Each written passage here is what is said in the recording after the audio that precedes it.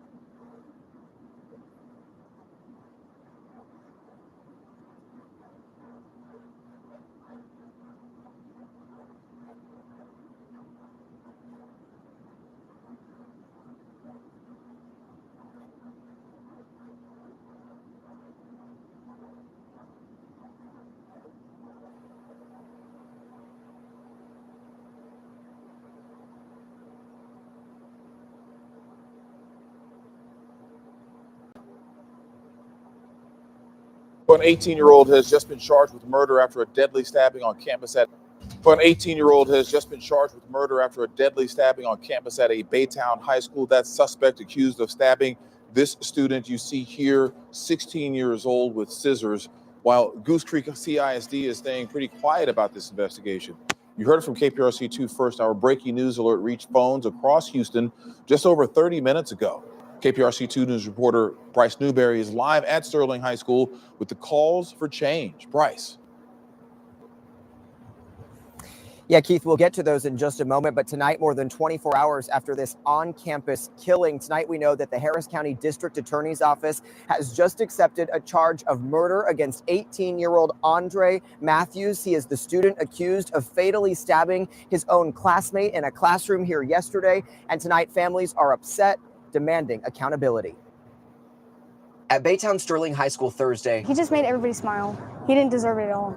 It just hurt. I didn't get to see him. I didn't get to hold him. Students filled with grief protested after the on-campus killing of 16-year-old Andrew Meismer. Andrew was my everything. He was my boyfriend. Ikel Fevrier joined other students and parents, including his family, who were upset with the way Goose Creek CISD has handled the case. One sign reading, he was just 16. What do you think the school, in terms of how the school has handled it so far? Horribly. People saw my boyfriend get murdered, and the school was only on hold for 30 minutes. During a fight Wednesday morning, 18-year-old Andre Matthews allegedly used a pair of scissors to stab Meismer. He had to be flown to the hospital and eventually passed away. I was already scared because I don't want to send my kid to school and then she gets killed by, gun violence or whatever. But now I have to be worried about scissors because the school is not, controlling the situation before it gets this bad. Protesters claim Matthews had a history of discipline at Sterling and shouldn't have been allowed at the school. The district superintendent in a statement wrote that he's aware of an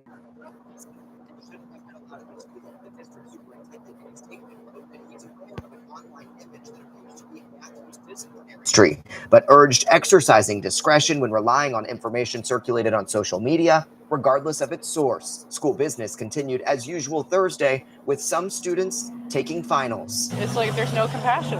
Like someone died, a child died in your school, and you don't care. Justice for Andrew! Amid calls for justice, students also want change. And I feel like I was robbed, and if people did their jobs better, then he would still be here.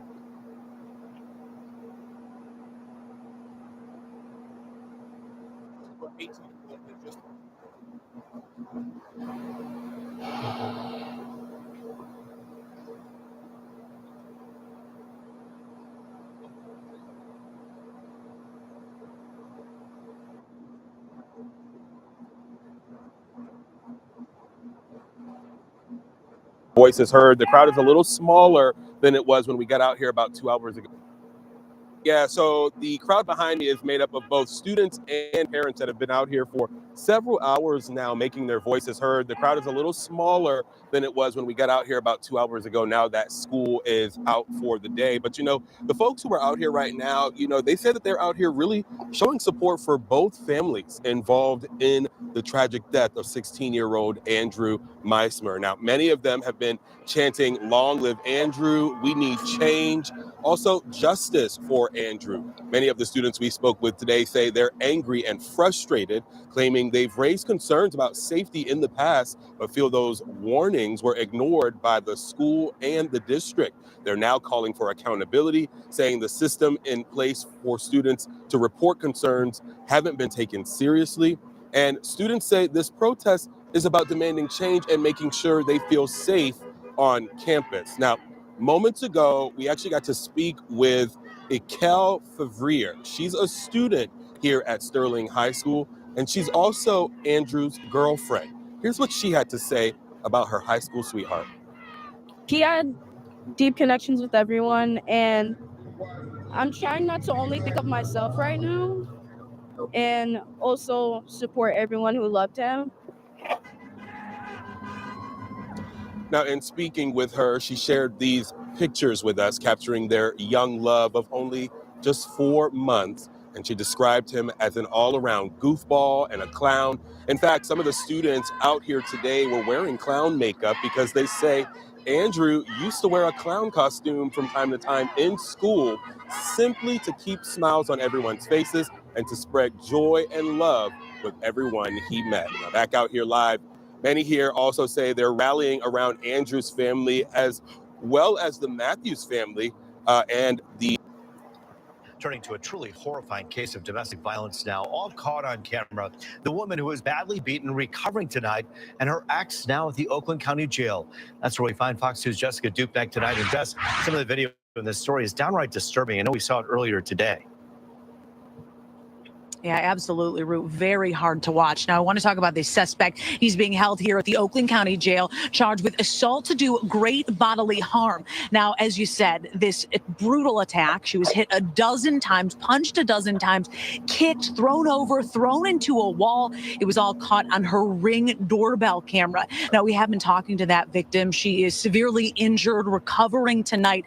We went over what was appropriate to show with this video, and we're only choosing to show very little bit of it, snippets of it, out of respect to this victim.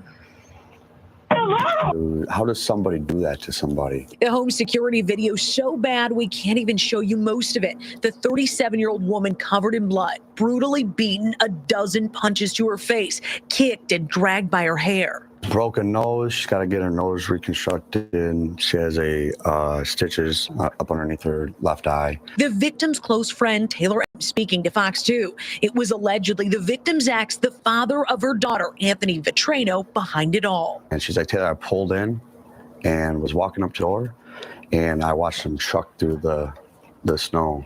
And that's when I was like, I mean, you saw it in the video. Vitrano was supposed to get out of custody Thursday, able to make the $250,000 bond with 10%. What's the fear here? That if he gets out, that he's going to kill her. An emergency hearing, though, upped that bond to $500,000. He'll stay put in the Oakland County Jail. This is a pretty open and closed case. Yeah, Sheriff Bouchard here in Oakland County actually had to step in on this one, making a call to the prosecutor's office after seeing that video, saying if there is no way that his bond should be $250,000, 10%. You'll hear from him later.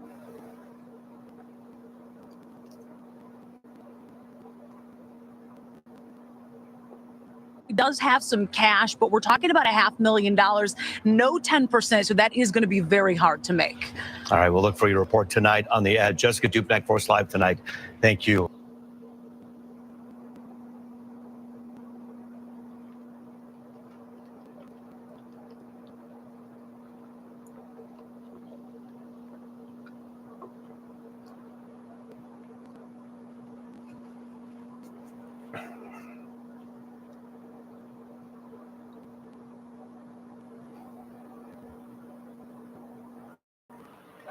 Dr. Pepper, square up.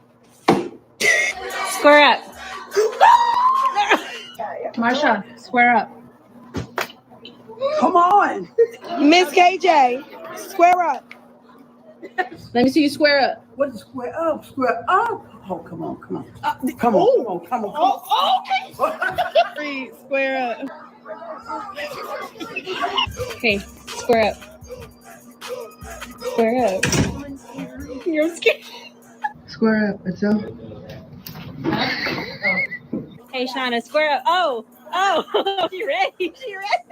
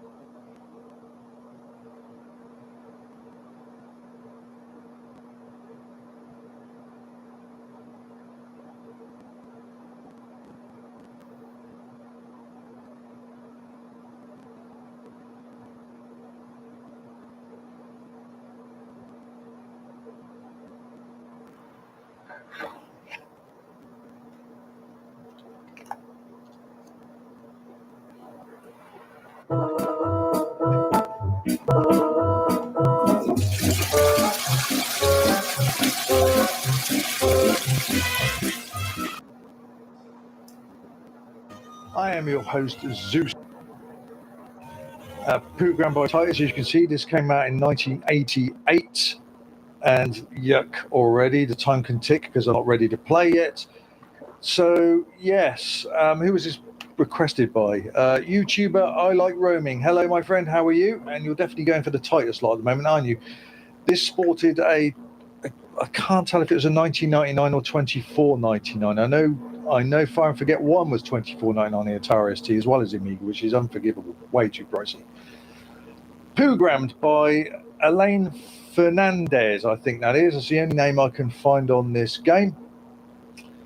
Yeah, unplayable crap apparently, and if it's anything like the Amiga version, yes, it is unplayable crap. But before I get into the video, into this game, I just wanted to say, because some of you don't watch until the end, just going off the subject slightly here while this time is ticking down. We're coming up to Christmas 2025, and I plan to show two premieres So please go wait to the end. The thumbnail will come up for these videos. If they're not there, then it will be in the video description below. Please go to those and click the notify me bell. And what these videos are is one of them is an Amiga marathon, a playthrough marathon. This is Amiga games that I could complete back to back with full commentary, no cheats whatsoever. I'm going to make it a premiere. It won't be live. I mean, it won't be live of me recording it, but it will be live. So others, all of you out there, if you want to tune in, you can, while you're getting pissed or drunk or whatever, and you're off your Christmas holes, you can chat with each other like a lot of retro fans like to do, which is really cool. And the other one is a ZX Spectrum completion marathon. Roughly 22 games back to back, me completing them with, again, full commentary. Be go to those links, playthrough is, come along, 7 hours. It's done by a paint program. So you've got a Porsche. Oh, I got a Porsche. Yeah, same horrible graphical effects that Fire and Forget one have at the side of the road. And the idea is you've got to reach the checkpoints before the timer runs out. There's no firing or anything like that. This is basically crazy Fire and Forget without the firing gun. And eventually, when you pass enough stages, you'll upgrade your car. I think the next car is a Porsche.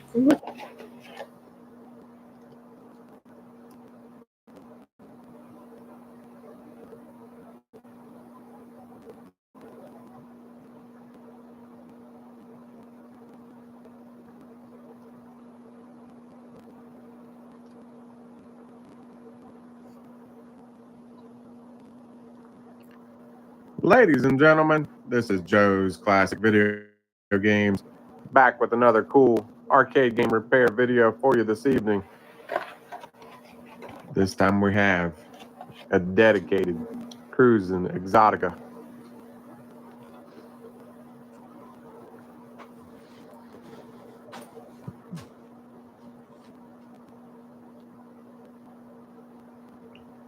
Can you see what's going on here?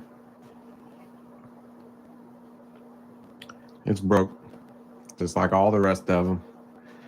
I bought this a while back at an auction, and this one's got a lot of issues. They started parting it out. I don't know what the heck they were doing down there.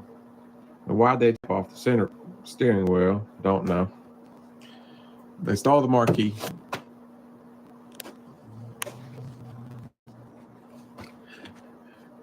They stole all of the boards. You know, the easy things that you could put in a box and sell on eBay. I don't know. They did leave me my monitor, but that's a D9200 monitor, which is not my favorite. The thing about these is they're tri-resolution monitors. So the no resolution.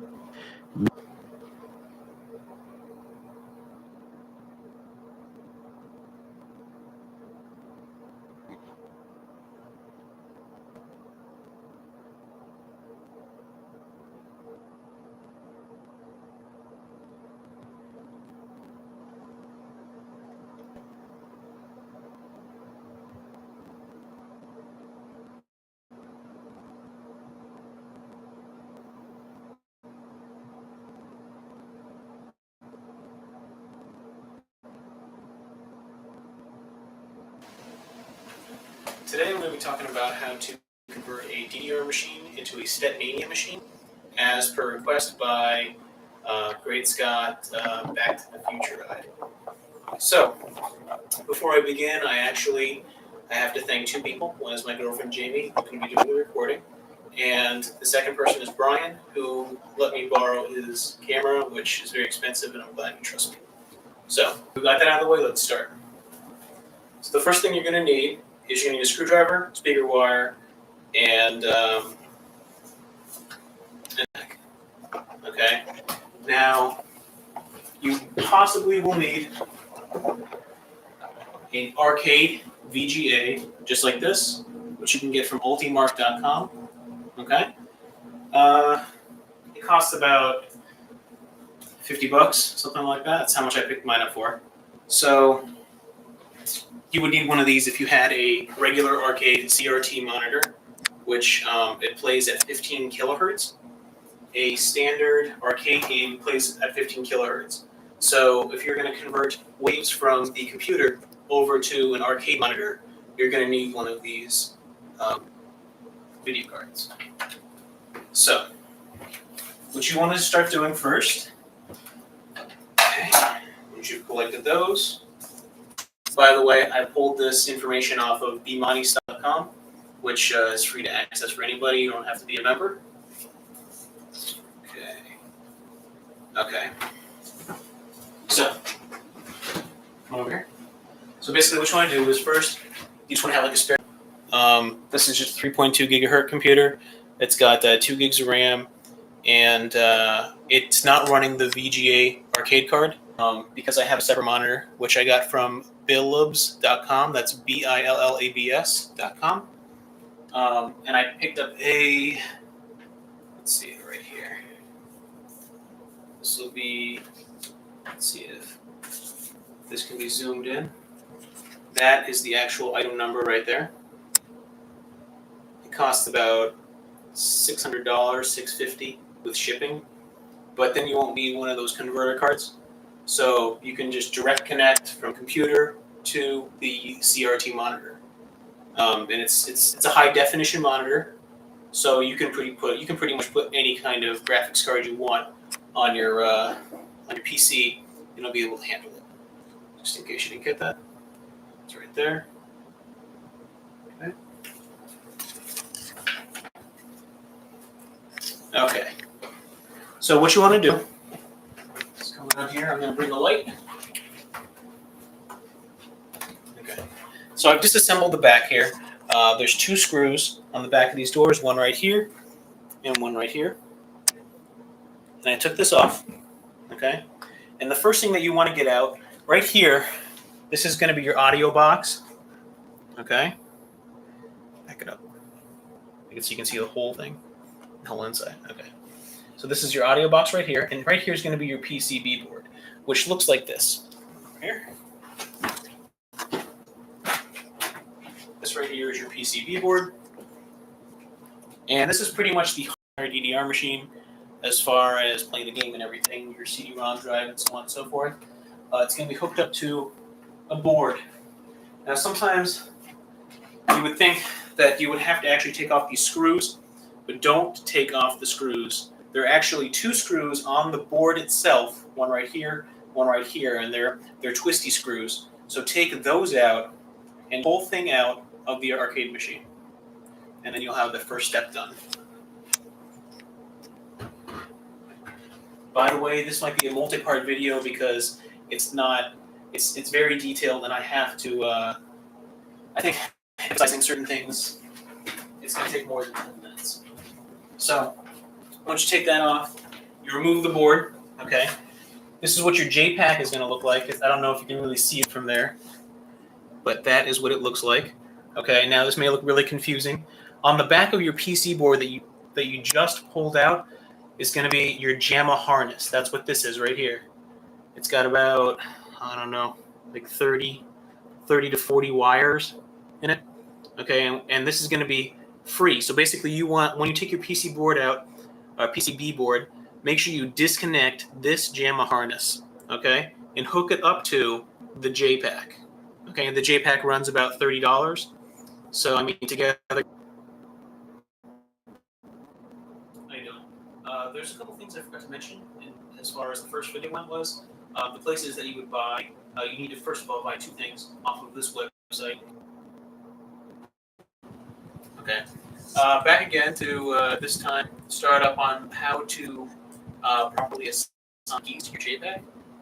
There was a part of the installation that I'm going to skip for now because the panels on the DDR machine itself, I can't take them off without a drill, and I'll just be posting that later. Basically, what you have to do for the bottom part is you have to cut about 2.5 to 3 inch speaker wire, and you're going to have to bridge the connection between different Molex prongs on each motherboard for the pads to properly work with the DDR machine. So I can't really show you that right now because I don't have a drill to take it out. Because when you take the top cover off on the drill or on the pad, there's also a second cover, and it's a heavier steel, and that's covered by 4 other screws. So I mean, I can't do anything right now, but I am going to show you how to set up the JPAC software with the DDR machine. So what you do is you get a CD from Ultimark, and it has the JPAC in it. And I already showed you how to connect it to the back of the machine. And when you install that CD, you go to Start. Make sure you get it on that. Okay.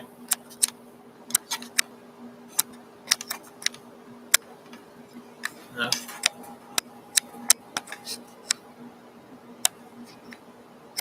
Okay. Well, I guess we're just going to move forward. Okay. So you want to get Start and then All Programs. And then what you want to do is come down to here to Win IPAC. Okay, I know it's IPAC and not JPAC. It's just a standard for every single thing on there. Basically, IPAC came out first before the JPAC, so they just never changed the name.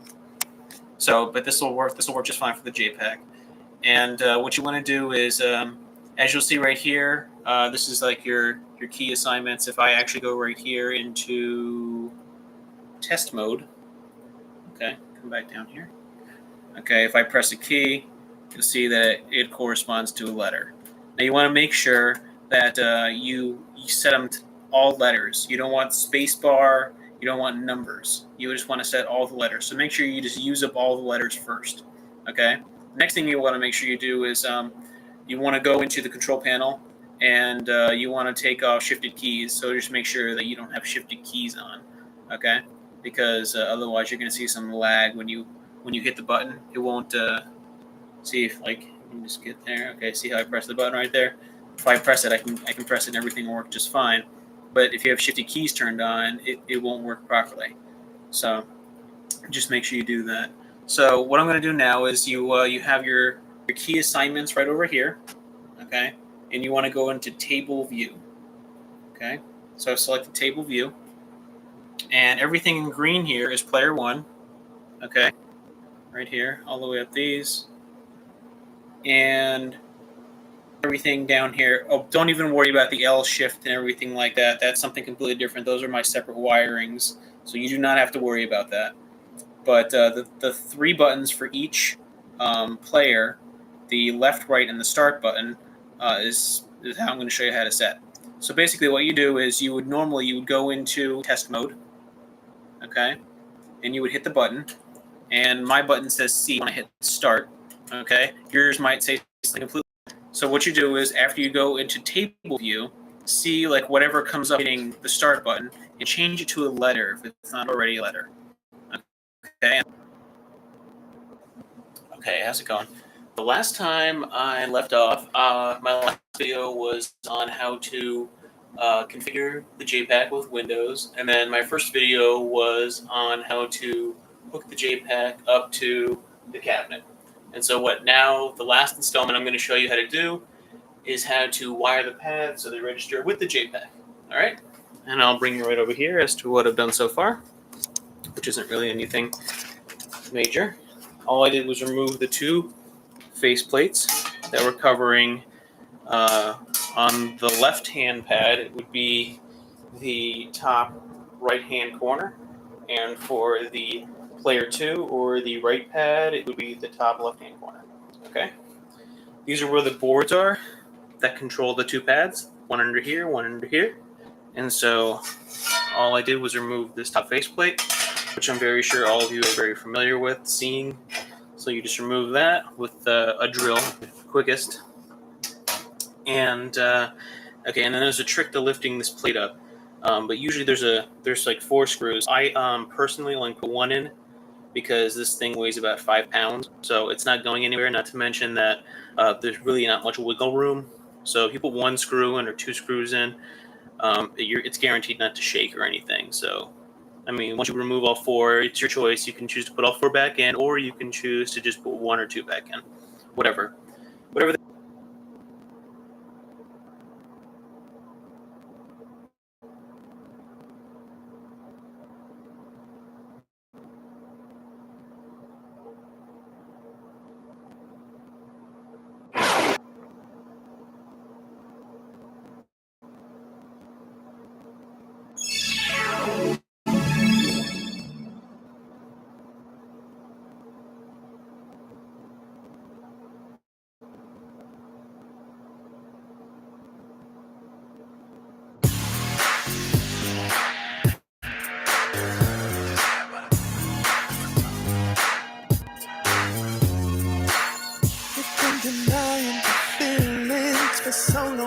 baby, that you come down to recognize. Put your head before your eyes. You got me around as just a friend. You low-key played me, but girl, I knew that one day I would have you. Dance, dance, revolution!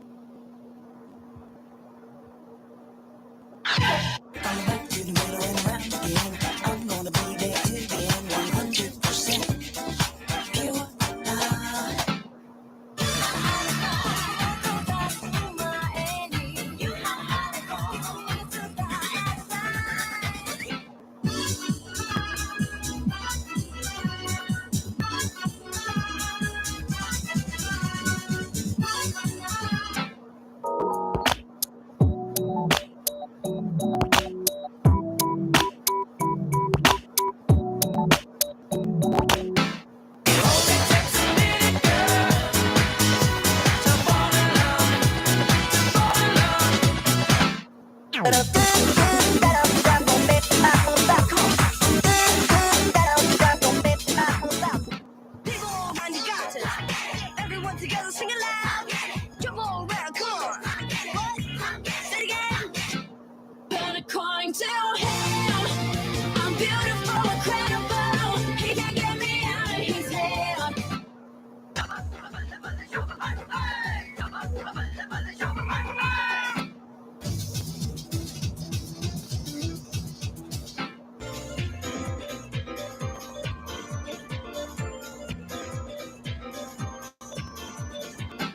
Yeah, my mama, she told me don't worry about your size.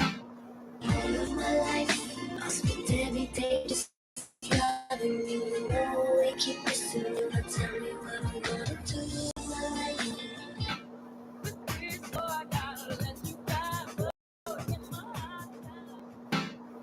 Welcome to a new currency show, all across the alien nation.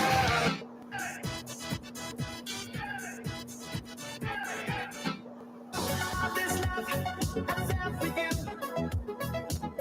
has gone away to another place.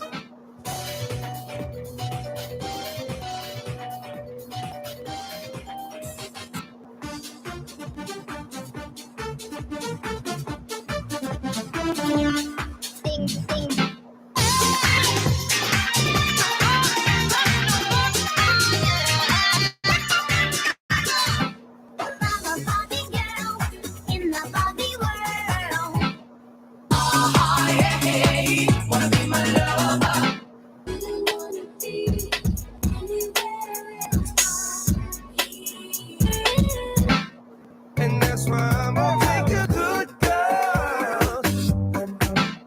Boom, boom, boom, gotta get that. Boom, boom, boom, gotta get that. Boom, boom. Let's meet it like a fade. We're trying to promise. Saco un papelillo, me apretan un cigarrillo y una china pa' canuto de hachís.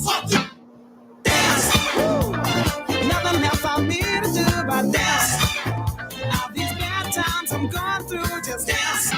Very beautifully, now we're sharing the same dream, and our hearts that beat as one.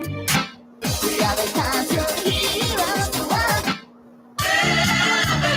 Celebrate. Come on, baby, party time. I like it, I like it. I need a change, 'cause it's all going on for me. Somebody else to meet me now. I'll play around.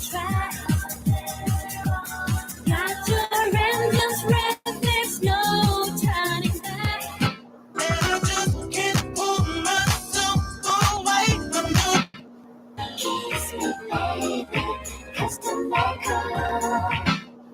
on and dance tonight. You're gonna feel alright when you dance the night away. Without you.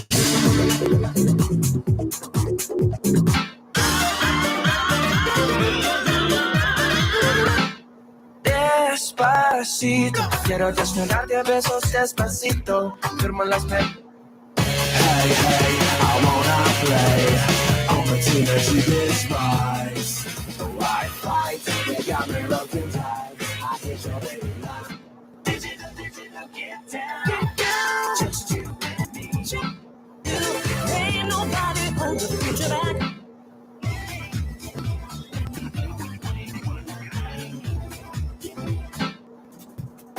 Where you coming from?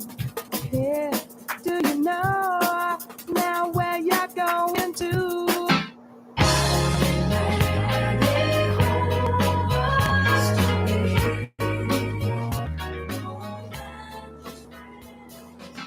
We found the sun, a love like paradise.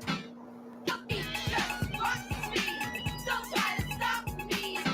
I wanna take you away, escape into the. Don't ever stop, don't ever quit. Everybody sing this song, you gotta be down. Everybody sing this song, you gotta be down. Everybody, yeah, rock your body. Jesus Christ Almighty, right now, must I be? I wanna get up, but I know I can't afford it.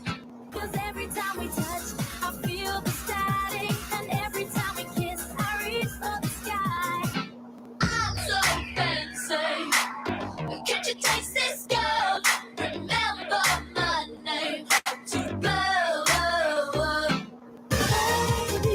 baby, see. No time can I'd like to make myself believe this planet Earth turns slowly.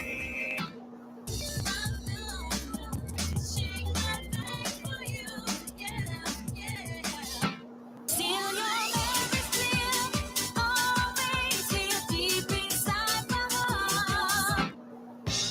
Yeah, hey, hey. Get up and move.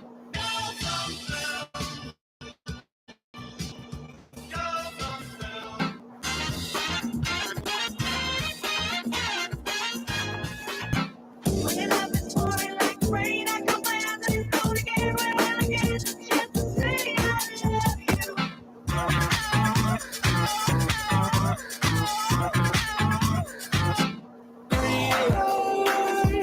Give me just one night.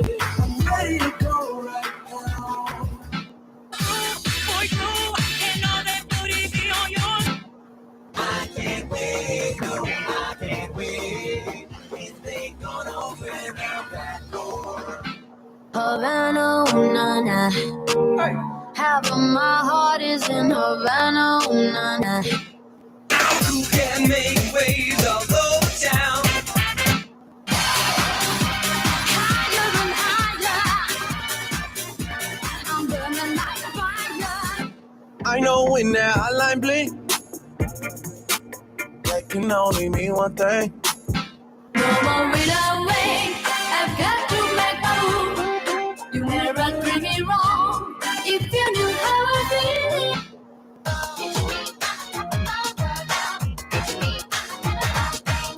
Make a change, I like Make a change, I like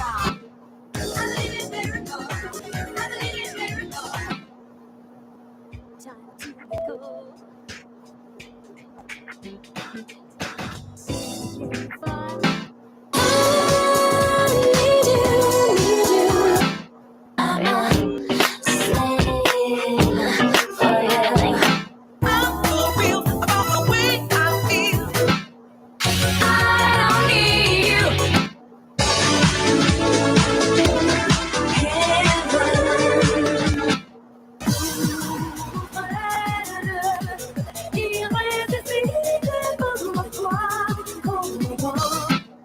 Istanbul was Constantinople. Now it's Istanbul, not Constantinople. Been a long time gone. Constantinople, now it's church delight on a moonlit night.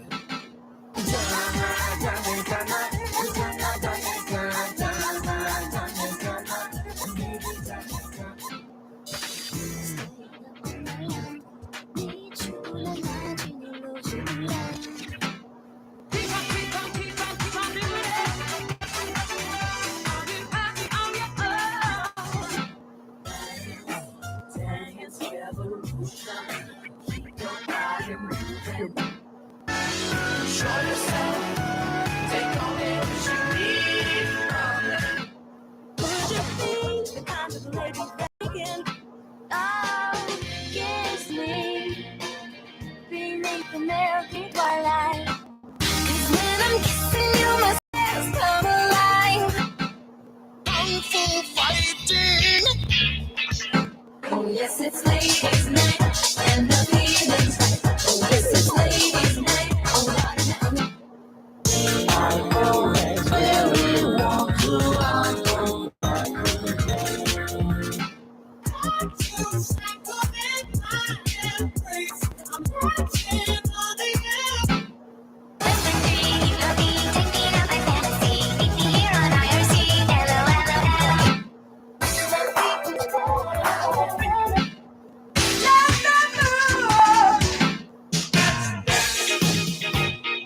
Put on your red shoes and dance the blue.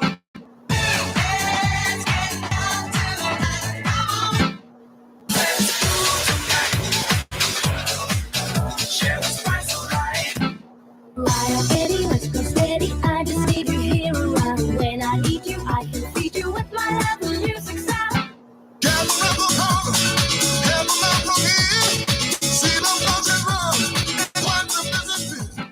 Look at me. You can take it all because this face is free. Everybody here. Get your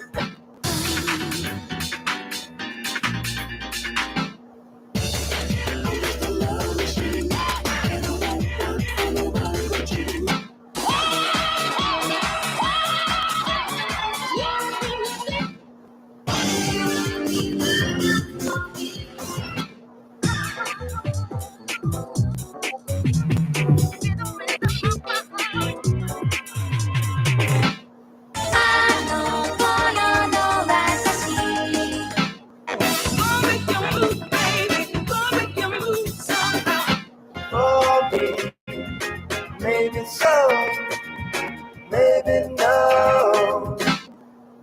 Many people live their life like they just don't know where to go. Ask the master, get there faster, man, I'm sure you'll reach your goal.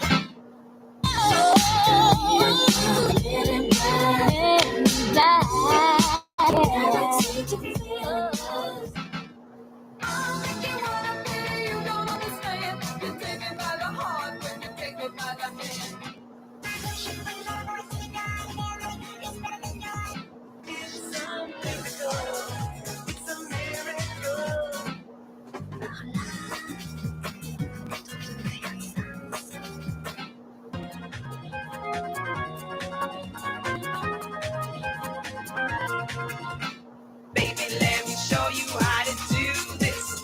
You gotta move this. Everybody, move the feet until united.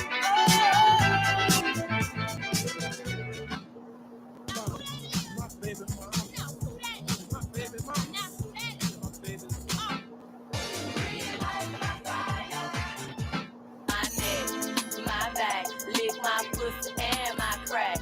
My neck, my back. Let's keep it simple, yes, every. Life won't be so sad. All of my dreams will be fulfilled. One day I will find it's no clear with you here. Boy, look out, step back, feel that.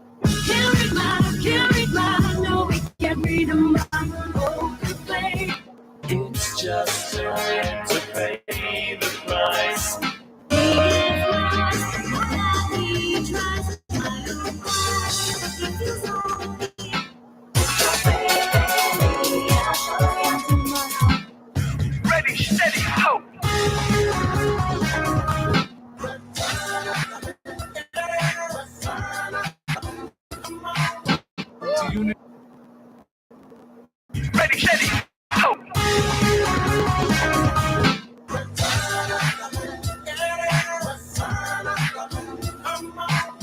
To you in this bitch, right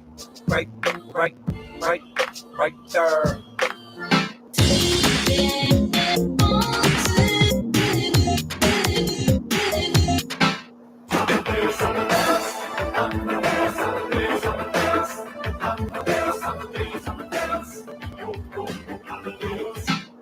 I'm highly animated, even though I'm decomposing. So if your feet is frozen, I'ma die to see a roll.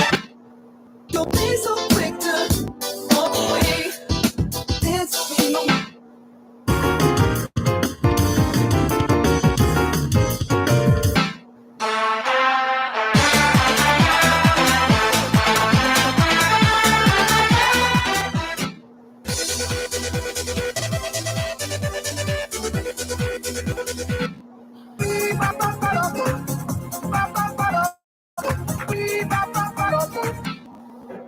I'm Lexi and I know it.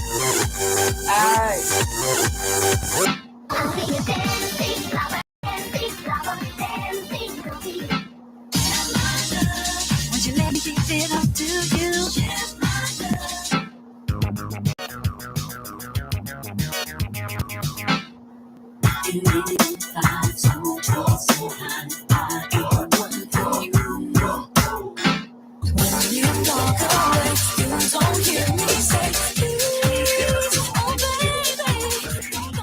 Now, sissy that wow.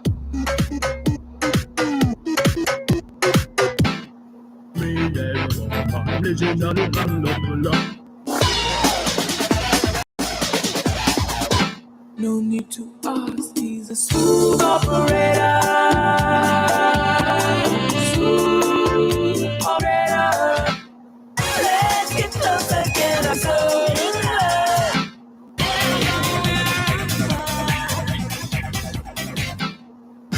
Stomp to my beat, shoot.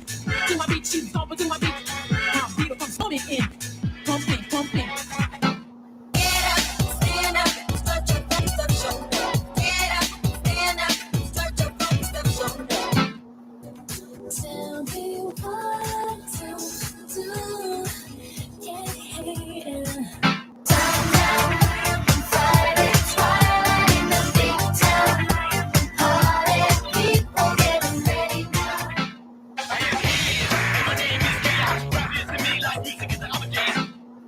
Don't you let me tell me love you, baby. You said you'd be coming back and play again, baby. Swish, swish, bish. Another one in the basket.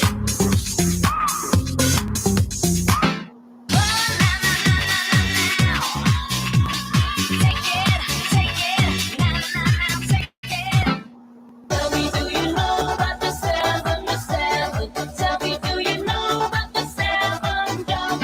Ties don't matter to the CIA, they can see your dick from outer space.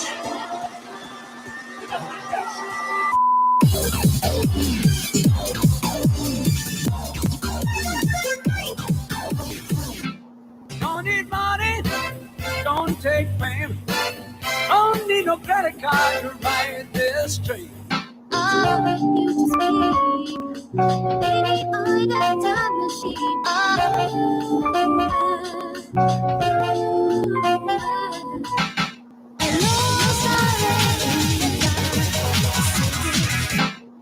Tide is high, but I'm holding on. I'm gonna be your number one. What you know about me? Hold up, I came down and what it do. You don't know about PAT. What you know about free Pepsi? This is Halloween, pumpkin sleep, Baby tiger, but I never eat my dog. My legs in those pants a dream. When I would move, I scream. Watch out for my body rolls. Watch out for my body rolls. High kicks, high kicks. Everybody in this bitch gets sick. Everywhere I go, every smile I see, I know you are there, smiling back at me. Touch.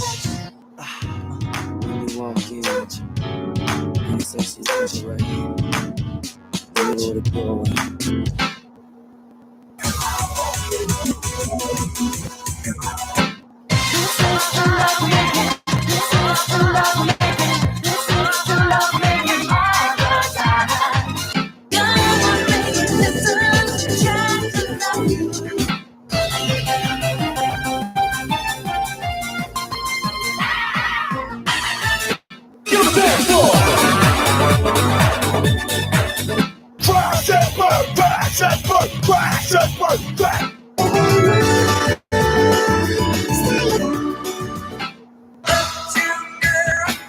She's been living in her uptown world.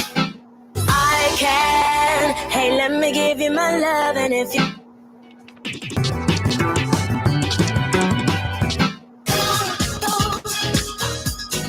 let your body move to the music. Open the door, on the floor, everybody want the dinosaur. Open the door, on the floor, everybody want the dinosaur. Open the door, on the floor, everybody want the dinosaur. Open the door, on the floor, everybody want the dinosaur. We are the champions, my friend.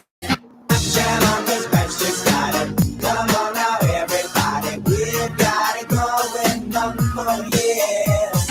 You can blow with this, you can blow with that. You can blow with this, or you can blow with that.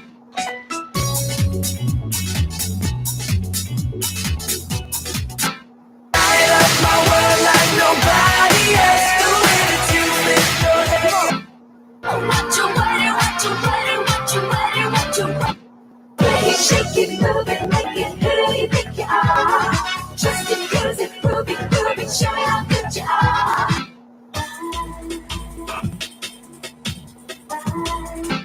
In my hands, you know when we grind, would you mind? Wherever when you're dancing, every inch of your style's out design. Make me wanna get up in the morning.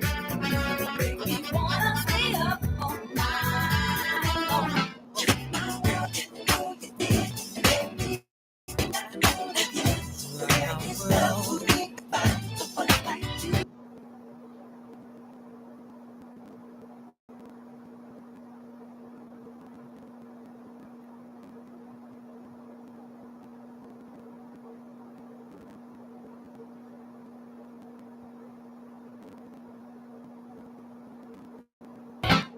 As we share, ooh, it looks so right. I wanna ride. See, I would be lying if I didn't tell you. It made me wanna. The planet's smooth and always right.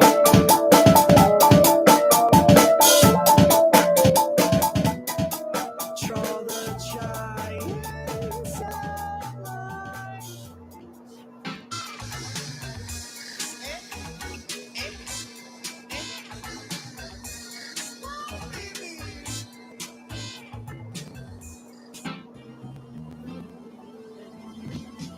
When you were just so fly and now you're busted. Sweetheart, we got a lot to discuss, kid. Your relationship is withering. Don't walk away from me. Come hither and listen.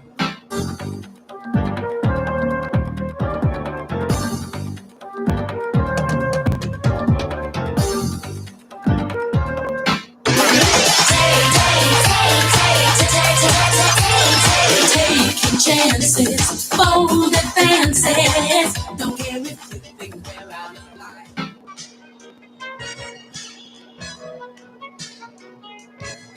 This is it, what? Lucini pouring from the sky, let's get rich, what? The cheeky vines and sugar dimes, can't quit, what? Now pop the cork. And I love you. And I love you. And I need you.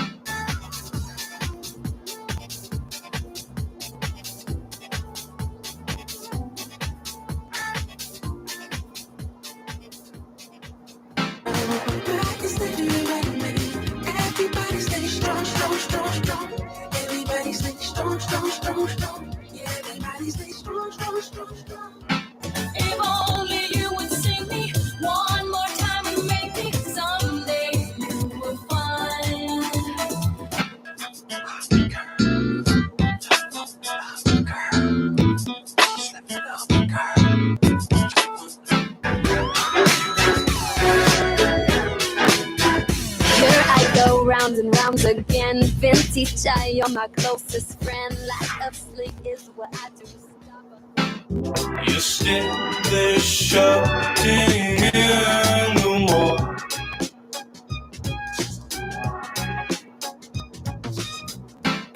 To the middle and round again. I'm gonna be there till the end, 100%.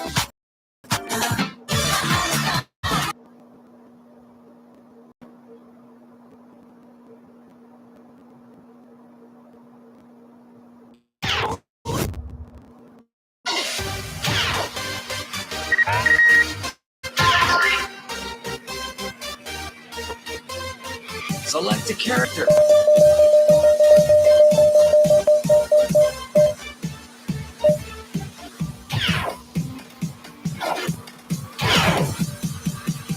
All that being said, though, do not take prescription drugs recreationally. They will destroy your life and fuck you up. Thank you. You do what you're told, little baby, or you'll get the belt.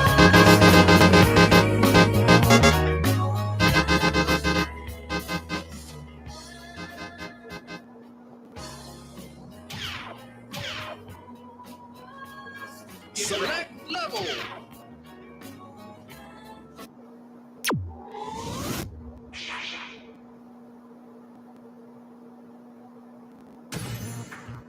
Let's go.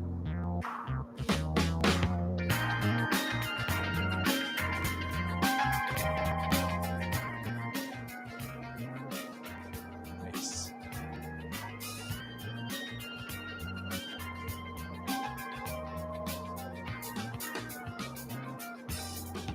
Holy fuck. Can wait around no more. I won't know what do you think about me. So I came to you tonight. I won't know, do you love me, baby? Chinese Let me tell you what I wanted to do. Tell me how it's going to be. Damn, boy.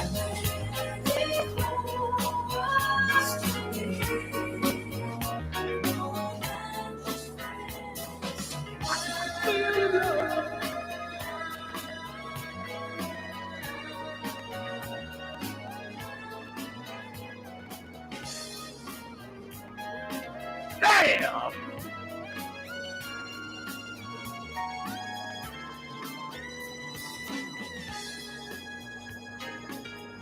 It's good!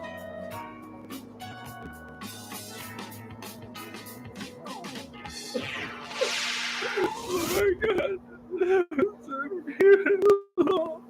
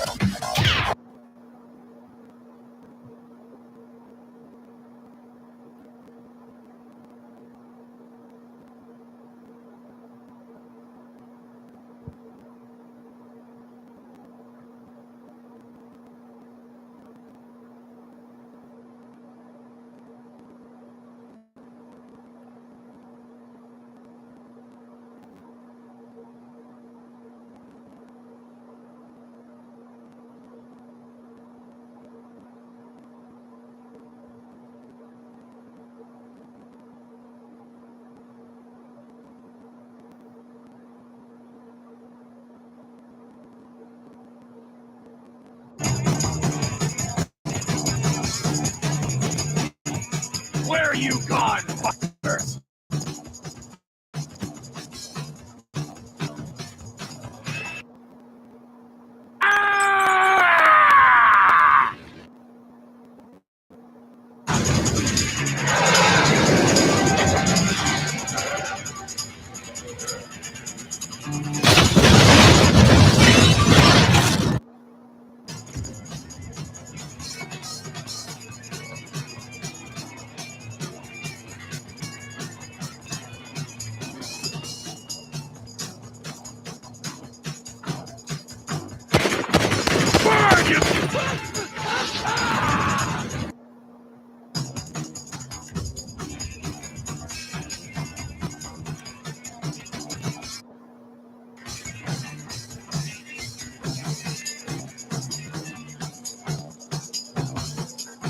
see what's left when I'm...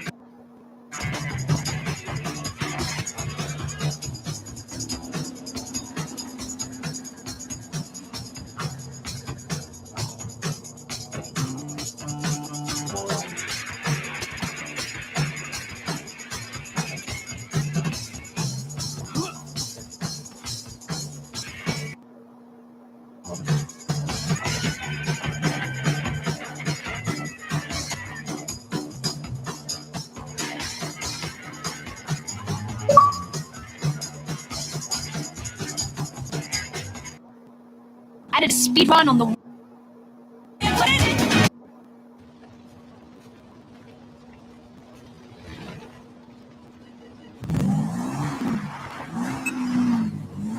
Can take you to the far reaches of the earth and give you the kind of experience you can boast about back home.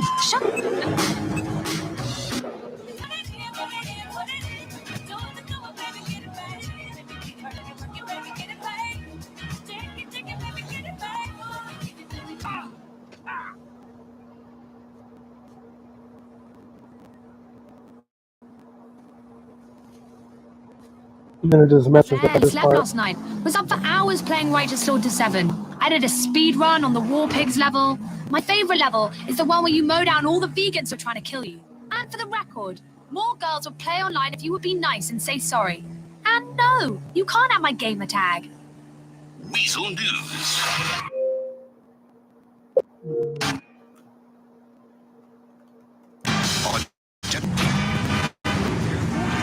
County. Personal says Merriweather not in for it.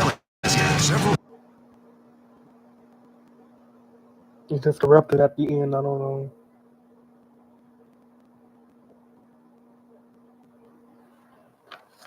When you think of ultra cheap and sketchy resorts in Las Vegas, there's usually one infamous property that people always bring up. For many, Circus has had its better years long past in the rearview mirror. And today, the massive resort is plagued by negative reviews and bad press. But how bad could it really be? Well, let's check in and find out if it's worth the money.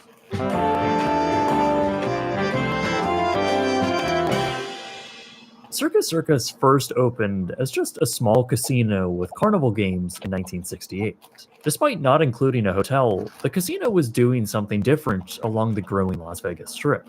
It was not only a themed property, but incorporated playful elements that appealed to families. By 1972, a large hotel tower was added, making this a full-on resort. From here, it would only continue to grow, with further hotel expansions and an RV park. These were the days when trained elephants would play the slots with guests, and employees were all dressed to the carnival theme.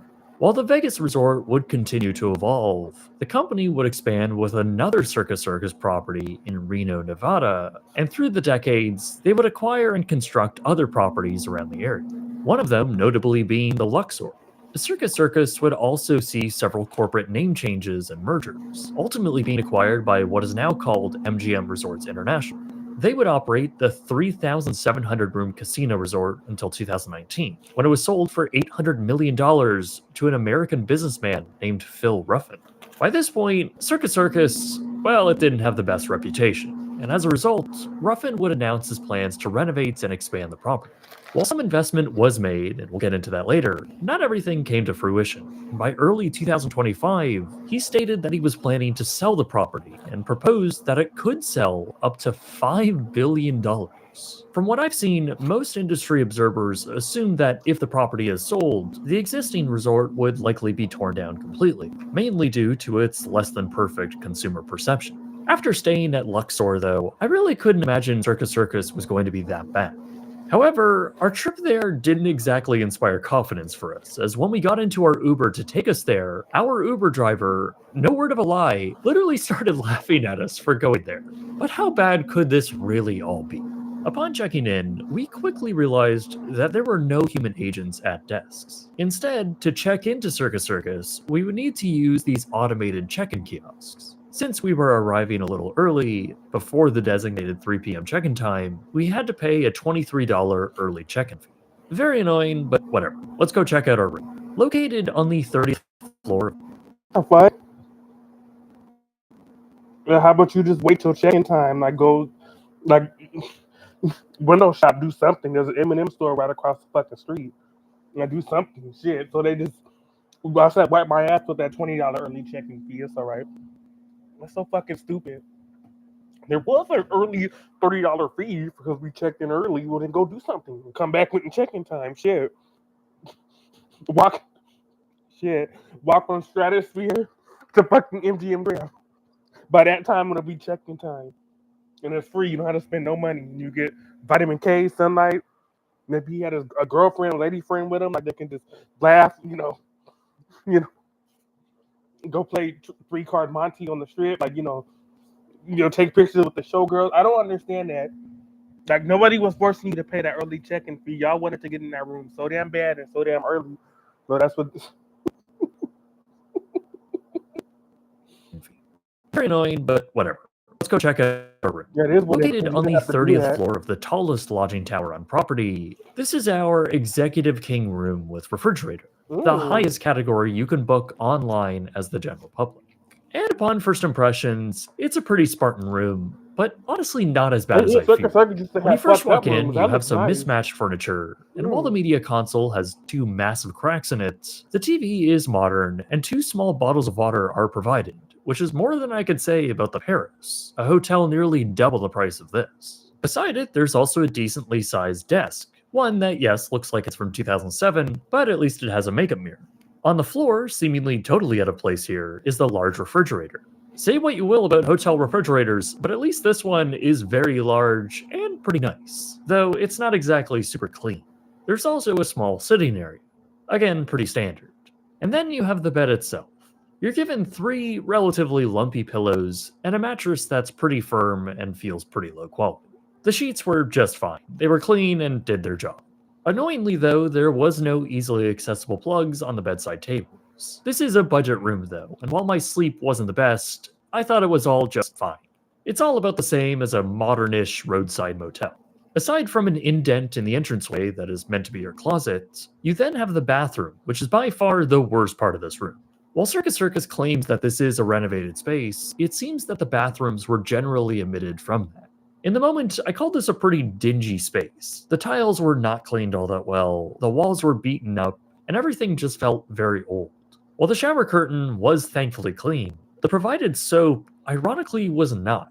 In fact, a small pube was found stuck to the only provided liquid soap, a conditioner and shampoo combo, with no body wash. Generally, the room did seem pretty clean. Under a black light, we did find some mysterious stains around the bed, on the walls, and around the toilets. There was also some collection of dust on various surfaces, and the coffee maker was pretty gross. Overall, I would equate this room to the same level as maybe a Quality Inn or Armada. Not outrageously gross or outdated, but certainly not perfect. Though, as it turns out, our room became the best part about this resort. Okay, so the room is basic, but what about the resort? Well, Circus Circus is first and foremost a casino property alongside the Las Vegas Strip. So there is a sizable casino here. Actually, there's 2. The first is the Slots of Fun, situated right along the Strip. This separate structure opened in 1971, and it's actually pretty cool, since it retains most of its classic Las Vegas vibe with what seems to be original decorations and machines. The main casino, located directly inside the main structure, however, is a bit less charming. There are some elements that you can appreciate, like the decorative pillars and the 2-story carousel that actually rotates. But honestly, it all feels like a standard budget casino hotel. It's dark, it's smoky, it just isn't a place I would ever personally choose to spend my time. Now, just like when it was first built, Circus Circus isn't just for adults, or at least the resort claims it's not. Just above the casino is the Midway. This is a collection of carnival games, a gift shop, and a slushy place. The highlight here, though, is the free circus acts that take place in the middle, high above the casino floor, right within the original structure that was made to look like a circus tent. Though I guess it wasn't exactly a highlight for us, as the show wasn't running while we were there. And honestly, I don't really know when it does. There aren't any listed times around the property, and their website links to a schedule from 2021. So that's not very helpful. Circus Circus also has a whole shopping area on their second promenade level. There you can find a few food options, including a Starbucks, an arcade, and a bunch of gimmicky, tacky Vegas shops that you'll find all over the strip. You have your obligatory fish pedicure place, overpriced sugar food, and the obligatory, offensively tacky gift shops, some quite prominently along the busy thoroughfares in the casino. While most of their products are complete trash, probably drop-shipped off of Alibaba, some are just straight-up offensive AI slop, printed on dirt-cheap t-shirts. I wouldn't say any of the shopping options here are actually worth any of your time. Now further down on the promenade level, you'll find the walkway to the resort's main pool area. This is the only pool area available to guests, and with the recently expanded zero-entry pool, which opened in 2022, as well as the relatively new splash zone, it's not too bad. Perhaps a little lackluster, but perfectly fine for being complimentary. But that's not the only attraction here at Circus Circus. Back up on the promenade level, mixed within all of the shops, is the marquee attraction here on property, the Adventure Dome Indoor Theme Park. This 5-acre, fully enclosed theme park was built in 1993 and opened as a pretty big deal, one of the largest and most thrilling attractions on the strip. But like most of the resort, over the years, it has lost a bit of its shine. And unless you knew about it already, this would be a pretty big surprise if you were just wandering around the concourse of the property. Inside the massive pink glass dome, a central foam mountain rises nearly to the top and has various attractions built around it and inside of it. While there used to be other big attractions here, like the water-based one that ran around the mountain, the park does still feature the original Canyon Blaster coaster and the relatively new El Loco. Me and my cousin got on you get so wet from that shit. And it was dark, like there was no lights. So it was like this was a log ride, you know. And we went up and the drop was kind of high. And you got totally soaked, but it was okay because it was Vegas, because it was real hot in there. There was no AC in here. Well, when I went to the Adventure Dome, there was no AC in that motherfucker. So we dried off quick, but we got so fucking soaked. I can't believe they got rid of the water ride. But at most of the resort, inside, and has where to go? Shut up, motherfucker. Yeah, there it goes. Attractions So here. yeah, this shit was so, and you got so like the fucking water-based one that ran You got around the so mountain. soaked. The park does still feature the original Canyon Blaster coaster and the relatively new El Loco, which opened in 2014. But the There's water also ride a was bunch of fun. smaller off-the-shelf flat rides sprinkled around it, some of which are also relatively new. While we were there, most of the food and retail spaces were closed, and since we And the visited SpongeBob in show was October, boring. the park was getting set up for the So weekend stupid. Halloween events. They But still the have the seemingly SpongeBob big show. preparation for large crowds was not our experience, as the dome was absolutely empty while we were there. We maybe saw 15 It's the other winter people time, inside the park, motherfucker. and while some What attractions the did seem pretty fuck? fun, It's not. They're acting like they don't. People don't go what they do. It's just you gotta go during the summer. Who the fuck want to go there in December? Why would you go to Vegas in December? You go during the summertime, June, July, August.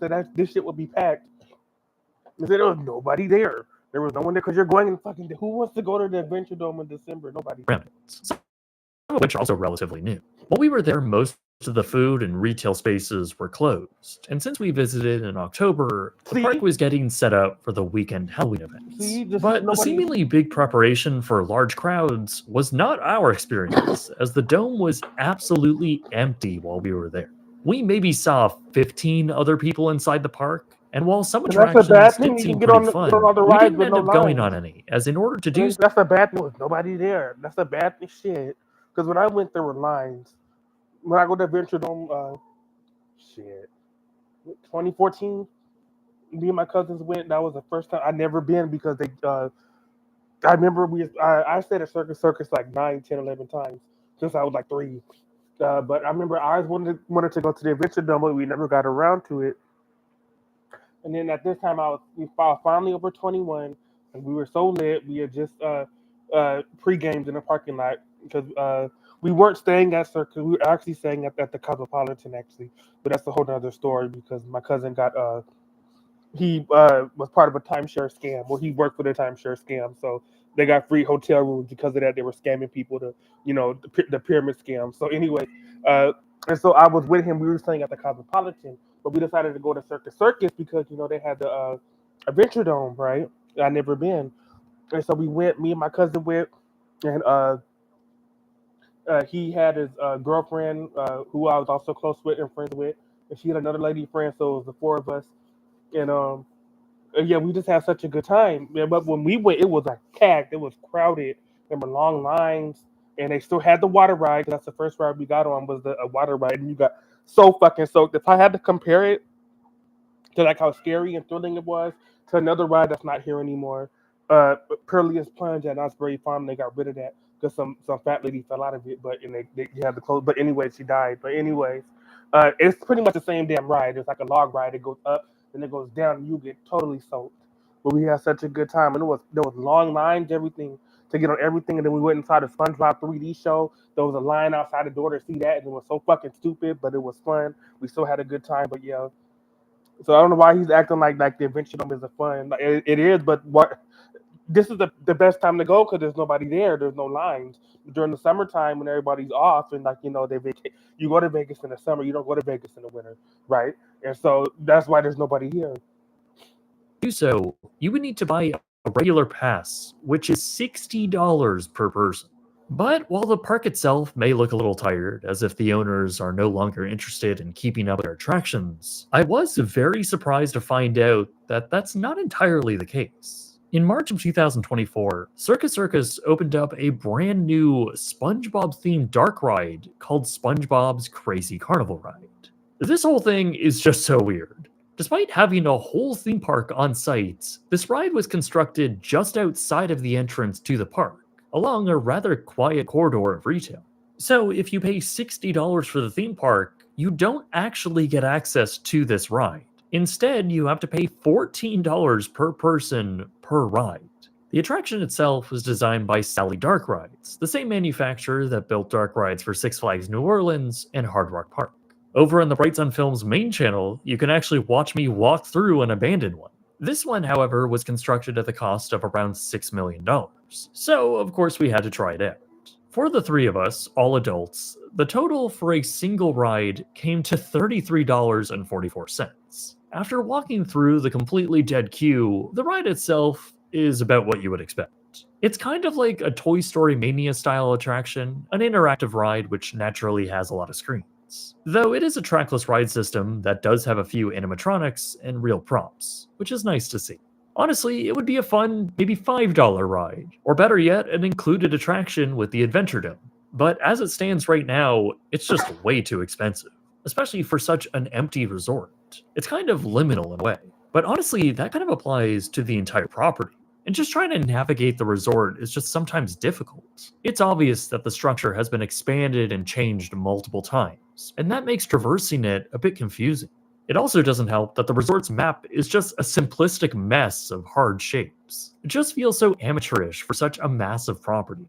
Like, how cool would it be if they leaned into the campiness of the theme and made some detailed illustrations themed after a carnival or something? It's the little details like that, stuff that would be a drop in the bucket for how much this property actually makes. Something to show that they actually care and that there's some human thought in all of this. Again, this is a 3,700 room resort, and this is the best they could conjure for a map. Though the sheer size of the property is really emphasized by just how absolutely empty everything was. Now, we visited in early October, and throughout 2025, people have been claiming that Vegas is dead. I recently did a whole video that talks about a possible reason that this might be the case, considering how expensive everything has gotten. In that video, we also stay at the Paris resort, but over there, it was absolutely packed. So going from this, then to Circus Circus, was a huge shift. And as we walked the corridors and the gaming floor, the vibes here were just weird. Even in the evenings, when you would think things would liven up, it was still relatively quiet and barren. This property is just filled with liminal spaces, freakishly creepy spots, and areas that just look awful. Again, especially for how big of a resort this is. It starts the moment you pull up to the main porte cochere. While the glitzy awning is honestly the highlight of the entire property for me, this whole front area looks awful. Gone are the days of the original water fountains which line the strip. Instead, they were replaced by an asphalt valet parking lot in 1982. Shit. And today, it's a crumbling, Shut barren up. entrance to this Shut the fuck up, this bougie YouTubers. Like, it's Circus. It's like, it's not the fucking Bellagio. Like, it's you get what you pay for. And that's why people like it, because it's ghetto, but it's nice. But I remember, I don't know if they still do, but I remember last time I stayed at Circus, like fucking 12 years ago. Because I don't gamble at all. Because I don't do lottery, scratcher tickets, none of that. I just have terrible luck. Like I'll have a $20 bill, and if I use up all those 20, if I use that 20, that's it.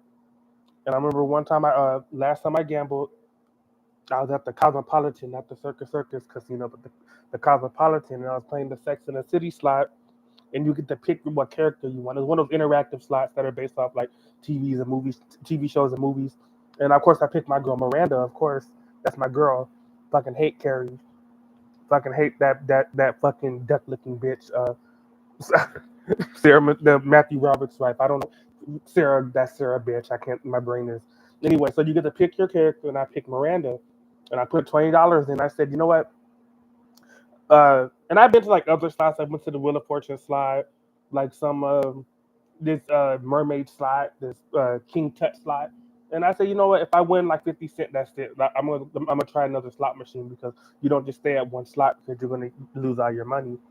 And so the last slot I went to was the Sex and the City slot, and I picked Miranda as my character. You get to go shopping, get to go on dates, pick what boyfriend you want, and I won $75. I won $75. I said that is it. I'm gonna print my ticket out. I'm gonna go to the cashier and check this out. Check it out. And I was wearing like this nice button-up shirt, like this plaid shirt, this with vertical stripes, and a lady, old white lady that was at the cash. I love your shirt. Oh, thank you. And so she gave me my $70-something, and shit. I went and just I went and used that to like buy food, buy like a couple like souvenirs that I don't have anymore, and like just to buy some drinks. When you're at the slots, you get like free drinks, but you gotta tip the cocktail waitresses. And so I said, I'll just have a fucking rum and coke, please. That's it. Jack and Coke, please. And that's just simple, but and I remember I said my luck is that I'm not gonna gamble anymore. And so that's how I gamble. I don't like spend hours and hours and days at the slot machines or the poker tables or the blackjack tables or the roulette or whatever. The poker, I don't do that because I have terrible luck. But so since I don't gamble, while my cousins and them they gambled, I stayed in the hotel room and we were staying at Circus. And I remember they had the TVs that were in the hotel rooms. They had, of course, Fox, CBS, NBC. I think they might have had like one HBO channel, and then the Weather Channel, and then they had their own like cable access channel, which would show like a bunch of like funny, uh, like a bunch of like funny like skits and shit. But I don't know if they do this anymore. But when I went, they did. But it was in the hotel room. But yeah, hold on. I don't know if y'all remember this, but yeah, when I went, because I didn't gamble, I just stayed in the room. Hold on, why they don't have it? I thought they did have it.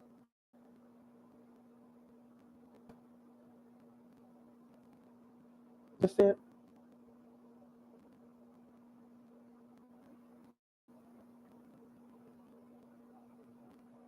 I don't. Hold on.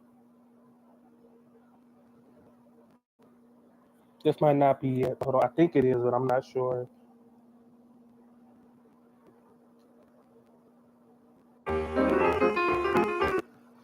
Yeah, here it is.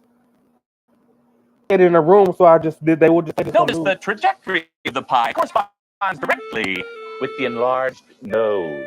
At Circus Las Vegas, we take your fun seriously, and we've spent millions in renovations to prove it. There are beautiful new rooms, new restaurants, including a fabulous buffet. And I didn't gamble, so they would play this on the like all day. And the world's And I greatest would just circus watch it. acts.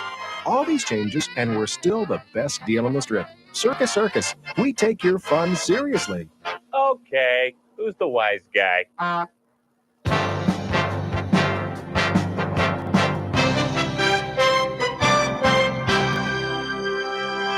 Then they had the Clown Cops one. Yeah.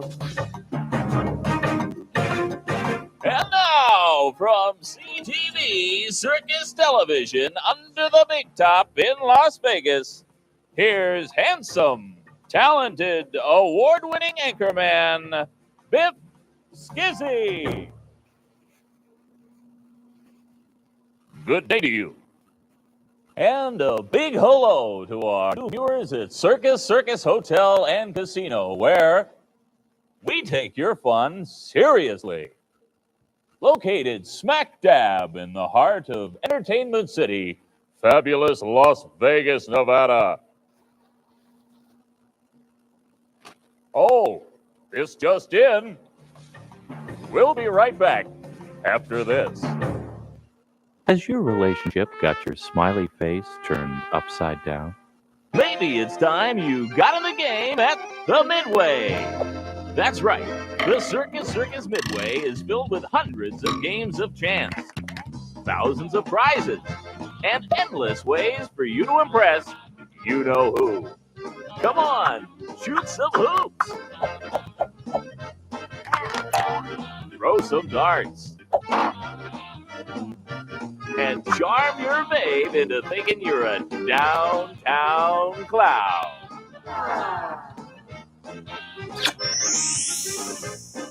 The Midway at Circus Circus.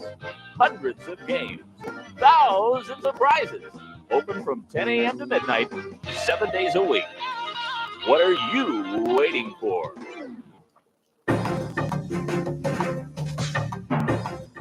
Welcome back to CTV, Circus Television. Tonight's lead story, Circus Circus is looking good. And with $30 million in renovations, we should be. Let's go to Floppy, our roving reporter, for more. Thanks, Bip. Well, that's right, folks. Circus Circus is renovated in a big way. There's a new shopping promenade with new shops and restaurants, new rides in the Adventure Dome, beautiful new rooms, even a new lobby. One thing that hasn't changed around here is the value. Circus Circus is still the best deal on the strip. I'll bring you more of the exciting changes at Circus Circus later in the show. So you want to be a circus act performer for Circus Circus, huh? Do you have any idea what these people go through? We have the best people in the world, flying and flipping and twisting. Cat got your tongue, huh? Well, there's more, Pipsqueak. These acts take place every half hour from 11 a.m. to midnight, 7 days a week. You gotta be tough, and you gotta want it. Well, how about it, Pipsqueak? Do you want it? I can't hear you. Okay, you're in.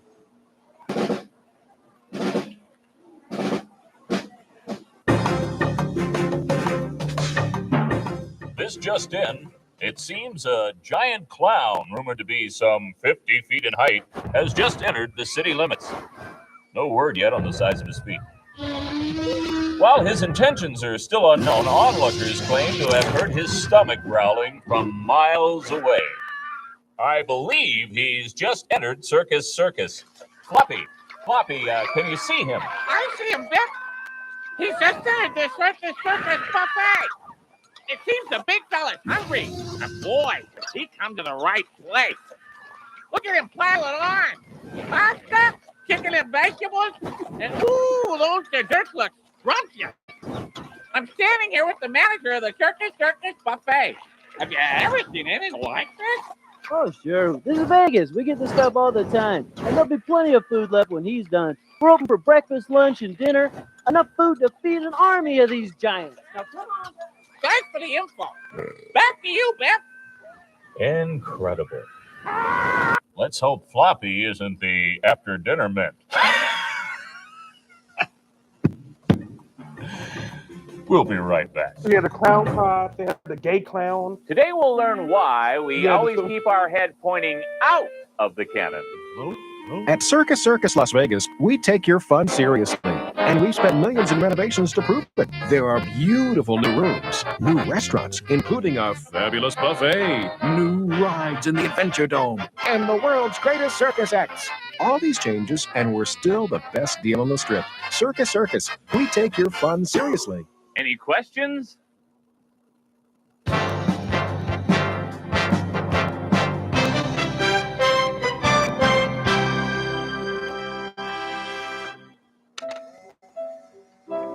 It's time for today's edition of Won't You Be Mime with Zelda the Mime Clown.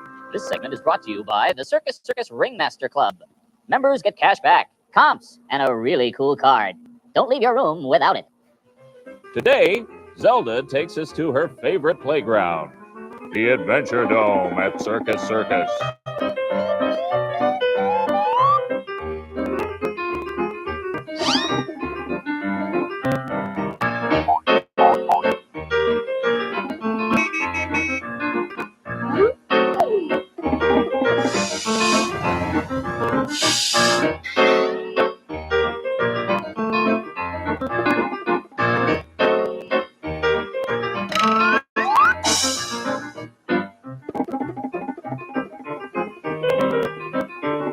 Oh,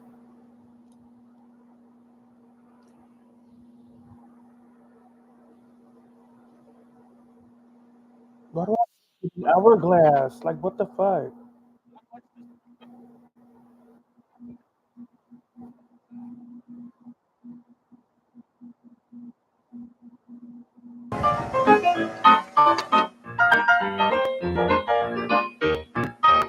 That's Zelda for you. Not much to say, but boy, what a trooper. CTV will be right back. I am a clown. I am a player. I do not live by rules. I make them. I do not chase my dreams. I hurdle them. I do not search for destiny. Girl. I hold it.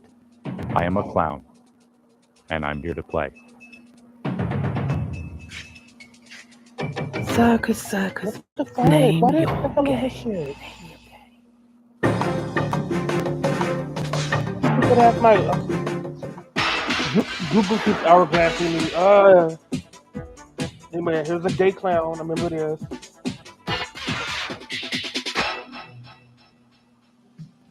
Welcome to CTV's Style with Elsa Clown. I'm Elsa Clown, bringing you the latest from Paris, Milan, and of course, They're just trying to advertise the fabulous shops they Circus have. Circus But in it's Las funny how they Vegas. did it with like these funny Live skits from and the shit. Promenade Mall. The latest collection from Las Vegas designer Marshall Russo has hit the Circus Promenade with fun and fanciful creations in both men's and women's ready-to-wear. Marshall Russo's Vegas-inspired resort collection features sportswear in a stunning array of colors and textures inspired by the city that never sleeps. Youth springs eternal in the fashion world. A casual stroll up the Promenade Mall reveals the fabulous Circus Kids collection, featuring circus-themed logo wear and colorful toys and togs for tykes. For the latest in headline-grabbing excitement, All that don't shit miss was expensive though. a news and snack Yeah. stand dedicated to bringing you the latest from around the world. Up-to-the-minute newspapers, magazines, paperbacks, and all the fuel you can hold are yours at Headliners. This is Style with Elsa Clown. We'll be right back. This week on CTV, What the fuck? from the makers, Headliners, paperbacks, and all the fuel you can hold are yours at Headliners. Okay, so $1.99, $1.25.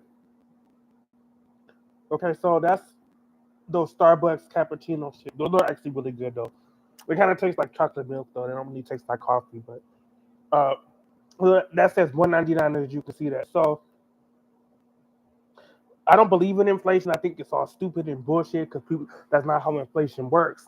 Like stuff doesn't just raise like $5 the next year, but let's do inflation.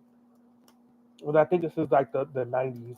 I'll say this is 99. It looks about like this was from like 99. So we'll do 99. Okay. Let's do 99.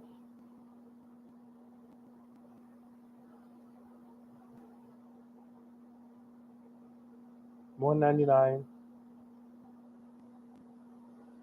$4. $4.02. That is not how inflation works. So that would be $4 now. That damn. But it was $2 back then. Yeah, I did I went to the inflation site, and it that them $2 drinks and sodas they'll be $4.10, and that's before Nevada tax, sales tax, and all that. So you're looking at more like $5 for damn shit. And I think back in the day this would have been $2. Shit. Designers. This is Style with Elsa Clown. We'll be right back. Girl. This week on CTV, from makers of the world's scariest tiny bike wrecks 2 and the world's best pie smashes 4 comes When Balloon Animals Attack. See a seemingly harmless balloon giraffe stalk Sudsy the Clown. Behold, as this overly affectionate French poodle takes a liking to Floppy's leg. And for the first time ever, witness a pack of wild ostriches as they wreak havoc on unsuspecting onlookers. It's chaos under the big top. When Balloon Animals Attack. Coming soon to CTV. Welcome back to Style with Elsa Clown. A visit to the Promenade Mall reveals some stylish prairie home companions for your home and bath. Country Traditions features a down-to-earth collection of hand-hewn gifts and accents for All that decorating shit is your expensive. home in the rain. Some old white grandma, From classic Americana some to country. damn well some old ass grandma probably like clean house with ooh them shits is just junk, but it's all expensive and shit. That's so I just feel so bad for like all the little kids, little girls in like the Philippines and Korea and Japan that design all that shit. And then with no pay, maybe they get like a fucking bowl of rice. That's their pay. They made all that shit. All them like kids in like fucking Philippines and Singapore and in Japan, they made all them shits, right? And then they bring them to Vegas and they sold all them shits for like $50, $60, and some grandma's gonna buy all that shit. Some white ass grandma is gonna buy all that shit, put it in her fucking china cabinet or in like her like sitting room, the family room, the TV room. Oh, look at all this shit I got from Vegas, and all them shits really is worth like for 50 cents, but like they're gonna charge you for like $80 and $100 just so grandma can say that. Oh, look at this shit! Look at this shit I bought from Vegas. It's so nice with the cherubs and like the teddy bears and it's a little clock. Like it's look like a snow globe with the puppies in it. Like they're just junk and bullshit. Country Club Chic.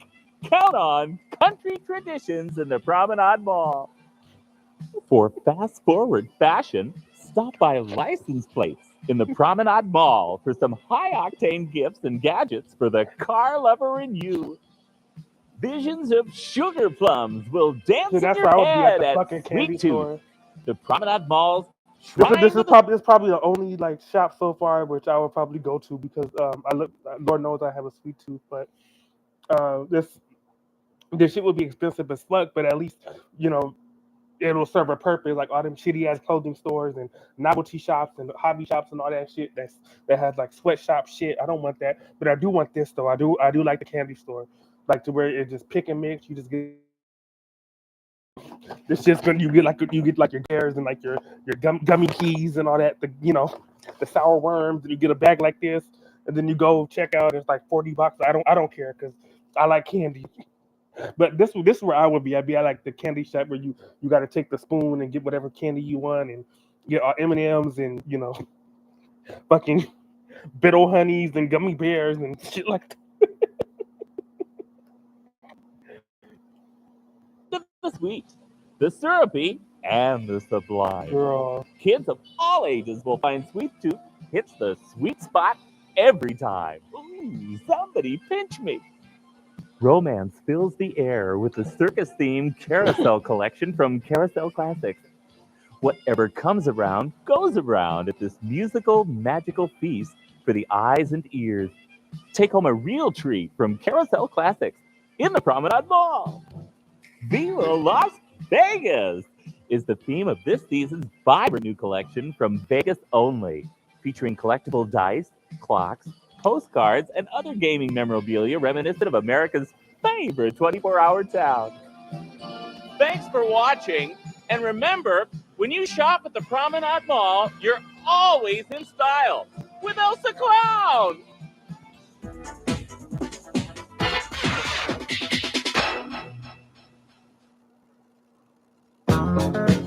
used to be an ordinary clown.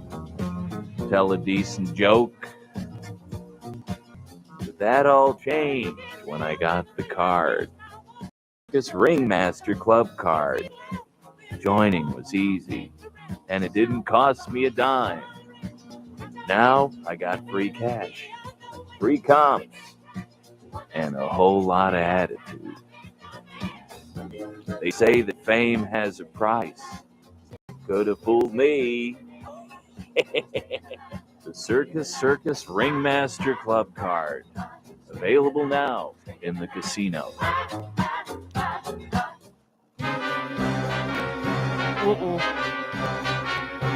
Clown cops, yep.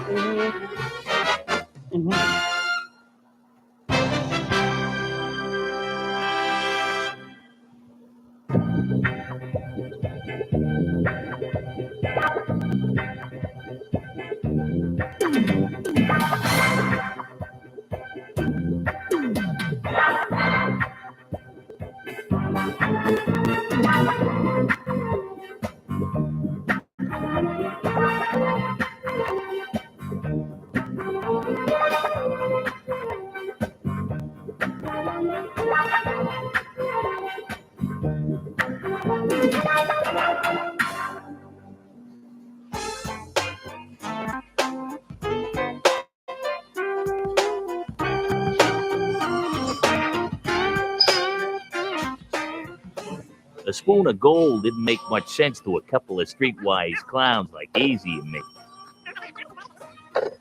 Easy was partial to wood spoons.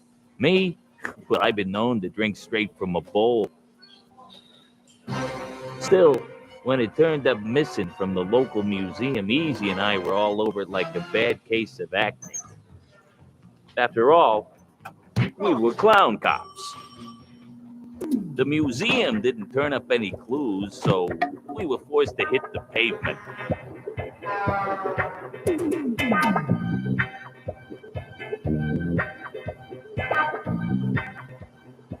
Where the street was a line dancing rodeo clown called himself Cow Chip was showing off a mighty fancy scooper over at Circus. Made sense. Circus has 6 different restaurants. Each of them different, all of them good. Be a nice place to break in an uptown spoon like that. Easy and I were on it like a bug on a windshield.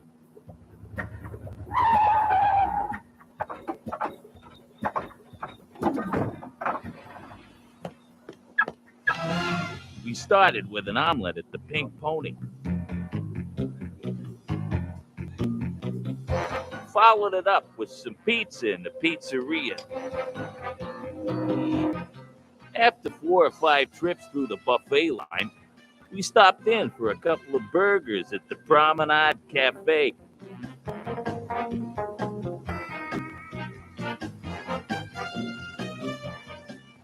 All of this spoon hunting was enough to make a clown hungry. So we went into Stavali for some fine Italian dining. My lasagna was warm and tasty, but our luck was running cold. We stopped by the steakhouse before calling it a day. And there was Cow Chip. It wasn't hard to spot him. He was the only clown there trying to spoon feed himself a T-bone. And a mighty fine steak it was. Cow Chip, I told him, we can do this the easy way or the hard way. When I came to, things were under control. Seems easy it slipped the cuffs on him while Cow Chip was putting a pounding on me. That's easy for you. Smooth as a baby's bottom. And a little stinky, too. Cow Chip's doing 5 to 10 up at the funny farm. The museum, they got their precious spoon back. And Easy and me, we got 6 tasty meals out of it. Not a bad day for a couple of clown cops.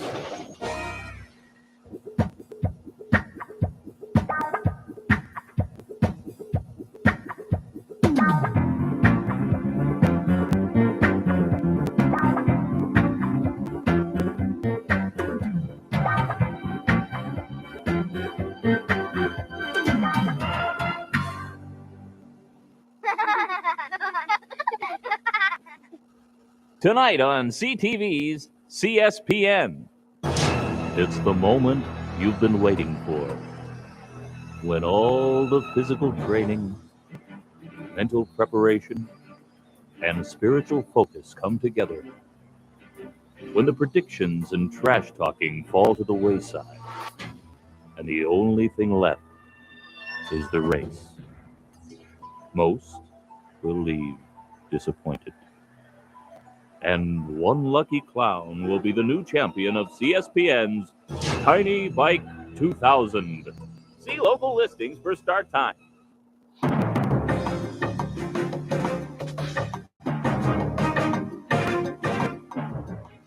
Folks, enjoy your stay here at Circus Circus, and remember, we take your fun seriously.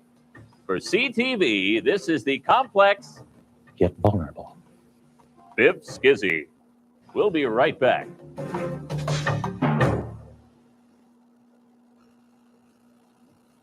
If I may be sincere here for a moment, on behalf of the marketing crew and staff of Circus Circus, we'd like to offer a special auga to the world's greatest clowns right here at Circus Circus. Thank you very, very much for always going the extra mile. You're the best. Oh, thank God for that. Tequila and Hookers, my trailer, 5 minutes. Are we ready? I didn't gamble, so I just stay in the room and they'll play that on a loop like all day. At Circus Circus. I don't think they do that anymore, but yeah. You know, it's funny they have those little skits and stuff on the TV in your room. So yeah.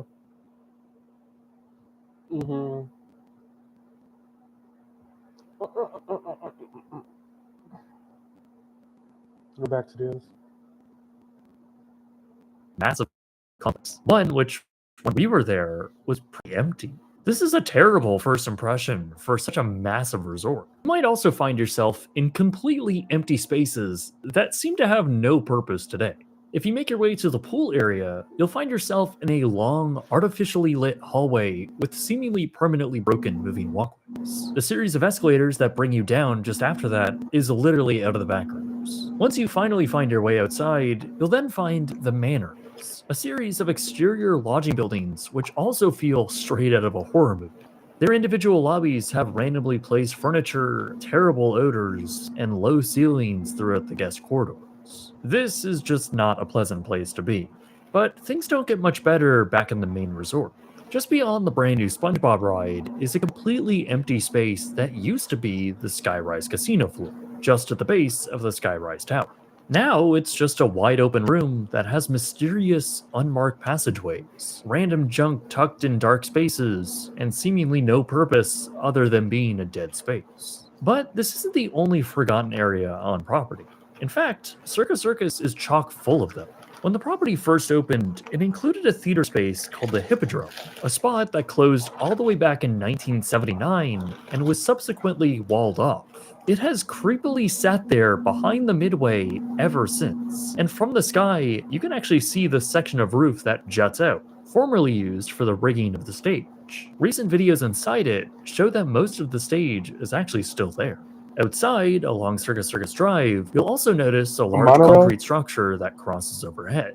This was the former Circus Circus shuttle, an elevated tram which transported guests from the main structure all the way to the Manor building. I didn't know that. The shuttle opened in 1981, though since it only covered such a short distance, it would only last until the year 2000, when it would permanently close. Despite that, this portion of the track still exists, and surprisingly, so does the passenger train. It can still be seen parked below the Skyrise Tower, and in that old floor area, which is now vacant, you can actually catch a glimpse of the original tram car through a small bit of window, which is most likely the original offloading and onloading area for the tram system.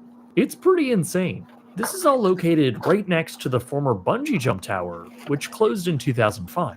It has also been sitting abandoned, deteriorating under the hot Nevada sun. I had a fab view of both of these from our 30th floor window. Now, apart from the just straight up abandoned restaurants within the resort, like this former Del Taco, Circus Circus does have a few other food options. There is a buffet on property. They had a Del Taco at Circus Circus. It's pretty insane. This is all located I know they right had a next to Burger the former King bungee jump tower, which and a closed in Krispy Kreme, but I didn't know 2005. they had a It has also been sitting Del abandoned, Taco. deteriorating under the hot Nevada sun. I had a fabulous view of both of these from our 30th floor window. Now, the just straight up abandoned restaurants within the resort, like this former Del Taco.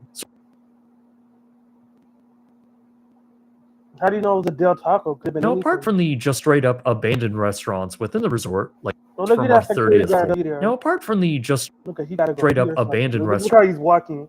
restaurants within the resort, like this former Del. How do you know that could be just about anything? It could be, you know, it doesn't have to be a Del Taco. It could have been just about any. It looks like it could have been like a taco, like some type of fast food taco thing. Cause you see all like the cookers and the things like. I guess that's where they would put like the guacamole and the beef and the lettuce and tomatoes and shit. But I don't see where it was a Del Taco. It could have been anything. I just see a fast food place. You see the soda fountain at the bottom. That could be just about anything. So I don't, Del Taco. Circus Circus does have a few other food options. There is a buffet on property, though like most things here, it was operating on a very limited schedule with pretty poor reviews. There's also the Big Top Eats, which serves up somewhat cheaper options, again with terrible reviews. On top of that, there's also a few name brand options like Krispy Kreme. Overall, though, your food options now. So they have a Burger King and a Popeye, but they didn't have no damn Del Taco. I don't think. At least I don't remember. But I don't know. But I know they had a Burger King, as you can see right there. Eats, like I told which serves up somewhat cheaper options, again with terrible reviews. On top of that, there's also a few name brand options like Krispy Kreme. Overall, though, your food options here are pretty limited. Now, you can cross the street to the Fontainebleau like we did for lunch, though prepare to spend a fortune. We ate at Capon's in their food court, and the total for 2 decent burgers came to $43. Damn. Absolute robbery. Anyways, back at Circus Circus, the supposed real star of their culinary show here is the Steakhouse. Yes, that's actually what it's called. This was the highest rated eatery on property, and if the marketing is to be believed, this is a highly acclaimed Vegas institution. A classic steakhouse which has been serving up fine cuts for over 30 years. So of course we had to try dinner. I will say that the dining room itself was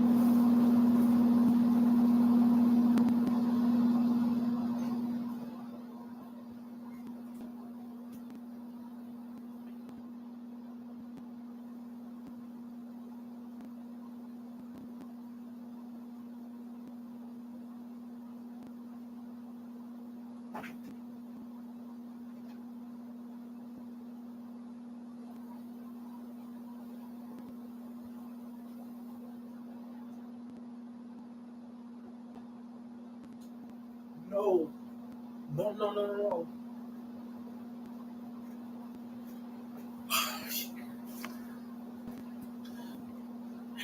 You made me fucking look.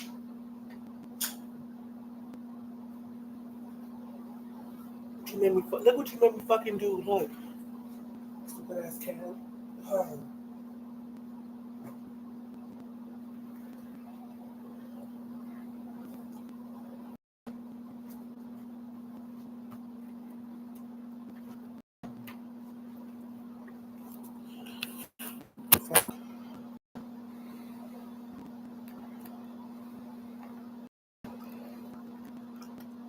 That shit's funny, it's not.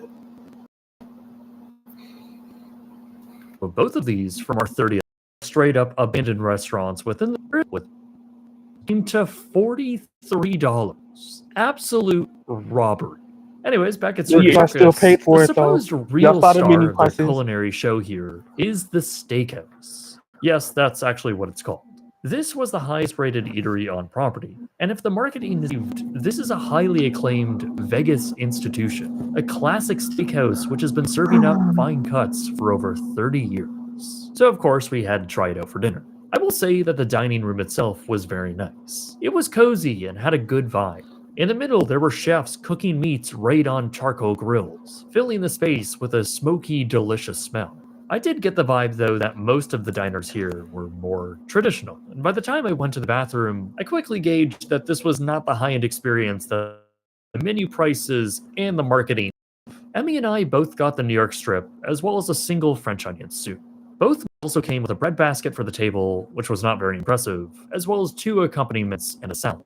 The salad we got was weird. Just a bizarre combination of a bunch of different ingredients that all tasted low quality and didn't really have a distinct flavor. It was just kind of bad. Unfortunately, that carried over to both of our steaks. I got mine medium rare, and Emmy got hers medium. Both seemed to be cooked pretty well, but the quality of meats as well as their flavor was extremely unimpressive. I found mine to be pretty flavorless and not all that enjoyable to eat. This was while Emmy's was almost unedibly chewy and also suffered from a severe lack of flavor. Even our sides were somehow pretty bad. The asparagus was drenched in oil and was super bland. The mashed potatoes were the only thing I had that night that were just fine. Overall, this was probably one of, if not the worst steakhouses I have ever been to. And it honestly became pretty offensive when we got our bill. The total for Why 2 didn't they steaks tell and a the fucking soup came to hey, my steak? $200. This is like the 3rd video I've seen of these people, because they have some videos where they're in LA, believe it or not, unfortunately, and they go to places here in LA. Why the fuck, if your steak isn't done right, don't you tell somebody, hey, the steak isn't cooked? Can I just have a fucking chicken tenders or something? I'll just pay the, why the fuck? Like, I don't like, it's the Twilight Zone. They always do this shit. The food was bland, and we couldn't eat it, and then my girlfriend couldn't eat it either. Like she could, her ass couldn't eat it either. She said, I want my girlfriend to eat so her boob bigger, so my dick will get harder. But no, she said she didn't like the food. And I didn't like the food either. The shit was unedible. It was too chewy. And look at the bill. Like, why didn't they say anything? They never ever complain or do any of that. Like, white people? I guess white people don't complain. The black, well, girls, they would have complained. Like, we're so sorry. We're gonna give you free Circus gift cards. See, that's a Negro way to do it. The white people, they just say they're just not gonna finish it. Like, no, I don't want this. No, this was a bad decision. I'm not gonna order this next time. But Negroes, they get some. We done drove all the way to Vegas, and they're gonna sell us this fucking Fisher Price steaks that we can't chew. This fucking play, these play toy steaks that are plastic and we can't eat them. Mm-mm. Damn, and they even gave a fucking tip over some shit they couldn't eat. But $230. Shit. Damn. The fuck? Why does his signature look like a penis? The fuck? It was... Girl.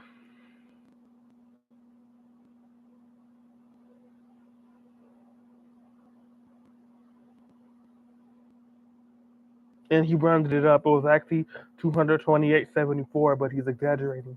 He rounded it up, so it's 26 cents more, 26 more cents. He said 229, but clearly that check says 228. And why are you adding the tip? So you shouldn't include the fucking tip. They gave a fucking $33 tip. Why? And the food you couldn't eat it? Shit. You tip if the food was good, if service was good. You don't tip if it wasn't, I don't know. Nobody listens to me anyways. $128 after tip. That is insane. A meal at that price being this bad, I think truly just sums up Vegas for me. I can think of plenty of steakhouses in Toronto that are leaps and bounds better than what Go we to got Toronto here, then, and are motherfucker. probably the same price too, adjusted for the exchange rate. This whole meal was just absolutely ridiculous. Welcome to But Vegas. while that was the price for our food, what about the price for our one-night stay here? Well, for stay in an executive king room, it came to $121. For one night. Now, as all Vegas resorts do, this room was advertised as $62 a night. However, when you look at the itemized breakdown, that's before taxes and fees for the resort fee, which here at Circus Circus is an astonishing $51 a night. Now, in fairness, this is the most expensive room you can get at the resort. The cheapest room you can get here is in the Manors, and while the rates are again advertised as low as $12 a night, after taxes and fees, you're looking at around $64 a night. Still extremely cheap. A room in the Skyrise Tower starts at around $76, and our room can be had as low as $107. These are all prices for the lowest rates of the year, and more often than not, you'll either be paying closer to what we paid or more. It's certainly not hard to find weekend prices that know $130.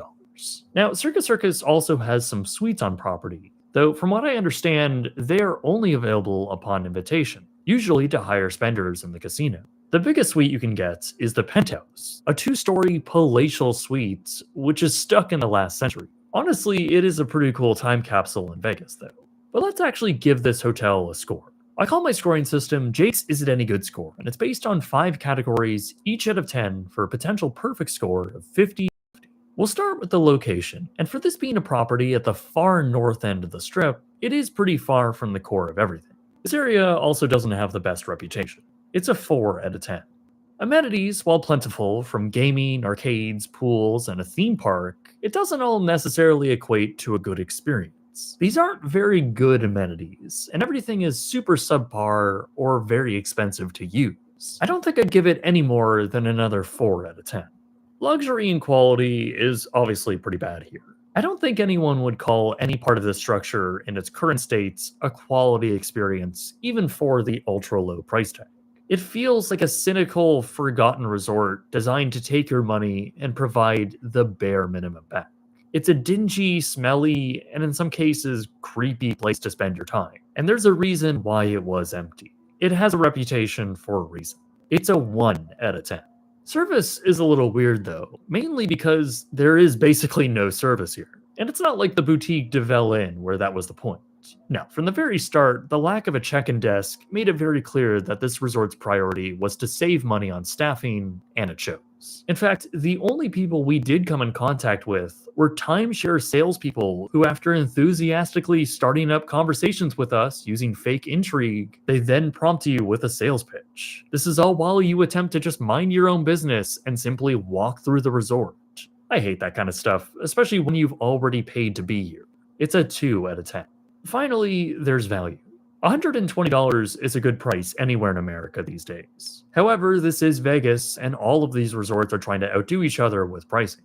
I've found better deals at properties like New York, or even the Park MGM. Both have better locations, rooms, and resorts. Even when I look at Luxor in the room we got a little while back, that was only $40 more, and we got a whole suite. Now, that wasn't exactly the standard I'd wish these properties to shoot for, but it was a better room than this. I think it's a 4 out of 10.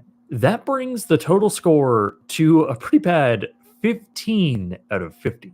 That's by far the lowest score I've yet to give, beating out Luxor, meaning that resort is better than this, which it is. Look, I really did go into this property with an open mind. Obviously, I knew it was going to be old and a bit weird in some places, and of course the foreboding internet warnings and Uber driver laughing at us didn't help. But honestly, by the end of it, I just questioned why and how it even continues to exist in the first place. Okay, so at the very base level, it's an ultra-budget property with families in mind. Sure, but there are much better resorts that have lower prices. Targeting families in Vegas, I mean, I don't even really get that in the first place. I certainly don't think inside and out this is a good place to bring your kids. I can see how the Midway might be fun, but it's all pretty outdated, and nostalgia aside, there are many, many other places to bring your kids. Even for people who like to gamble, this is not a great area to do that either. It's smoky, dirty, and dark, an overall very decent place to be. And I just think the crowd levels prove this. This party has just gotten lost in the reinvention of Vegas. For better or worse, this rare relic has remained in place, and because of that, it does have some historical significance. It was very interesting walking around the property for the first few hours, gawking at the remnants of a time that is now long gone.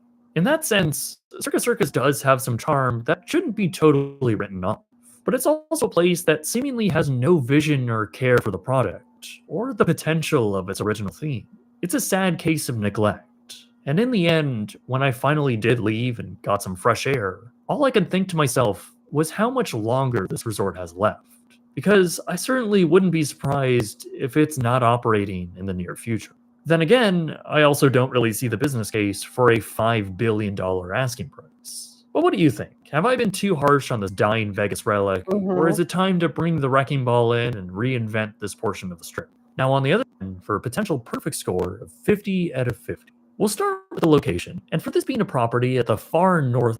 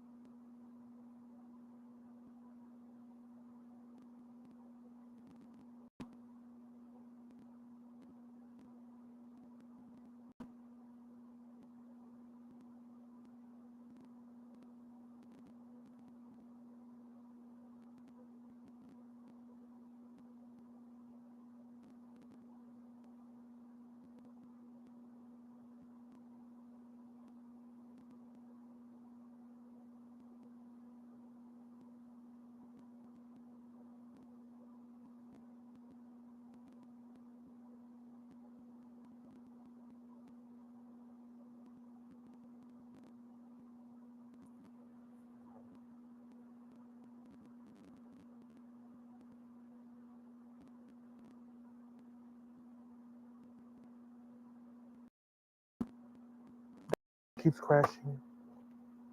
Unfortunately, I wish it did work, but it doesn't.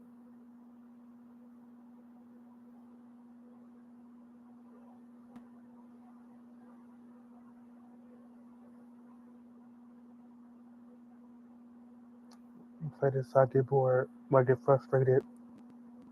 Used to play this the tournament.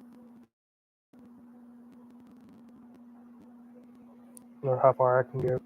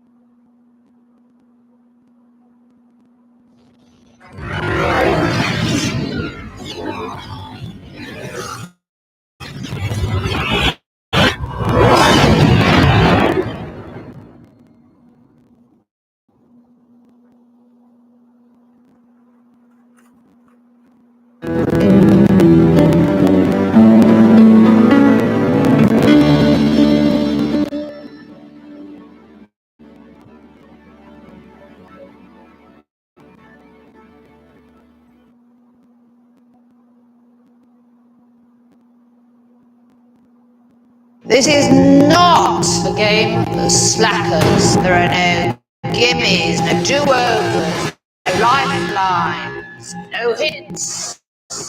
You play as a team, but be ready to betray everyone to be rich. The weak of will, the unsteady, the ones who make excuses, all will leave with nothing. And if you fail, I will tell the whole world you are the weakest link. Goodbye.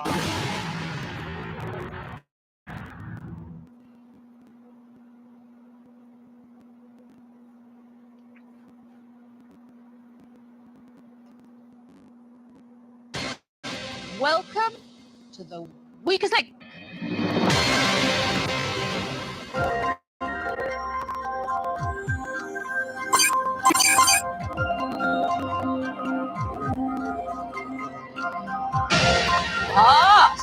So the standard settings aren't good enough for you. So the standard settings aren't good enough for you. Here's your chance to bend the rules. You are through to round one of the championship with prize money of $1 million.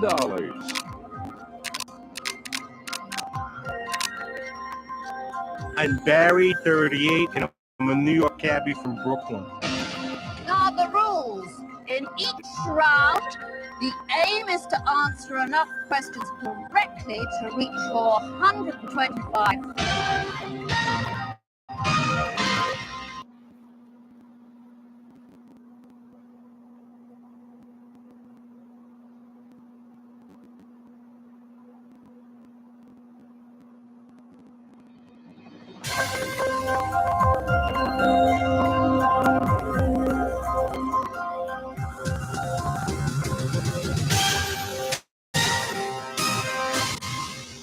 Welcome to the weakest link. Any of the 7 people in the game could win the total prize money today. They don't know each other, however. If they want to win the prize money, they'll have to work as a team. But 6 of them will leave with nothing. As round by round, we eliminate the player voted the weakest link. Let's meet the team.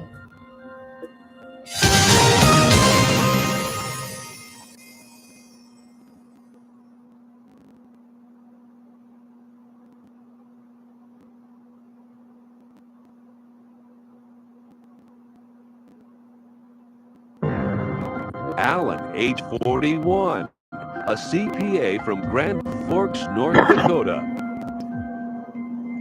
Karen, age 25, a secretary from St. Louis, Missouri.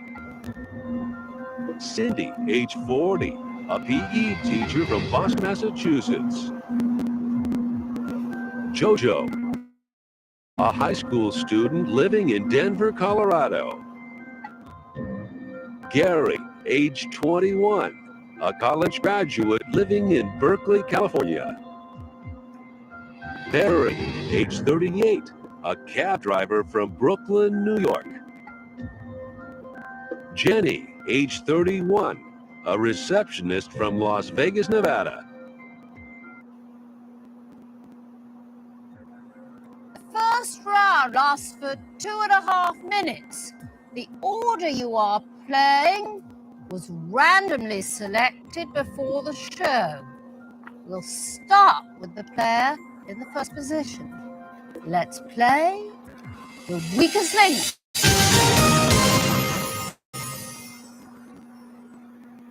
Was Alan? Was it alphabetical? No. Because I'm Barry.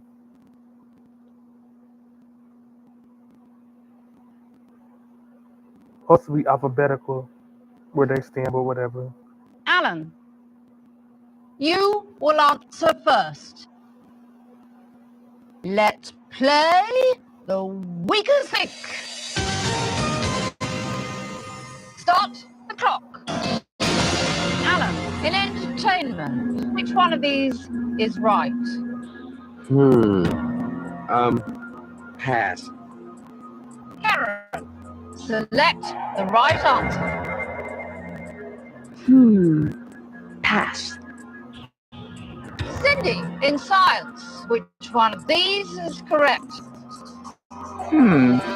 Pass. Jojo, in entertainment, which one of these answers is correct? Yeah. Correct. Gary, in science, select the correct answer. I haven't got a clue. Wrong. Gary, in entertainment, select the correct answer. Pass.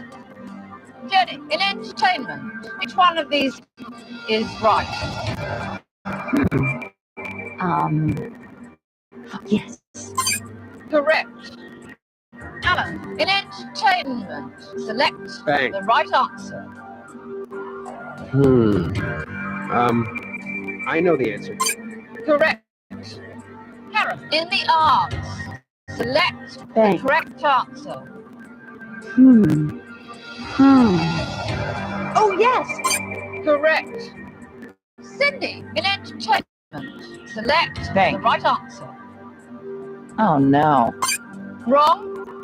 Jojo, in history, select the right answer. Oh, no. Wrong. Gary, in entertainment, select the right answer. Oh no. Wrong. Barry, in geography, which one of these is correct? Correct. Jenny, select the right answer. Yes, I've got it. Correct. Alan, select the right answer. I know the answer. Correct. Karen, How in do you bank? entertainment, which one of these Bank. is right? I'm in a big city. I don't know how to do it. Oh, yes. Correct. Cindy, select the correct Bank. answer. Oh no. Wrong. Jojo, in entertainment, select the right answer. No way, man. Wrong. Gary, in nature, which one of these answers is correct? I'm on it. Correct. Barry, in entertainment, which one of these answers is correct? Correct. Bank. Gary, in entertainment, select the correct answer. Time's up.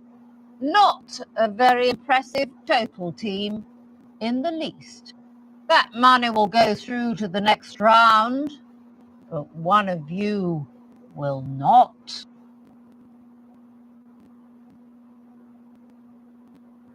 It's reached the end of the road. Who keeps directing you to a dead end? Who needs to walk?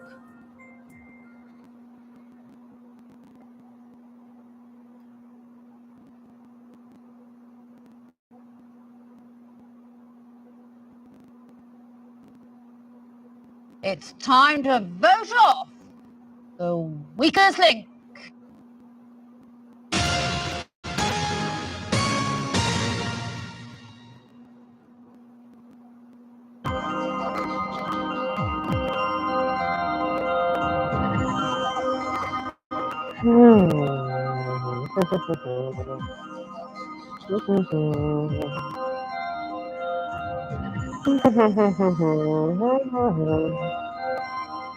It's down between two people, and I'm just gonna go with the one I don't want here anymore. So.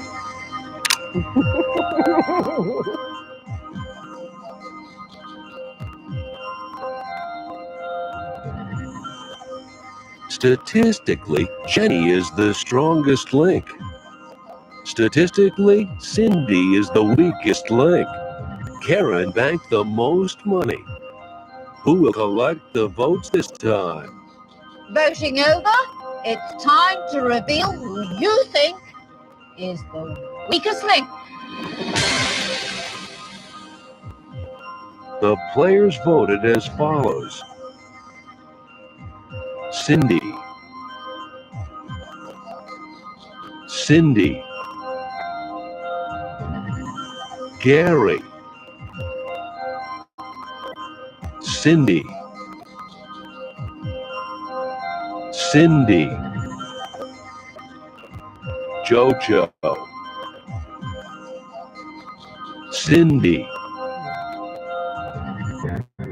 Gary, leisure is meant to be your specialist subject.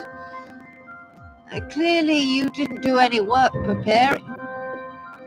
Yeah, well, if you say so. Why this person? Did she get any right in that round? I don't think so.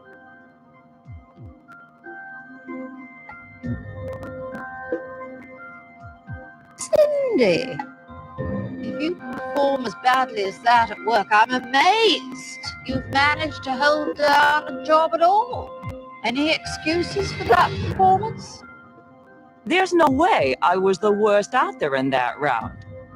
With 5 I didn't vote votes, for you her, so. are the weakest link. But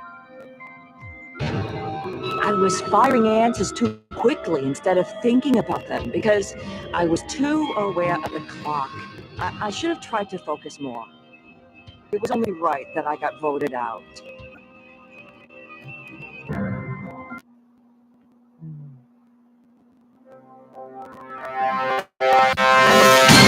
Round 2. There are 6 players left. We are now taking 10 seconds off the clock. We'll start with the strongest link from the last round. Let's play the weakest link. All right, bitch.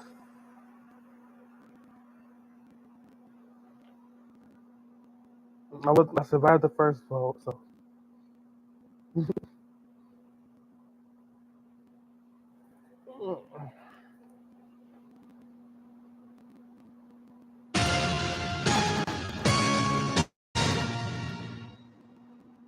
Jenny, you will answer first. Let's play the weakest link. Start the clock. Jenny, in entertainment, which one of these is right? Yes. Correct. Alan, in entertainment, select the correct answer. Oh, yes. Correct. Karen, in nature, which one of these is right? Ooh, I know this. Correct. Theo, select the right answer. Bang.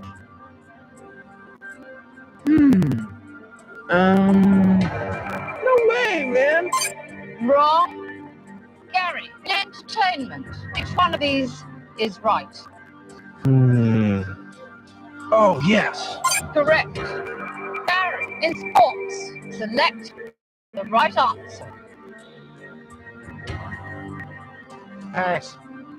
Jenny, in entertainment, which one of these is right? Yes, I've got it. Correct. Alan, in entertainment, which one of these answers is correct? Oh, no. Wrong. Karen, in nature, which one of these is correct? Oh, yes. Correct. Jojo, select the correct answer.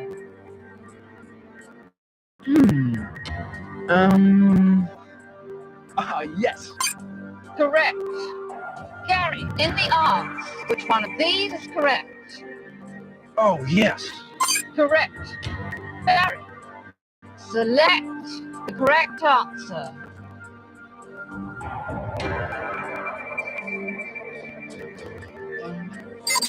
Correct. Jenny, in entertainment, which one of these is right? I don't know. Wrong. Alan, in sports, select the correct answer. Oh, yes. Correct. Karen, in sports, which one of these answers is correct? I just don't know, sorry. Wrong. Jojo, in entertainment, select the correct answer. No way, man. Wrong. Gary, in science, which one of these answers is correct? Oh, yes. Correct. Gary, in the arts, select the right answer. Wrong. Jenny, in the arts, which one of these is correct? Time's up. Not a very impressive total, team, in the least. That money will go through to the next round, but one of you will not.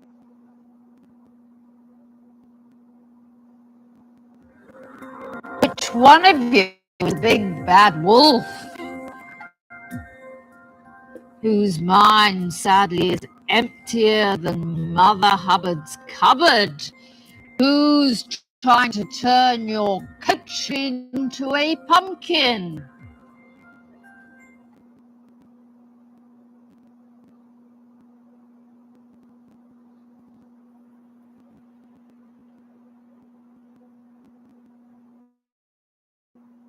time to vote off the weakest link.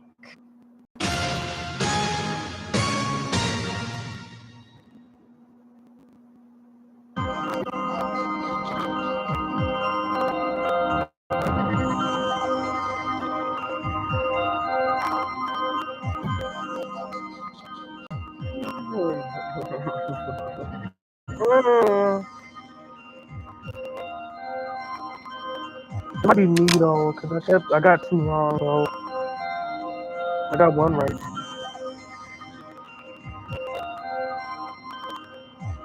Gary is the strongest link in this round.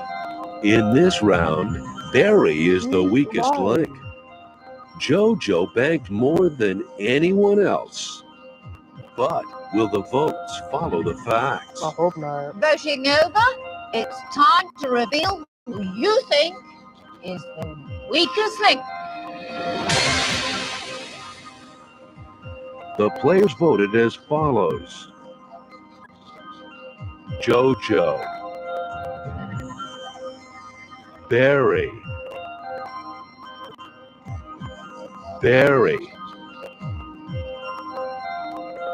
JoJo, Can I just see one more vote? Come on, please. Oh, fuck you, Barry. bitch. Oh. Tie. We have a tie. When the vote is tied, the strongest link has to cast the forgot who it deciding vote. Gary, Yes, my boy. as the strongest link, you get to choose. So, who will it be? JoJo, please. JoJo, Thank you. Oh my God. Gary! That was hardly brilliant, was it? I thought the questions I got were a little rough. Well, how come I got Why the did you hard vote one? for him? It'd never make it as a cabbie. Keeps going down too many blind alleys, know what I mean?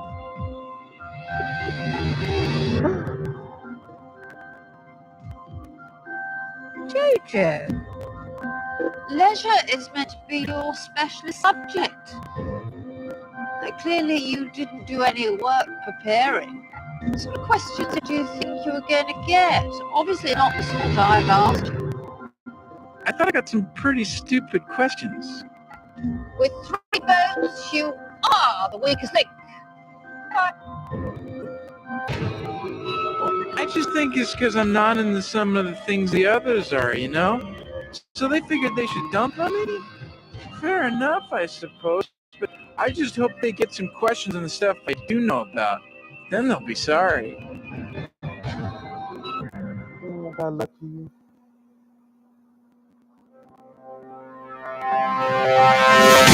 Round 3, you are down to 5 players. We're taking another 10 seconds off the clock. We'll start with the strongest link from the last round.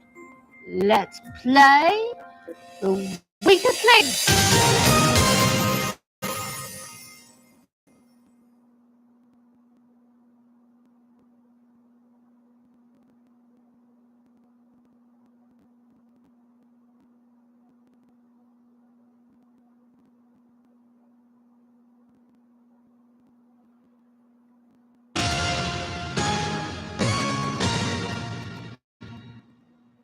Gary, you will answer first.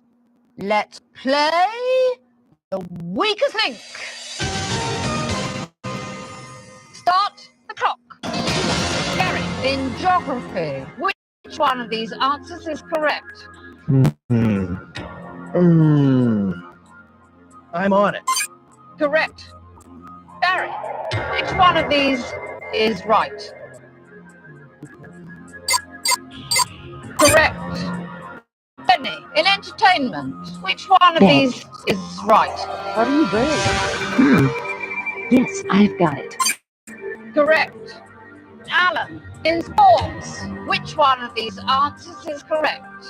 Oh no. Wrong. Karen, which one of these is correct?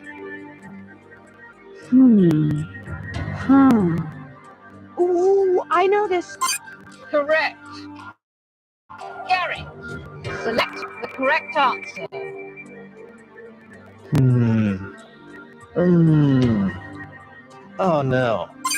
Wrong. Barry. Select the right answer. Correct. Jenny, in geography, which one of these is correct? I don't know. Wrong. Alan, in politics, which one of these is correct? Oh yes. Correct. Karen, select the correct answer. Ooh, I know this. Correct. Gary, in politics, which one of these is right? I'm on it. Correct. Barry, in geography, which one of these is right? Wrong. Jenny, in history, which one of these answers is correct? Yes, I've got it. Correct. Alan, in history, which one of these is correct? Definitely the bottom one. Correct. Karen, in science, which one of these is right? Oh, yes! Correct. Gary, in history, which one of Correct. these is right? I'm on it. Correct. Barry, which one of these is right?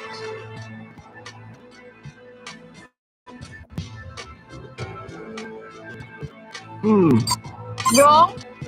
Jenny, in science, which one of these answers is correct? Time's up. Well, allegedly the weakest links are gone, and still you only get this much. That money will go through to the next round, but one of you will not.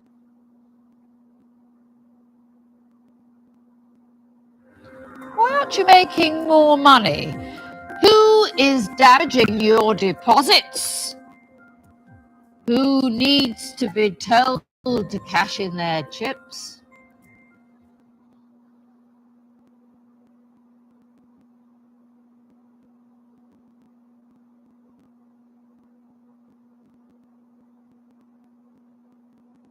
It's time to vote off the weakest link.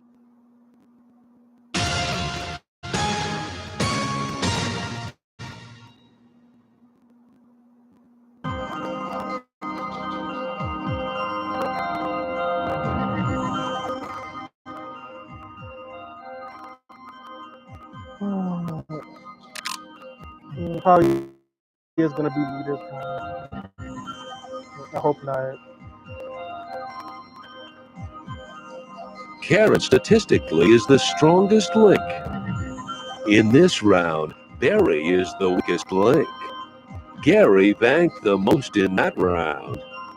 But at this stage of the game, will the rest of the team have noticed? I hope not. Voting over, it's time to reveal who you think It's gonna be me. is I already know. I the hope weakest not. link. The players voted as follows. Gary. Gary. Why my boy? Barry. Jenny. Barry. That's why I bought it for that bit. We have a tie. When the vote is tied, the strongest link has to cast the deciding vote.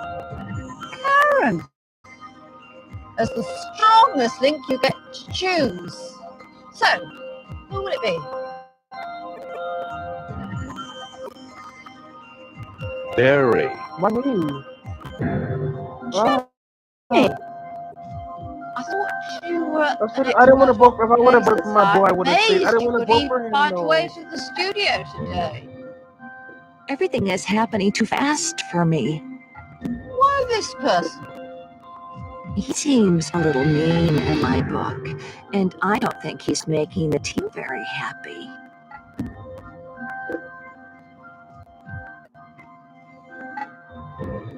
Gary, I thought you were an expert on placing, so I'm amazed you could even find your way to the studio today. Well, you haven't managed to pick up any knowledge at all from your hobbies. I was rocking and rolling, you know, but things just didn't go my way. With 2 votes, you are the weakest link. Goodbye. I'm blowing a gasket here. People treated me like dirt. I banked a ton of coin, had one bad round and I'm out of my ear. It's a disgrace. Hope none of them wins it.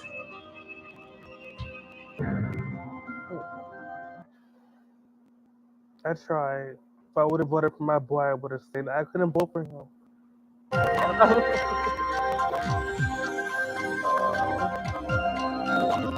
Democrat. I don't play no more. I don't want no more.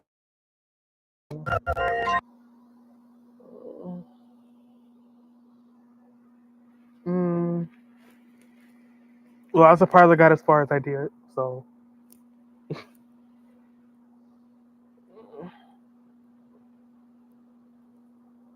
In a minute.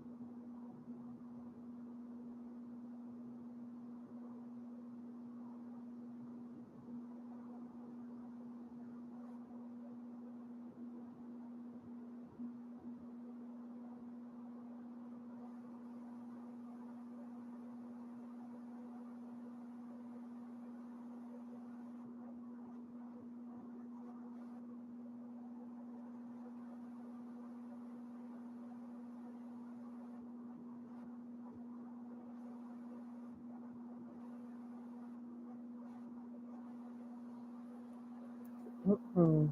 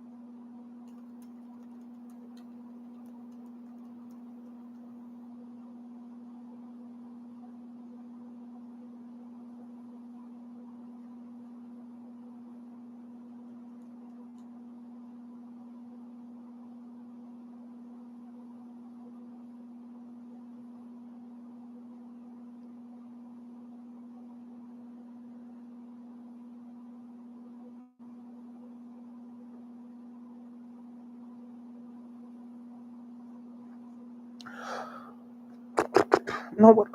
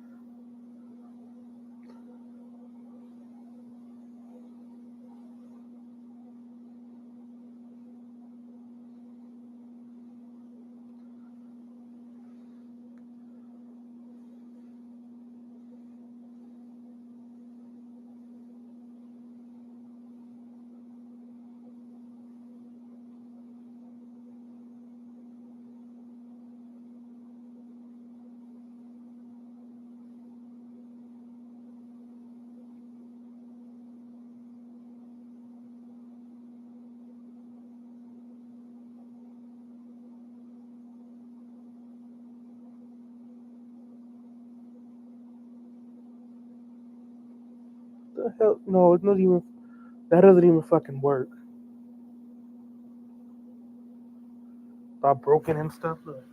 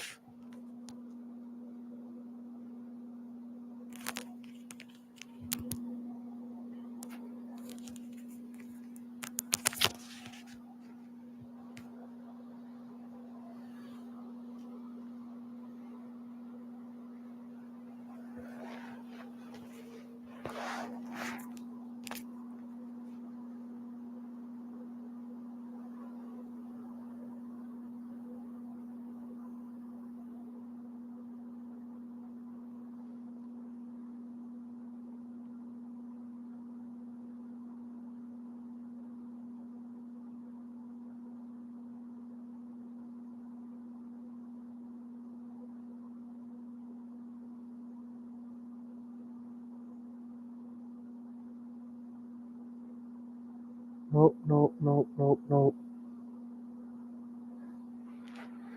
Mm-mm.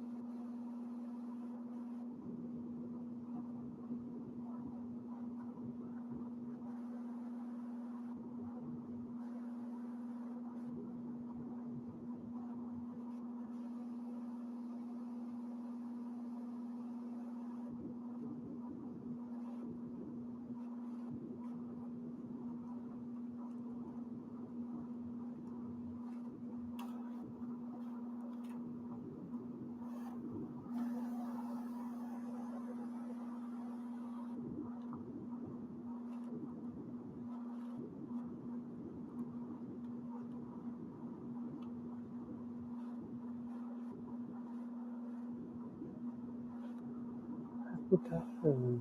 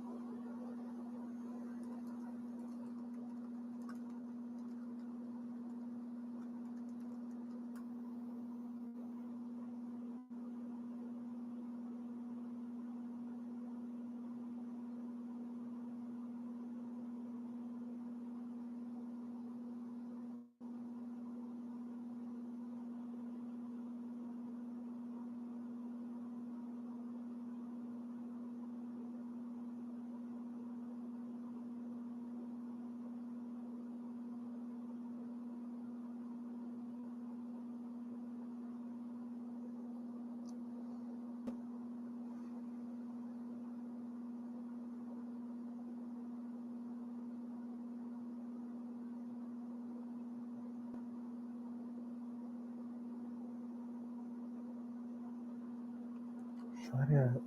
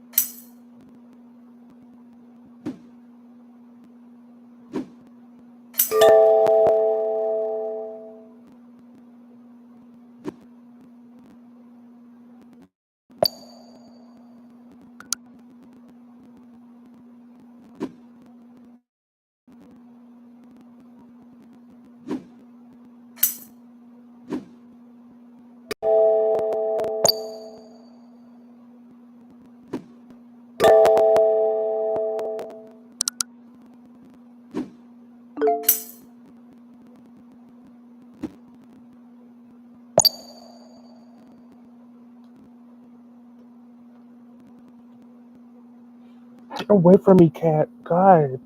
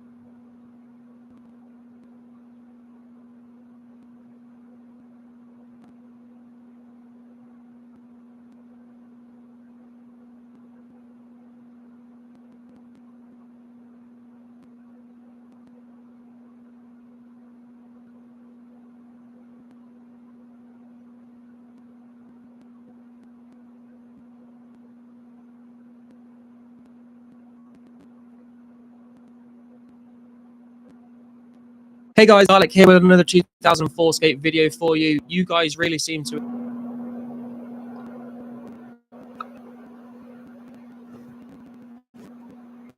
enjoy the best in slot melee guide. So I said I'd do it. Here it is, the best in slot range guide. And I will be making a best in slot magic guide as well in the future. Look out for that. But for now, this is the range one. Hopefully you guys enjoy it, find it interesting and find it helpful.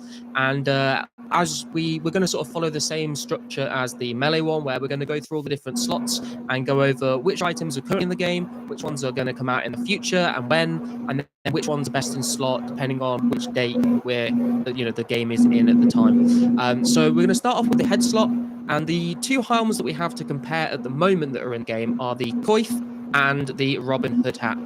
The cowl is in the game, but no one uses that. It's trash. So the coif itself, it requires level 20 ranged, and you can make it with one soft leather at level 38 crafting, or you can buy it from the Champions Guild or the Ranging Guild for 200 GP. And this just gives you a +2 magic, a +2 range bonus, as well as some defensive stats. So you get a +4 stab, +6 slash, +8 crush, and then +4 in magic and ranged defensive slots. So it's not bad for a level 20 ranged item, and it's super easy to get, super affordable, even if you can't craft it yourself. And this is basically what everyone is using to train their ranged at the moment, because unless you're one of the lucky few who managed to snipe Robin Hood hat from a hard clue scroll, or you have a lots of money to just spend on a Robin Hood hat, most people are using the coif. But if you are one of those lucky people that has a Robin Hood hat, then you will be able to equip that if you have level 40 ranged, and like I said, you can get it from hard clue scrolls. The Robin actually have the same defensive bonuses, but the Robin Hood hat has an extra 6 range bonus. So the Robin Hood hat gives a +8 ranged bonus, and the coif gives a +2, but the defensive stats are identical. One thing to note as well, Hood hat does actually give you a -10 magic attack bonus versus the coif's -1. Not sure what's going on there, but no one's really going to be wearing a Robin Hood hat to hybrid or anything, I wouldn't have thought. So not too much to worry about there. But yeah, but essentially a +8 range bonus from a Robin Hood hat is very, very nice. It's the best thing to be wearing at the moment, and it will continue to be for a little while. You'll see some of the items we're going to go over next. These are the only two that you'll be able to consider until some of these future ones. Speaking of the future ones, though, we're going to talk about the snakeskin bandana. Now, the snakeskin armor, I'm a big fan of. I remember using it back in the day a lot when I was a noob, and this actually came out in all 5, and it requires level 30 ranged and level 30 defense to wear, so you can't wear this if you're a 1 defense pure. And the way armor is by killing snakes, and they would drop snake skin. You take that skin to a tan leather or dragon hide, and you would then stitch it together. So to make the bandana, you would need 5 snake skin and level 48 crafting.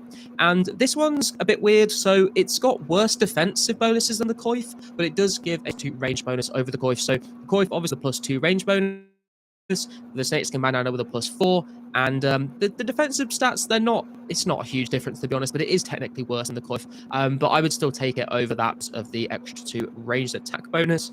That's all there really is to say about the snakeskin bandana, I guess. I mean, just wear it if you don't have a Robin Hood hat, but if you've got a Robin, then it's a bit redundant. The next helmet after that, though, is going to be the spined helm, a very, very interesting item, also added in August. 40 defense, level 40 ranged, and the Fremenic Trials. So you'll be able to get this by bringing a Dagonoth hide, a circular hide, and 5k GP to Sigli the Huntsman in Relica. Now, a circular hide is a 1 in 64 drop from Dagonoths. Obviously, the Death Kings got added into the game a bit later, but normal Dagonoths were added, and you were able to kill them to get their hides and all the different ones to make the spined armor set. And the spined helmet, at least, is kind of an interesting one. So it actually gives you -6 apart from ranged, which gives you a +6. So it is an extra 2 bonus over the snakeskin bandana, which is nice. But the defensive bonuses are like a decent bit better. They're +6 across the board, but it's +0 range defense. So it's kind of like a nice little step up. You know, you get 30 range, you wear the snakeskin bandana, and then I mean, it's probably not really going to be used by many people because it's kind of difficult to get hold of. And also, in November 2004, the Archer Helm is released. And let me tell you about the Archer Helm. So this was added in November 2004, and it requires level 45 defense to equip. You also need to do the Fremenic Trials quest. And there's a bit of a weird fact about this. So I'm not sure exactly how true this is, but from the research I was doing, apparently the Archer helm in the skill guide to equip it. But as far as I can see, requirement, you could equip it with like level 1 range as long as you had level 45 defense. So that's kind of interesting. If you've got 45 defense but level 1 ranged, you can just skip all of the other helmets and just use the helm, assuming we are past the November 2004 update, which is pretty cool. Someone can fact check me on that. I could be mistaken, but from what I read in the research I was doing, that seems to be the case. And the stats on the Archer helm, I guess we can compare it to the Spined helm since they are like the closest at the moment.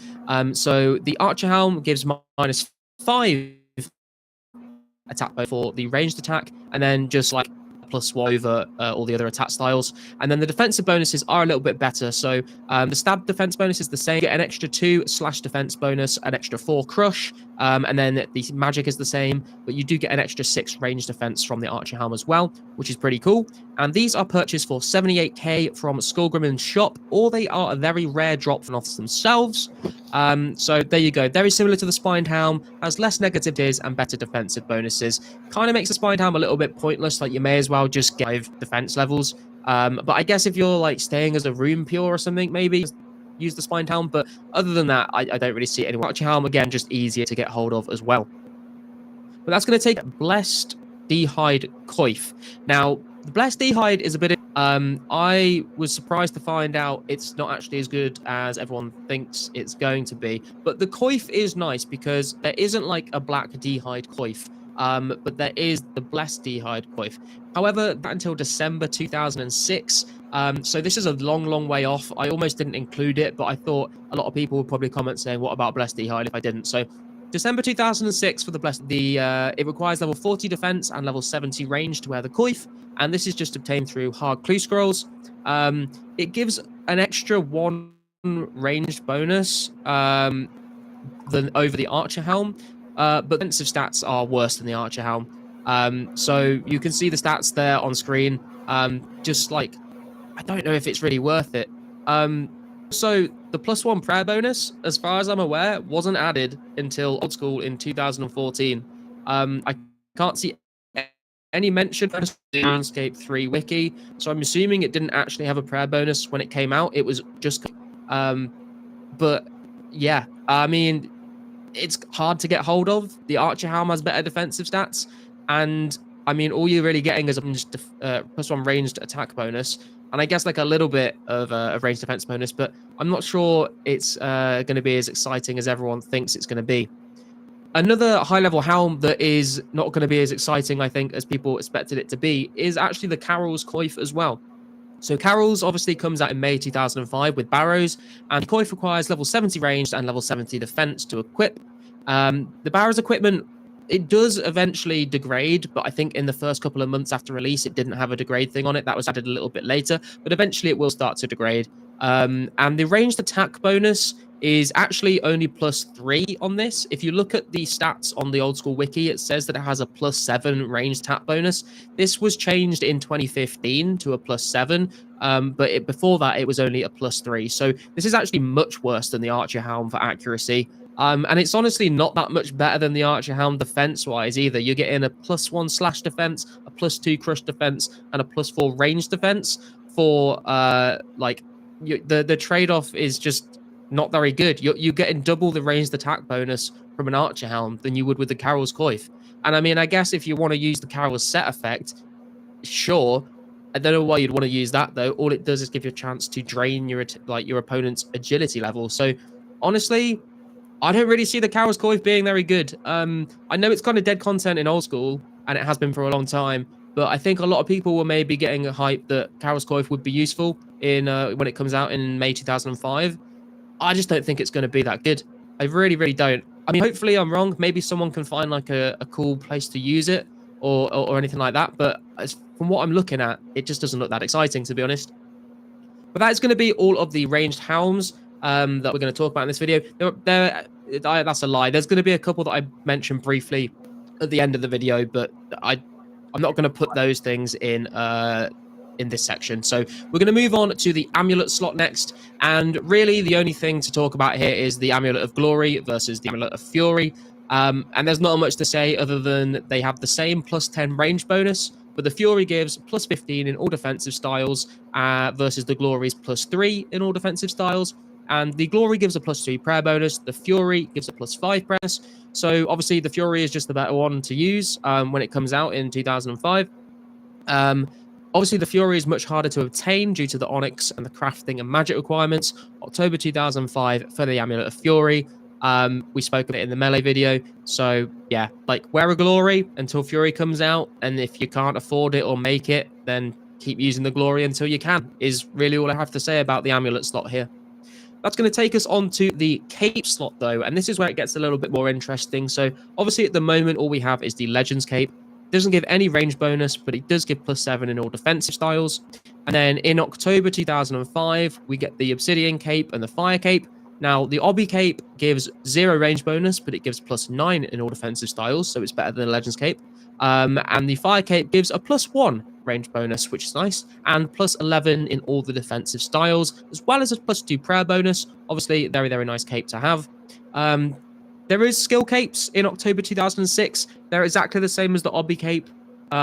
If they're trimmed, that you get a +4 prayer bonus as well. But the Fire cape's going to be the best one. October 2005 for that. And then coming in quite late, really, in the whole sort of timeline of the game, the Avers devices. Probably what you all expected me to talk about when we said we're going to mention the cape slot when it comes to the Western slot range gear. But December 2006 is so far into the future, but I thought I'd mention it. It wouldn't be a best in slot range guide without me talking about the Avers devices. So obviously, as you probably all know, these do require the Animal Magnetism quest, and that quest does require you to be able to have done the Restless Ghost, Ernest the Chicken, and Priest in Peril, which should be coming out fairly soon. And then it also requires level 18 Slayer, level 19 Crafting, level 30 Ranged, and level 35 Woodcutting. And the quest gives you a quest point reward, 1k Crafting XP, 1k Fletching XP, 1k Slayer XP, and 2.5k Woodcutting XP. When you complete the quest, if you have under 50 ranged, you will get the Avers Attractor. If you're over 50 ranged, you'll get the Avers Accumulator. So let's have a look at the stats on these bad boys. So the Avers Attractor gives you a +2 range bonus and a +2 magic defense bonus. That is it. And the Avers Accumulator gives you a +4 range bonus and a +4 magic bonus. And for some reason, a +1 / defense bonus. Sorry, I meant magic defense bonus. I think I accidentally said magic attack bonus. So there's not too much difference in the stats of these. Obviously, you get, I guess, double the ranged attack bonus, but it goes from a +2 to a +4, depending on which one you have. And then that's not really the reason why people... I mean, I guess it is a reason to wear them, because you get range bonus from them, better than all the other capes for ranging. But they're also very nice because of the ammo saving effect. So with the Avers Attractor, 20% of the ammunition you fire will break on impact, 20% of it will be dropped on the floor so you can pick it up again, and 60% will be recovered automatically. This essentially means you're able to fire 2.5 shots per shot of ammunition, basically. And the accumulator is a little bit better here. So 20% of ammo shot with an accumulator will still break on impact, but 8% of it will drop onto the floor for you to pick up, and 72% will be recovered automatically. And that essentially means that you'll be able to fire 3.5 shots per 1 ammunition. So, for example, if you had 1 rune arrow, you'd be able to fire it 3.5 times with the accumulator on, but only 2.5 times with the attractor on. So it's very, very nice for that. Very nice for saving ammunition. Also means you don't have to pick up as many arrows off the floor when you're killing stuff, which will be very, very nice. But I just mention as well, if you do lose the Avers device or you want to get multiple of them, the Avers Attractor you can just get for 999 GP. And the Avers Accumulator, you would need either 999 coins or the Avers Attractor, as well as 75 steel arrows. Both of these will also pick up random metal items, like a weird feature they have. The attractor picks up random iron items, and the accumulator picks up random steel items. And another thing to note here as well is that if you are wearing like a metal plate body of any kind, it will interfere with the attractor and the accumulator to stop it doing its ammo saving thing. I'll put some pictures quickly up of all the junk that you can get from these off the floor. Like there's a list of all the iron items and all the steel items. So, I mean, no one really uses it for that. But I guess maybe you could stock up on stuff with it. Maybe, I don't know. It's more of an annoyance, I think, than a help for a lot of players. But essentially, the average devices, best range bonus from the cape slot. They don't really have very good defense, but they are really good for saving ammo. So, yeah, there you go. Good to save money, good to save ammo. Average devices, very, very nice, but obviously also don't come out until 2006, nearly 2007. So you've got a long wait for those. That is going to take us on to the body slot, though. And this is basically going to be identical to the leg slot, but I will go through them separately like I did in the melee video. So we're going to start off currently. The best in slot body for ranged is the Black D-High body. Requires level 70 ranged and level 40 defense to equip. And you can get them from hard clues, or they can be crafted with Black Dragon Hide at level 84 crafting. Now, if you look on the old school wiki at the Black D-Hide body, and I think the legs as well, the defensive bonuses and the stats on it are just not accurate anymore. They nerfed them really badly in old school in 2021. So that is not accurate anymore. So the Black D-High body actually gives plus 30 ranged attack, plus 55 stab defense, plus 47 slash defense, plus 60 crush defense, plus 50 magic defense, and plus 55 range defense. Best in slot is all we've got right now. Obviously, I mean, we have the lower tier bodies, but this is the best in slot. If you've got 70 range and 40 defense, there's nothing else that you can wear. So it is pretty good. Like, it's got good stats on it. It's pretty nice for now. But let's go through some of the other things that are coming out in the future. And you'll notice a pattern following on from the head slot as well here a little bit. So we have the snake hide body, which requires level 30 range, level 30 defense. Again, August 2005 for this. And this is made with 15 snake skin and requires level 53 crafting. Now, this gives a plus 12 range bonus and like kind of okay defensive bonuses, I guess, for level 30 ranged and defense, but it's not the greatest, to be honest. We could also then move on and talk about the spined body as well. This gives a plus 15 ranged attack bonus, and it gives some like decent defensive bonuses.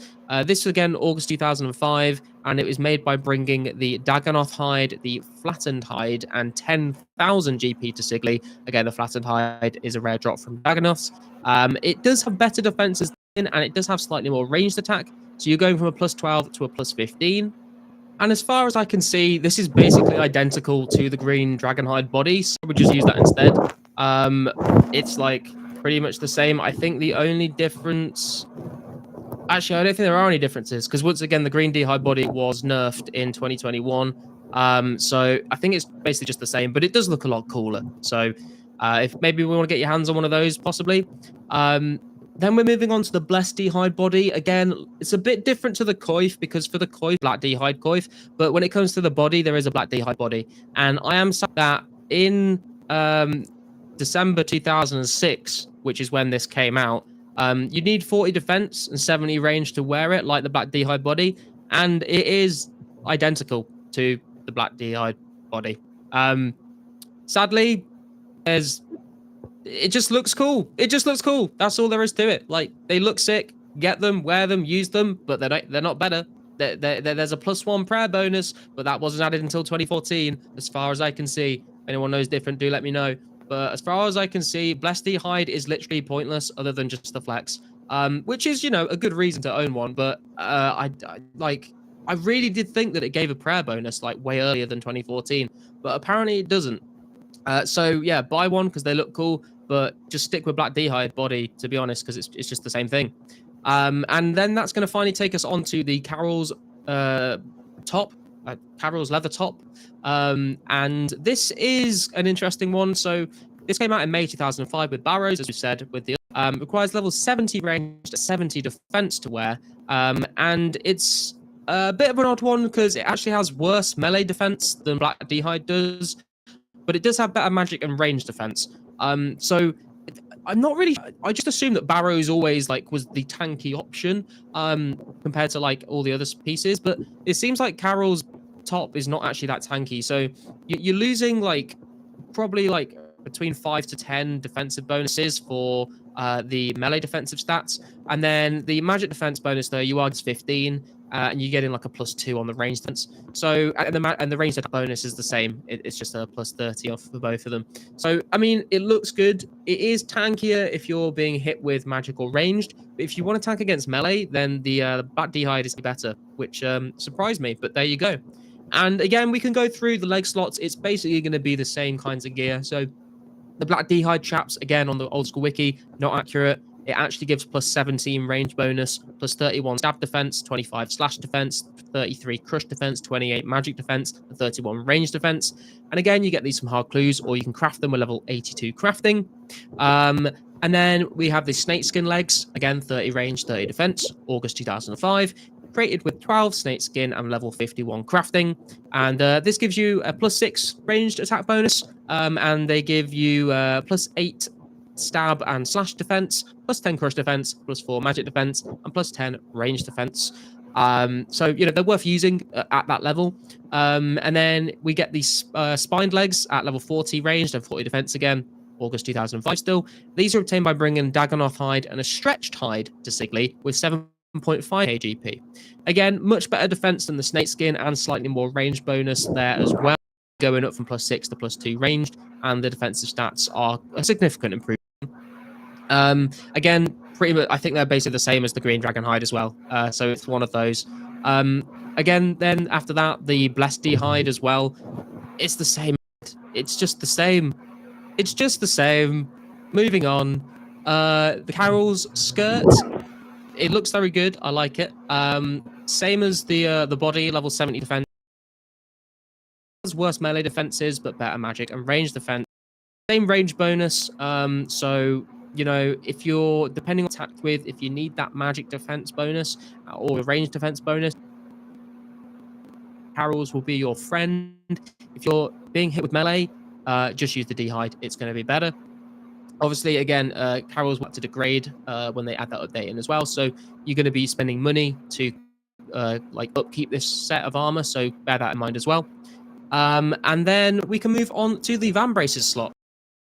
At the moment, we start off with the Black Dragonhide Van Braces. These give a range bonus, and they give not very much defensive bonus. 4 stab, 5 slash, 5 crush, 8 magic, no range defense.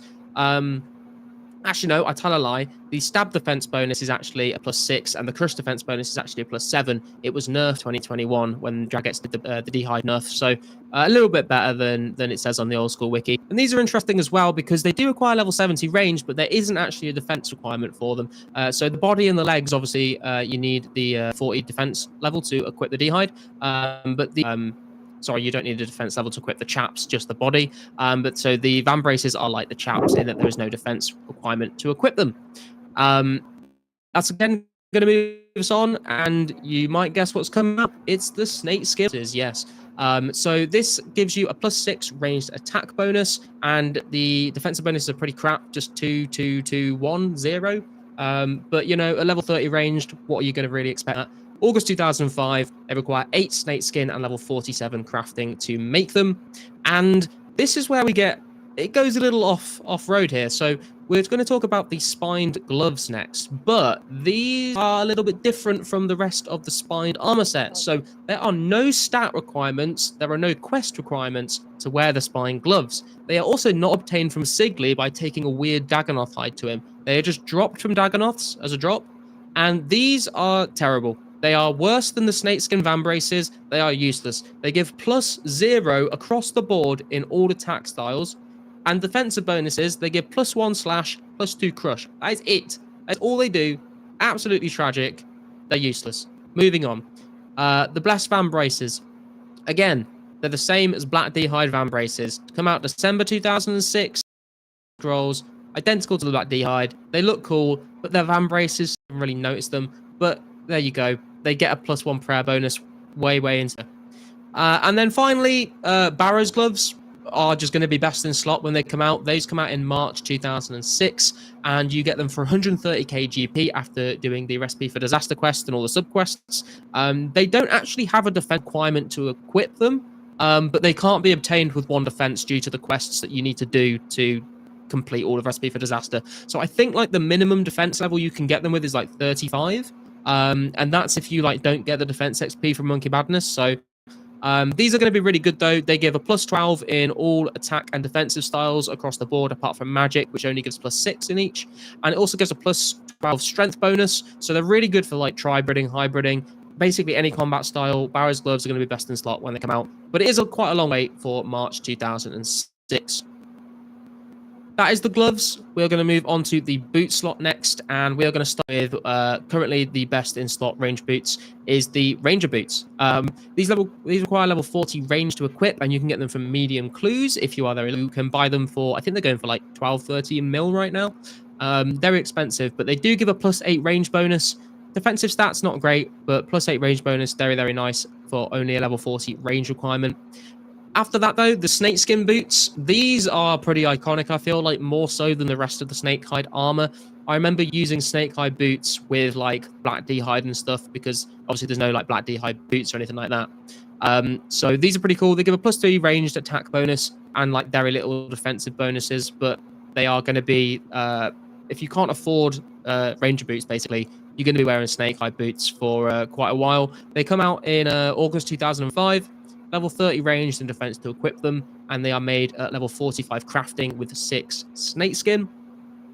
And we can talk about the spine boots, but it's going to be very similar to the gloves. So again, August 2005, no requirements at all to wear them or get them. They are dropped from Dagonoths, and they are worse than snakeskin. These are completely useless as well. Again, a plus 0 across the board in the attack bonuses, and a plus 1 slash and plus 1 crush defense bonus, and 0 everything else. I don't really know why they did that. Different from like the helmet legs, but the boots and the gloves of the spine set are just not worth your time. And I guess fashionscape if you want to wear the whole set and look cool. But yeah, other than that, the blessed d'hide boots, like the god boots, these weren't added until 2016 at school, so we will not have access to them. So basically, ranger boots are best in slot, then snakehide boots, and then I'd probably rather wear leather boots than the spine boots, to be honest. So there you go. That's it for boots. And we're going to move on to the ring slot. Obviously, I did miss this one in the melee guide. I do apologize for that.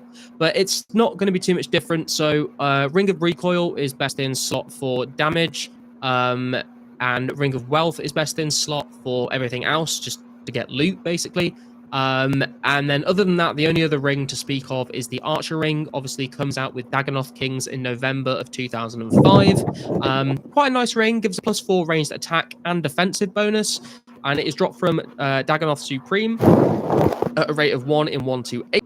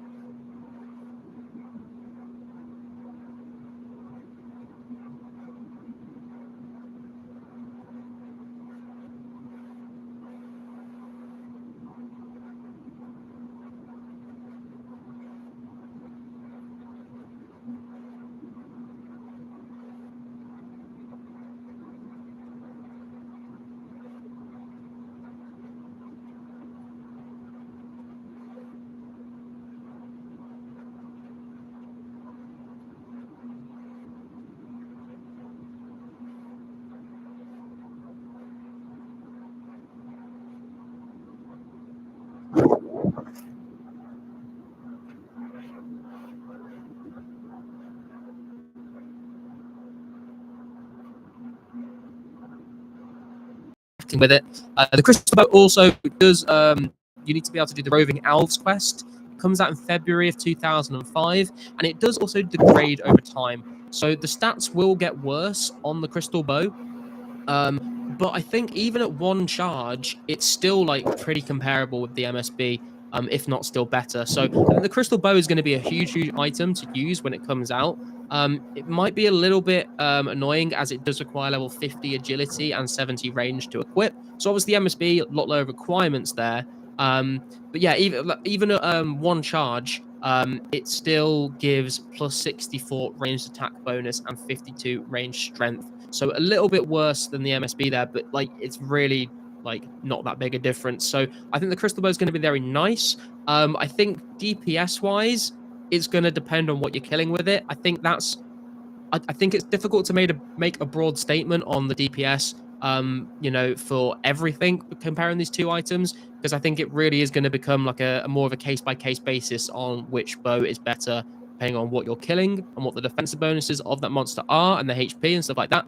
But MSB, very, very good right now. Obviously, best bow you can have. Crystal bow, going to be a very strong contender when it comes out in February 2005. Something that's very similar to the MSB, though, and that will be coming out in September 2005, is the Toxzil Ul. These are little like obsidian rings that you can throw. These are essentially the same as a magic shortbow with rune arrows in, and they can be used with a shield. So it's pretty nice. Like, I don't know how expensive these are going to be, but depending on the price of these versus rune arrows, this might be better for you. They are a 4-tick weapon. I believe it goes down to 3-tick on rapid, the same as the MSB. And you can get them from the Tazar Zills, or you can buy them from the Tockle shop. And these do require level 60 range to equip. But the ability to have a shield slot equipped at the same time would be very, very nice as well. I think a lot of one defense pures used to use these for PKing in the past as well. So it'd be interesting to see if we see any PKers using these weapons. They are pretty good, basically the same as an MSB with rune arrows. That is going to take us on to some crossbows. So obviously the Carol's crossbow is pretty big. Comes out with barrows in May 2005, requires level 70 range to equip. It's a 4-tick weapon, but it goes down to 3-tick on rapid, which is pretty nice for a crossbow. Very fast compared to like things like the ring crossbow that comes out in the future. And this thing fires bolt racks. The bolt racks have a range strength of 55. And these break when you fire them, so they can't be picked up, and I don't believe Ava's devices affect them either. So it's kind of similar to the MSB, but it has better ranged as well. It has better attack bonus and better range strength, but it's also probably going to be quite expensive to use. The bolt racks are going to be limited supply, I would say. And I think this is going to be a very, very nice weapon to use to get a fire cape with, because it's pretty strong and it is very attack when it is very fast when it attacks. So that is the Carol's crossbow. And the rune crossbow, obviously an iconic item. This doesn't come out till July 2006 though, so you're waiting a long time for this. It is a 6-tick weapon, but it's a 5-tick on rapid, and you can fletch it at level 69 fletching, and it requires level 61 range to equip. Obviously plus 90 attack bonus is pretty good. You're going to use obviously will depend on what your range, ranging from a plus 14 with opal bolts all the way up to 120 with onyx bolts. Obviously in the future you get the ability to enchant the different stone bolts, and so like things like ruby bolts E and diamond bolts E and dragon bolts E, things like that will come in, and they'll be very, very strong for PKing and PVM depending on which ones you're using. I'll probably do a video like going into more detail to compare all these bolts, but like not for a while, because obviously we don't get the rune crossbow until July 2006, so it's a long way off. But that's why I'm not going to go over them in too much detail now.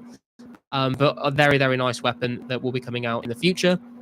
And finally, another crossbow that maybe you might have forgotten about is the Dorgeshan crossbow.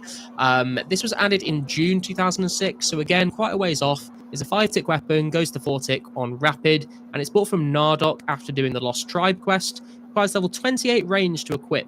And this was quite a popular weapon back in the day because you could use bone bolts with it, and bone bolts were very, very cheap. They have a range strength of 49, and the attack bonus of the Dorgeshan crossbow is 42 ranged. So it's a nice weapon. It's cheap to use. You can just buy a ton of bolts and not worry about running out. not worry about an Avas device. But it's quite a ways into the future. It does have a special attack on it called Snipe, which will never miss as long as someone else has hit the monster first, or basically if you've not been attacking it, you have to snipe it without attacking it with anything else first. And it lowers the target's defense by the number of damage you deal. That special attack does require the Death to the Dorgashin quest to be completed, though. And that is basically all of the range weapons. There are a couple of things that I wanted to touch on, though. Things that I couldn't really figure out where they would fit in with the rest of it. And things that maybe don't deserve like an entire sort of commentary over them. So the Third Age Ranger set was added December 2006. Long way off. Requires level 65 ranged and 45 defense. Same stats as the Black D-Hide, but it does have a higher magic defense. I'll put some pictures up on the screen of the stats of the Third Aid range set, but it's not really worth covering, I wouldn't say, because it's going to be so incredibly rare that you just won't be able to get your hands on one unless you're super lucky. And even if you do get one, you're probably going to want to sell it for money. It's probably not worth like the investment cost. Another set of armor that like is a bit of a weird one is Void. So Void is very strange because I didn't know this, that the helmets were actually released in July 2007, but the other pieces were released in June 2006. So nearly an entire year, over an entire year, between the helmet, the body, the robes and the gloves coming out versus the helmets, which is kind of weird. And I did find some information on this. So basically, initially the white top robe and gloves were released, and these provided a universal accuracy boost and allowed players to switch between combat styles without needing to change. And then the style-specific helms were later added for melee, ranged, and magic, a specific bonus to damage and accuracy when worn with the rest of the Void Knight set. So the Void ranged helmet gives 6 across the board in all defensive stats, but no ranged attack bonus. And then the body gives plus 45 defense bonus across the board. The gloves plus 6 across the board, apart from plus 4 in magic, and the bottoms give across the board in offensive stats, but they don't actually give any ranged accuracy stats themselves. We can see that the Void Ranger helmet grants the player a 10% boost to range damage and a plus 10% boost to range accuracy. But that doesn't come from the individual pieces total together. That's just an effect of wearing the whole set at once. So you won't be able to get that set bonus until July 2007. You will be able to get the other pieces in June 2006. Whether or not anyone will wear them, though, I'm not sure. I mean, they do have like some decent defensive bonuses, to be fair, but when it comes to DPS, it's not going to be worth using until that Ranger helm comes out. And finally, one final thing I thought I'd mention. It would kind of feel weird to not mention this in the Piston Slot range guide, even though it's not something you equip. Talk about the Dwarf Cannon very briefly. So, Dwarf Cannon, 750k it costs from Nickelodeon after doing the Dwarf Cannon quest. And it shoots cannonballs. You can load it with 30 cannonballs at a time, and it will have a max hit of 30 regardless of your range level. So you could get this at level 1 ranged, and it could hit a 30. Obviously, very, very, very good way of training your ranged. Also, very good way of training Slayer when that comes out as well. A lot of players used to use this to train their range levels, like from level 1, like a lot of Pures did. And it's a bit of a weird sort of calculation of how it works. So the cannon's accuracy is affected by your accuracy bonus, which you know, if you have higher accuracy gear, it will affect the cannon's accuracy. And it's calculated differently depending on your weapon type and your attack styles. So if you're using ranged weapons, if you have a ranged weapon equipped, the cannon will use your ranged accuracy bonus, taking into account your range level and your gear. When you're using melee, weapon will use your melee accuracy, taking into account your stab, slash, or crush bonus, and depending on any selected attack style. Also, the player's attack level and your other melee accuracy bonuses. So the cannon uses the player's crush bonus when no weapon is equipped. If you're just like have nothing on, it will use your crush bonus. And if you have a magic staff on, it would actually just treat that as a melee weapon as well. Had autocast on when that gets added. So if you had a staff of air on, it would consider it as a melee weapon and use your melee accuracy bonus there. So the cannon's accuracy, while comes from the player's accuracy, it will always roll against the target's range defense. So even if it's using your melee accuracy bonuses, it will roll against the target's range defense. It won't roll against their melee defense. that makes sense. A lot of I've confused myself here. I've said accuracy and defense so many times. And that's the cannon. It's pretty good. It's going to be super expensive to use, I think, to buy enough cannonballs. But if you can afford to use it, obviously it's just going to help you kill things a lot faster. There's obviously a lot of places where you can't use it, like you won't be able to put it in the Slayer Tower. And there's a few other places where you can't use it. But if you have the money to use it and you're killing something that's in a location where you can put the cannon down, it's probably worth your time if you can afford to do so. And finally, I thought I'd mention Chin Chompers as well. Again, they didn't come out until November 2006, so it's a long way off. The Grey Chin Chomper gives a 45 ranged attack bonus and 0 range strength. The Red Chin Chomper gives a 70 range bonus and a 15 range strength. These come out obviously with Hunter. You need to hunt them. And these are a bit strange as well. So the accuracy of these is based off of the distance you are from your target. I'll put something up on screen here because it's a bit confusing if I just read it out. But essentially, if you're using short fuse, you have better accuracy the closer you are. If you have on long fuse, you have better accuracy the further away you are from. And if you have it on medium fuse, you are more accurate if you're like between the long and short range. And all the different fuses also have different ticks as well. So short and long fuse are 4 tick, and medium fuse is 3 tick. And that's Chin Chompers. So obviously kind of useless against normal creatures, but if you can find somewhere where there's a lot of creatures stacked up at once, they are very good.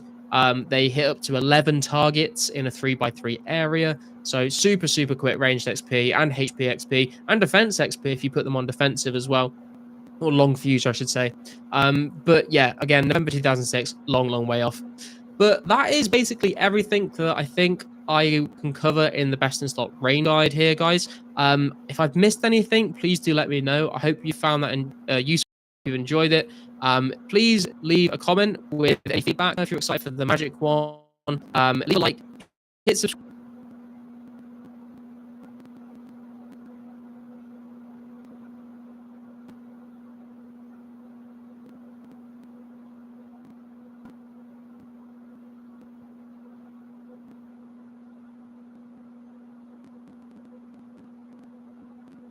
Hey guys, Garlic here with another 2004 Skate video for you. This one is a bit of a short update video. There's nothing going on, but I just wanted to take an opportunity to sort of have a look at the upcoming updates. I know there's been a lot of people coming into the stream and asking about when the next update is coming out, what's going to be in the next update, and sort of just a lot of questions around this. And there is a little bit of information out there that we can look at to try and get an idea of what's coming out. I obviously won't answer all of your questions from using this information, but hopefully this sort of like answers a couple of the questions that you guys have. So if you haven't seen any of these, then this video might help you, I guess. So I just wanted to start out by saying on the main homepage of 2004 Skate Lost City, Pizzazz has put a news post out with a link to a roadmap that he has put together. Now, this is very nice to look at, and it's nice and like organized well, so you can see exactly sort of what the plan is here. And I'll put it up on the screen. We can see the content roadmap, and you can see it says here, this page is a high-level overview of our current progress. Some revisions span a wide range of weeks due to a lack of archived cache data. And you can see the ones in green here from 225 to 245. Are in green, and these are the ones that we've got already. So you'll see these are the updates. You can click on these updates and it'll take you to the news post that goes over each update individually if you want to. And obviously you've got the date here for the historical release, and then you've got the preservation release date of when it came out into Lost City. And we can see here the next update is revision 254, which came out on the 7th of September 2004. Back in the day, you can see there is not a preservation release. I'll talk a little bit about that in a moment. But you can see the next update here is going to include the quest journals and the chompy hats. We have the agility potions and parties update, which gives us agility potions, super restore potions, and some changes to the party room. We've got the new random events, which will be the strange box, the maze random, and the mime. And then Death Plateau for the climbing boots, Troll Stronghold, which will give us the lore talisman to be able to craft lore runes, more potions for the energy and super energy potions, and then situation in the sands, which Hellfight Queen update. And you can see the other ones down here are in red. This is sort of like the way that they're going to be splitting up at the moment, based on the caches and revisions they have access to. And you can see This little exclamation mark next to each one, it will tell you like sort of what they're making from these different revisions and caches. And this goes all the way down to 2006. And Pizzazz here says revisions may be removed if it's determined it's not archived enough to use, or added if any new versions are found from your uploads. So this isn't all set in stone. This might depend on what they find. And maybe stuff that they don't have access to group certain things together. So we'll see how that goes. If you want to have a look through this in more detail, I will obviously leave a link to this in the description. And we can see like sort of how many updates away we are from big things. So if 254 is the next update, Slayer is revision 291. So after the next patch, we're going to go through 270, 274, 289, and then 291 to get to Slayer. Now, obviously, we don't know how long it's going to take to get through all these things. I've heard some rumors about some updates already being finished from like way down here, and then other things. Obviously, they need to fill in the gaps with stuff that isn't finished yet.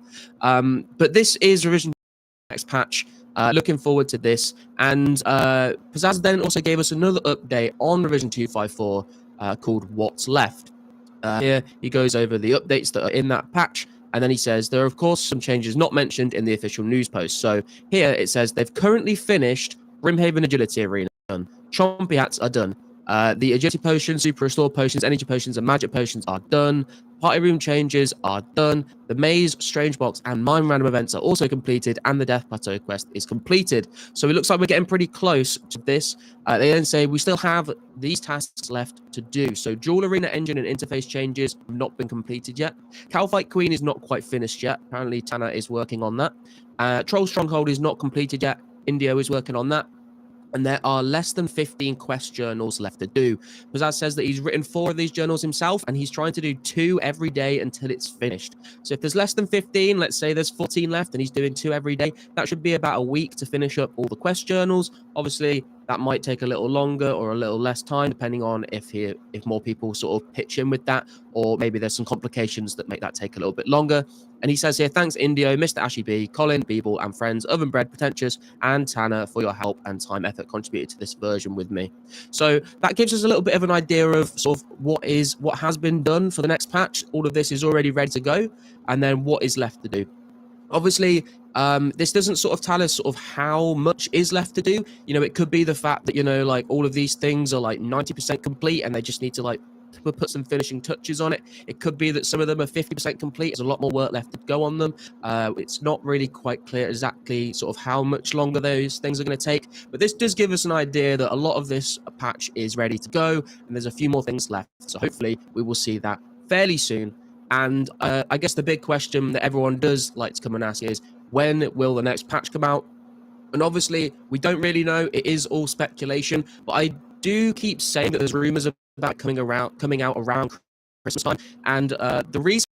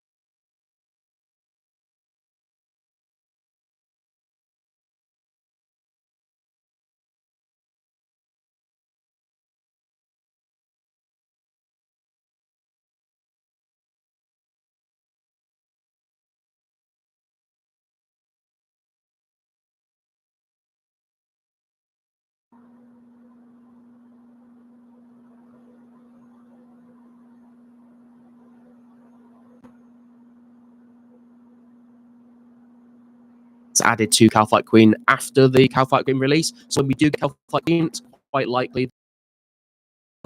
And in this post, they're basically discussing, should we add that little bit to Cow Fight Queen, even though it didn't technically come out until a little bit later on. Pizzazz says, if you want to explain to little Timmy why Christmas has no update, Mr. Pizzazz is ruining Christmas for the PVMs. So this is basically what I'm basing my claims off of when people ask me when will Cow Fight Queen come out, and I'm saying, well, it's rumored to be around Christmas time. This post here is the reason I say that. It does sort of sound like Pizzazz is trying to get Cow Fight Queen out in time for Christmas. Obviously, this is speculation. He could be joking. This was also at the end of October, so it can change over time. He might realize that it's going to take a little longer. So we're not sure when it's going to come out, but that's sort of why I've been saying probably around Christmas time. I personally am going to be away for a little bit of Christmas, so I'm kind of hoping it actually gets put out in the new year kind of time. I know a lot of people will be busy with doing family stuff and things like that, but that's why I've been saying Christmas. So hopefully it is around Christmas, New Year time. And the only other thing I wanted to talk about briefly is people have been asking me about a Christmas event. Do you think we'll have the Christmas event? Obviously, Christmas event 2004 was the yo-yo, but the yo-yo was also added to the game in December 2004. So it's gonna be a case of, will Pizzazz and the team choose to add the yo-yo in for a little Christmas present for us, or will we have to wait until we actually get to the December updates to add the yo-yo? Now, there might be some issues with taking the yo-yo and putting it into an earlier cache. I'm not sure about that. I don't know enough technically, but I would probably guess that the yo-yo might actually not come out until the December updates, which could be very strange, because if the December updates aren't ready until the middle of summer next year, then we'll end up getting the yo-yo in the middle of summer, which will feel a bit weird. But it will also come out in the same as all the other December updates, so we'll have to see about that. I don't know whether we'll get the yo-yo at Christmas. I don't know whether we'll just get Cow Fight Queen. Honestly, if I had the choice, I'd rather have Cow Fight Queen than the yo-yo as a little Christmas present. But there you go, guys. Obviously, not too much to talk about in this video. It's a bit of a short one, but I just wanted to give a bit of an update on some information about the next patch, when it might be coming out, what's included, and how much has been completed already. If you guys have any extra information that might speculate even more, and loves a good bit of gossip, then please do leave it in the comments below. And thank you very much for watching. Like, subscribe. I'll catch you on the live streams, and I'll see you in the next video. I think it's the windmill, but I keep forgetting. Yep.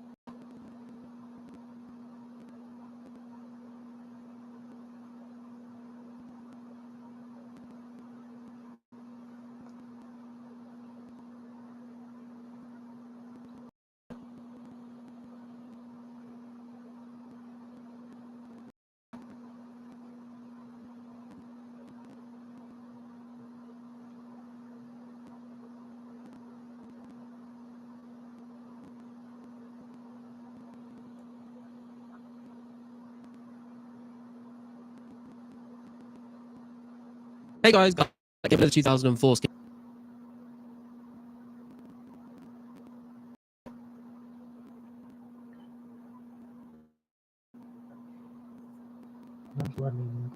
Hey guys, Garlic here with another 2004 video for you. This short update video, there's nothing too crazy going on, but I just wanted to take an opportunity to sort of have a look at the upcoming updates. I know there's been a lot of people coming into the stream and asking about when the next update is coming out, what's going to be in the next update, and sort of just a lot of questions around this. There's a little bit of information out there that we can look at to try and get an idea of what's coming out. We won't be able to answer all of your questions from using this information, commonly asked questions that you guys have. So if you haven't seen any of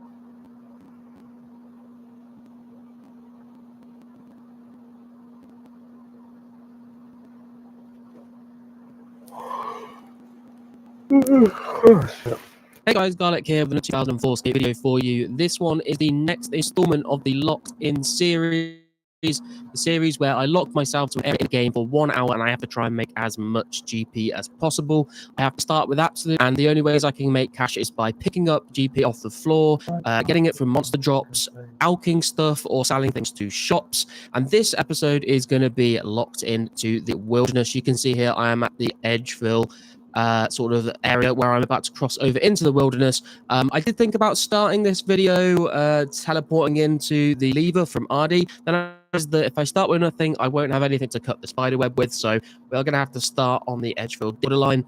But let's get a timer ready on the clock and see how we can do. You guys seem to have been enjoying these series, and for those that haven't seen this before, we do also do Locked In live versions on the live stream. So once this we're doing a live version of Locked In Wilderness on the stream, and you can all join in for fun. But without further ado, let's put a timer on the screen and we will get that reset to 1 hour. There we go. 1 hour is on the clock, and we are going to kick things off by entering the wilderness now. I think to start us off, we are going to pick up some of the GP spawns that are part of the river. I was wondering how I was going to make some quick GP just to buy a couple of and when it comes to selling items as well, the only shop I can really sell to is the shop in the bandit camp, which is actually quite a good shop, like a much higher price than normal general stores do. I think they actually might set out prices, which is kind of cool. Other than that, though, I think the only other shop I can sell stuff to is the rune shop in the Mage Bank, which obviously I can only sell runes to, and I need to find a method to be able to cut spider webs. So I think the first thing I'm going to try and do is get something I can cut the webs with, just in case I need to, you know, get to the Mage Bank shop, whether I need to get into the lava maze, whatever it might be. A knife or something is quite useful. I don't actually think it is possible to get a knife in the wilderness anywhere, as far as I'm aware. There may be like one really weird way to do it that's quite difficult to obtain, but as far as I'm aware, it's not possible to get a knife. So we've picked up 15 for ourselves here, a little bit of starter cash, and I'm going to head straight to the pickaxe and a hammer, and we are going to try and make a little bit of gear during this episode to kill some stuff. So let's head over to the general store and see what they've got for sale. I really hope they do have the pickaxe and the hammer. I'm pretty sure they do. Oh god, there's bandits. Okay, there's a pickaxe there. Oh god, okay. Well, can I buy a hammer? I got a hammer. Okay, we've killed a bandit as well. And a pickaxe, please. They do sell a chisel and a woodcutting axe, but I don't think we're going to need any of that. I'm going to take those coins as well. And we are going to go and find something to mine and make a little bit of gear to get us started. I haven't got too much episode. There are a few like item spawns that I'm aware of around the wilderness. I'm thinking sapphire spawn, where all the spiders are on that little hill where you do the step. I think there's also like some steel gear lying around the wilderness in certain areas, so we could pick that up and get some gear. I'm just thinking whether I want to focus on ranged or melee. We do have access to a rune shop, so we could go with magic, but I think it's going to be too much of it on the GP that we actually end up making. So if I end up making like 4 or 5k, spend it all on runes, whether or not I'll get that investment back is another question. So I think if we're going to be ranging something from a safe spot, I think range, otherwise melee, I think we can make, I'm going to make myself a mithril skim, I think. We're going to head up to the mine where the hobgoblins are, and I believe there is mithril and daddy rocks there. I can only make an adamant axe up to the woodcutting axe, so adamant's not going to be too useful for me. I think what I'm going to do is grab 2 mithril bars and try and make myself a mithril skim. And then that's just, a weapon that I have to kill whatever we end up killing along the way here. I'm just sort of also thinking how to make food, because I know in previous episodes we have struggled with food. There is like a little fishing spot in the bandit camp, but I think it only... Oh, I forgot these hobgoblins are going to cause a problem for me, aren't they? Can we, like, run around here? Okay, oh god. There is a little fishing spot in bandit camp, but I think it gives you, like, sardines and anchovies. And either way, I don't think it's actually possible for me to get a fishing net. So, God, come on. I think some of the dragons do, but like very rarely. So I don't think that's going to be an option for us. And I think there is a guy in the bandit camp who sells like pizza bases. So I'm not sure if we can make use of that somehow. But maybe we can find a way to get some cheese or something. I'm sure there's a cheese spawn somewhere in the wilderness, right? We're probably spawning like the graveyard of shadows or something weird like that. But anyway, let's get mining this coal. I am thinking maybe like the lava maze has some good, like I think the lava maze has that steel plate body in. That's a bit of a trek just to get the plate body, but it might be a good way to just like get a little bit more starter cash. I don't think there's anything that I can like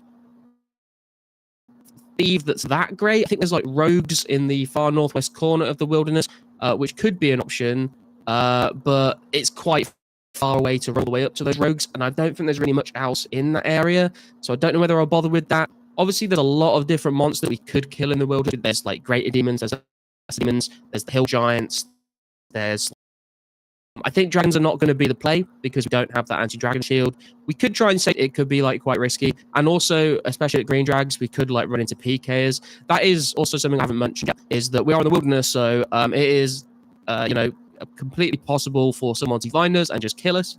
If that does happen, I will not be pausing the timer. I will just have to run back and start again from scratch pretty much. So this could be a bit of a swingy episode here where we either end up with absolutely nothing or we end up with a little bit, or maybe we get super lucky and we end up with a lot. That would be ideal. Going to grab the last coal here, or coal rock, I should say. And then we are going to run back down and we're going to smith these into a myth scimitar, I think. Now, I can run... I think there's like a furnace just over in these ruins.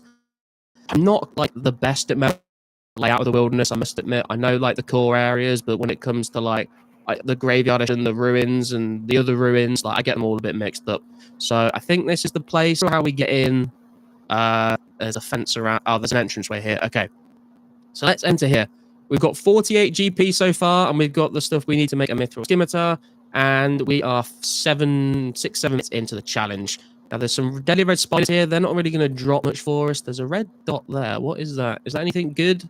Oh, there's spider webs. Can I not get in? Oh, there's a gold ore spawn. That's interesting. Gold ore is kind of cool, I guess. I think the only... I mean, it could be worth something, but we can't really make anything with it. We could obviously make the gold bar, but we can't get any of, like, the crafting mods. So that's kind of useless to us. I would kind of like to sell it, though, for a bit more money. Is there a way in here? Is it all spider webbed up? Oh, wait, there's a doorway. Okay, maybe. There's a sink here as well. I don't think we'll need that. All right, let's grab...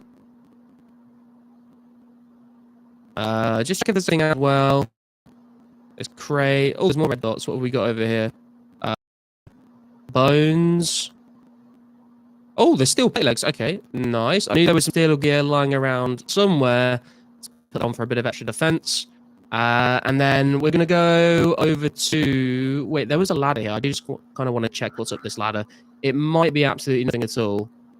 But if there is something good up there, I bet you guys are all going to be in the comments screaming at me, you should have gone up that ladder. So let's just double check. It looks broken, actually. I can't even climb it. What a waste of time. Never mind. We're going to head over to the anvil, which is on the other side of the bandit camp. And this is the other thing I'm a little bit worried about is it's quite a lot of running around. The wilderness is quite a large area. So I don't want to like sort of come up with the plan that's like taking me from like, you know, one far corner to the other. It's just going to eat up way too much time. Okay, so we are coming up to the anvil here. I see there's a lot of red dots lying around, but I think they're all bones or tiles, which are completely useless to us. There's a cake tin. We cannot get the ingredients to make anything. Use this on this and mithril skim, please. And I feel a lot more comfortable now that we can actually kill some things with that. I don't know why I didn't use the gold ore on the furnace. That was my bad. Although I think we are going to go back to the furnace. So we'll hold on to it for now. I think what I'm going to do is I'm going to go up here because I think there's some chaos dwarves, and I'm just going to try my luck and see if we can key. Because if we are going into the lava maze, then we may as well loot the muddy chest while we're there. I think it gives you like a ruby and some mithril bars or something. So go up. I think there's chaos dwarves just up here. I know there are quite a lot of chaos dwarves like south of Red Dragon Isle. But that's quite a trek to go just for chaos dwarves, so I'm probably not going to bother. There's one over there. Come on. What are the chances? Chaos dwarf. First KC. Give me a key, please. I think the keys are like a 1 in 20-ish chance, if I remember correctly. So I don't want to spend too long here. We are actually killing them quite quickly, though. This isn't too bad. I remember like trying to kill the greater demons or lesser demons or whatever it was with a myth-gim, and they were taking a lot longer than this. And as I say that, we just start hitting zeros. Incredible. Of course, that's going to be the way it works. And we're not actually taking much damage here. Obviously, I can use Protect from melee if we need to, and it is like the altar that we can restore our prayer at. So that is an option for us. But ideally, I would like to try some food. Is this more chaos walls up here? There are. Okay, right. Let's just kill a couple of them. I don't want to spend too long here, but if we can just grab a midi key on our way up to the lava maze, that would be really cool. I guess I will get back to you once we have killed a few and decided to move on.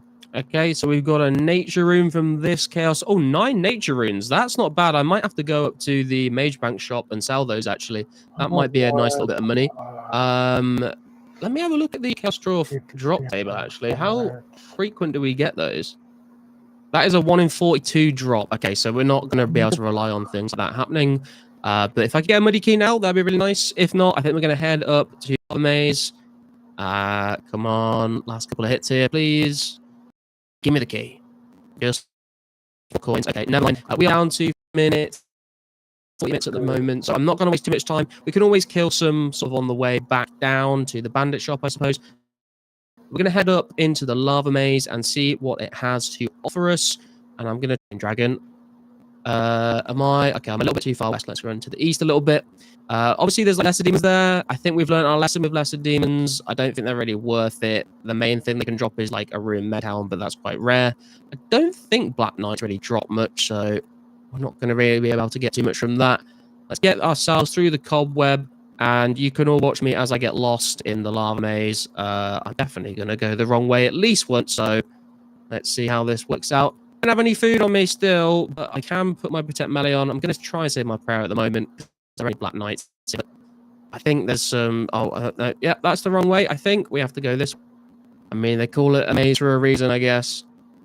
What's that? A King Scorpion? I don't think they drop anything at all. Oh, there's an Iron Full Helm. I'll pick that up. Wait, what? Hello? Please make it over here. Weird. We'll take the Iron Full Helm, a little bit of extra defense, and then I think we have to middle section. I could be wrong. I hope I'm not. And like I said, we've got this myth skim not just because we can use it to kill stuff, but also because it means we can use it to get through cobwebs, which is very nice. A lot of cobwebs in the wilderness. Anything else for us? Giants? I don't think giants are really going to be the play. Which is the right way? I think it's the far... Is it the middle one? No, it looks like it's the far right one. Okay. Probably wasting a lot of time here. We're down to 46 minutes remaining on the clock. I always panic at the start of these when I see it go from like an hour down to like 45 minutes. I'm like, oh my god, 50 minutes has gone by so quickly. And then I start to panic, and then I think what I need to start doing is remembering I still do have like a fair amount of time. Some GP ones there. We are nearly at the end. Unfortunately, not able to get that muddy key for the muddy chest loot. That would have been really nice. And I'm thinking now, even if I kill a Chaos Steward and get one, it's just time to come back just for that. Maybe it will be worth like another steel plate body spawn. Let's see, grab that. Because that is the main reason. What's that? A gold necklace. We could grab that as well. It's gold. Surely it's worth something, right? That's a demon there. Body rune. Okay, there's the steel plate body. We're going to grab one of those. I guess I can wear it for the time being. For the fendel. And I'm going to grab that necklace as well, just because gold means GP, and GP is what we are in need of. Can't pick it up. There we go. Right. let's head back out of the lava maze. God, I wish they had the agility shortcuts in 2004 Skate, but they do not. This is probably a massive. Actually, I'm starting to realize my mistakes. But we do have a gold necklace, a steel plate body, steel plate legs, and a 9-full ounce to sell to the shop. So it's not all for nothing. I think what my plan is going to be is I'm going to try and find a way to make some food. And then what I'd like to do also is get some iron knives. And I think actually a dungeon north of the wilderness where there are fire. And so if we can go and say spot some fire giants, we have the ability to get a rune skim drop, which would be very, very nice. We could also potentially get. Am I going the right way? God, I can't remember. We could also get something on the gem drop table, which would be crazy. And a couple of other alcohols, like a myth square shield, I think they work our way back down to the bandit camp, and I will catch up with you when we get there. Now, I have just had a thought on the way back down from the bandit camp.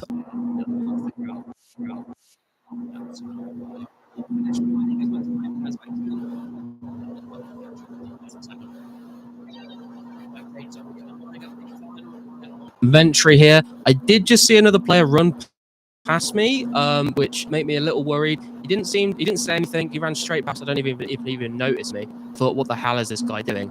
He didn't look necessarily like he was geared up to PK though. I think he might just be on his way to kill green dragons or something. So hopefully that we see. Obviously for the video, I guess it would be kind of entertaining if someone did find me and kill me.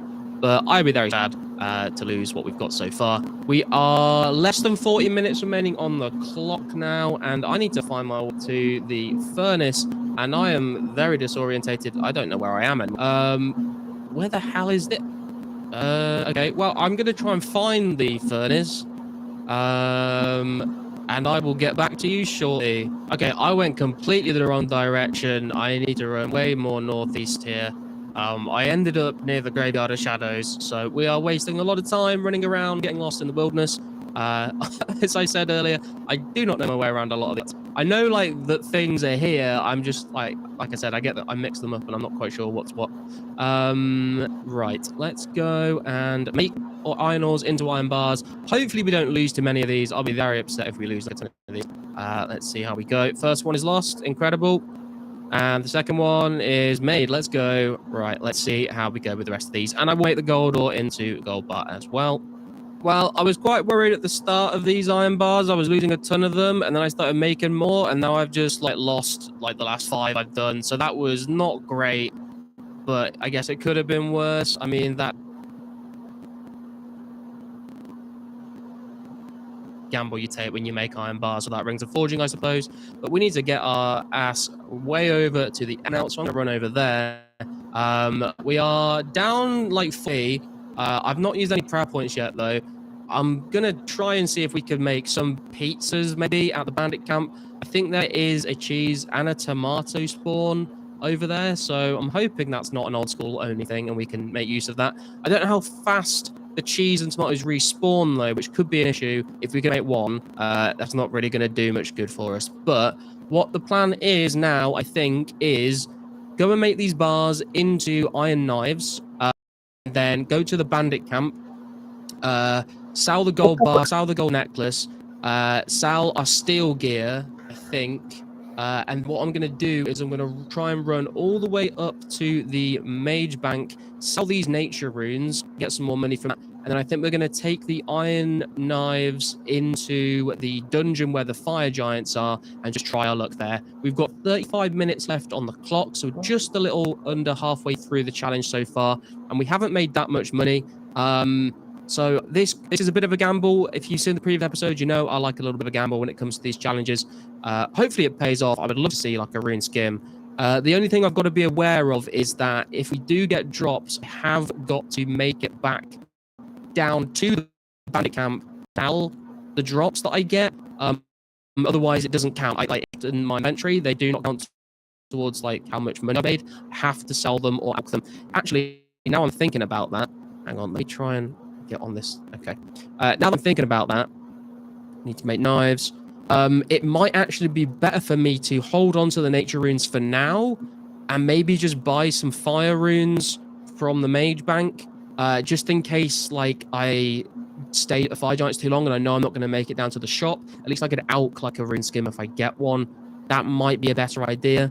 Fire giants do drop nature runes very rarely, but I don't want to have to rely on that. If I do like take this big swing and I actually like manage to pull it off and get the rune skim drop, not being able to sell it to the shop in time is going to be really sad for me. So we've got ourselves 55 iron knives. That's really a lot less than I was hoping we hadn't managed to get for ourselves. So I'm a little bit not going to lie, but there's not much we can do about it at this point. I do not really have the time to go and mine and like smelt more iron bars, and I'll probably end up losing half the bars anyway. So I think we're just with what we've got. I'm not going to sell the mithril skim just yet, just because if we like do run out of iron knives, I can at least like use the myth skim to try and kill the fire giants with and just protect melee. I think there is a safe spot there. I'm really hoping there is, otherwise we are a bit fucked. But let's go not get hit by these bandit guards. Let's see what we can do up here and see what the Pete situation is looking like. I think he's up here. He's called like Fat Tony. I see red dots actually. That fills me with a little bit more confidence. But what the respawn time on these is like, I have no idea. I'm going to close the door so they don't come through. Okay, so let's grab a tomato and let's grab some cheese. And pizza base is 4 GP. So if I take a pizza base and I use the cheese on, use the tomato on there, and then use the cheese on it, and then uncut pizza on the range. Please don't burn it. Hey, we've cooked ourselves a pizza. Beautiful. So we can heal ourselves up with that. Now, the problem here is I do not see them respawning very quickly on the table. And I don't just want to sit and wait for that. Oh, close the door. Oh, for God's sake. Okay, I'm going to kill the bandit. More money. Okay, right. So I'm going to sell the iron full helm and the steel armor. So that's going to get us 1.2k for the steel plate body, 600 for the legs, full arm is 92 GP, the gold bar sells for 180, and the gold necklace sells for 270. Not too bad, not too bad. These don't sell for anything, so I'm going to hold on to them for now. I'm not going to drop them just yet. How much would he buy that rune for? 12 GP. I think the rune shop might do a little bit better than that. And I can now see that the tomato and the cheese... Close the door, please. Don't let him through. God. Right. Cheese. Tomato. I probably should have looted a couple of these at the start, but then I would have had less iron bars, I suppose. So another pizza base. Tomato on there. Cheese on that on the range. Please don't burn this. Okay, good. We are like 85 kings, so I'd have been very concerned if he did burn that. I am going to eat, though, because I'm still not at full HP. So we've kind of restored our health a little bit, but I do not really have the time to wait around for more cheese and tomatoes to spawn, so... I guess we don't have any food to take with us, but we are healed up a little bit more than we were. And I am going to head up to Mage Bank. And I guess we don't need to buy the fire runes right away, because the Mage Bank isn't too far away from the Fire Giant dungeon. What's the best way to get the... I think, we could either run... I think the left-hand side... of the wilderness fence is the closest, so I think we might take that route. But yeah, if we need to buy fire runes because we're not going to have time to run back down to the shop, and we can just nip to the mage bank and pick some fire runes from there to go with our nature runes, and then sell whatever leftover nature runes we have. So I'm going to head northwest, and I think there is a gate in the far northwest corner of the wilderness. I hope that's not old school only. I'm pretty sure there is a fence there though. So let's go and head up there and see how long it's going to take. How long we got? 30 minutes left on the clock. We are nearly officially halfway through this challenge now. And it's all going to come down to what we can do with 55 iron knives and a mithril skim. Okay, so I have just checked the minimap and I think there's water runes. Oh, the cosmic rune, that might sell for something actually. May as well grab that if we're going to be heading towards 8 here. Which is very nice, because if I had to use the eastern gate, it would have taken a lot longer to get some ice giants and some ice warriors here. I might even pop my pet for a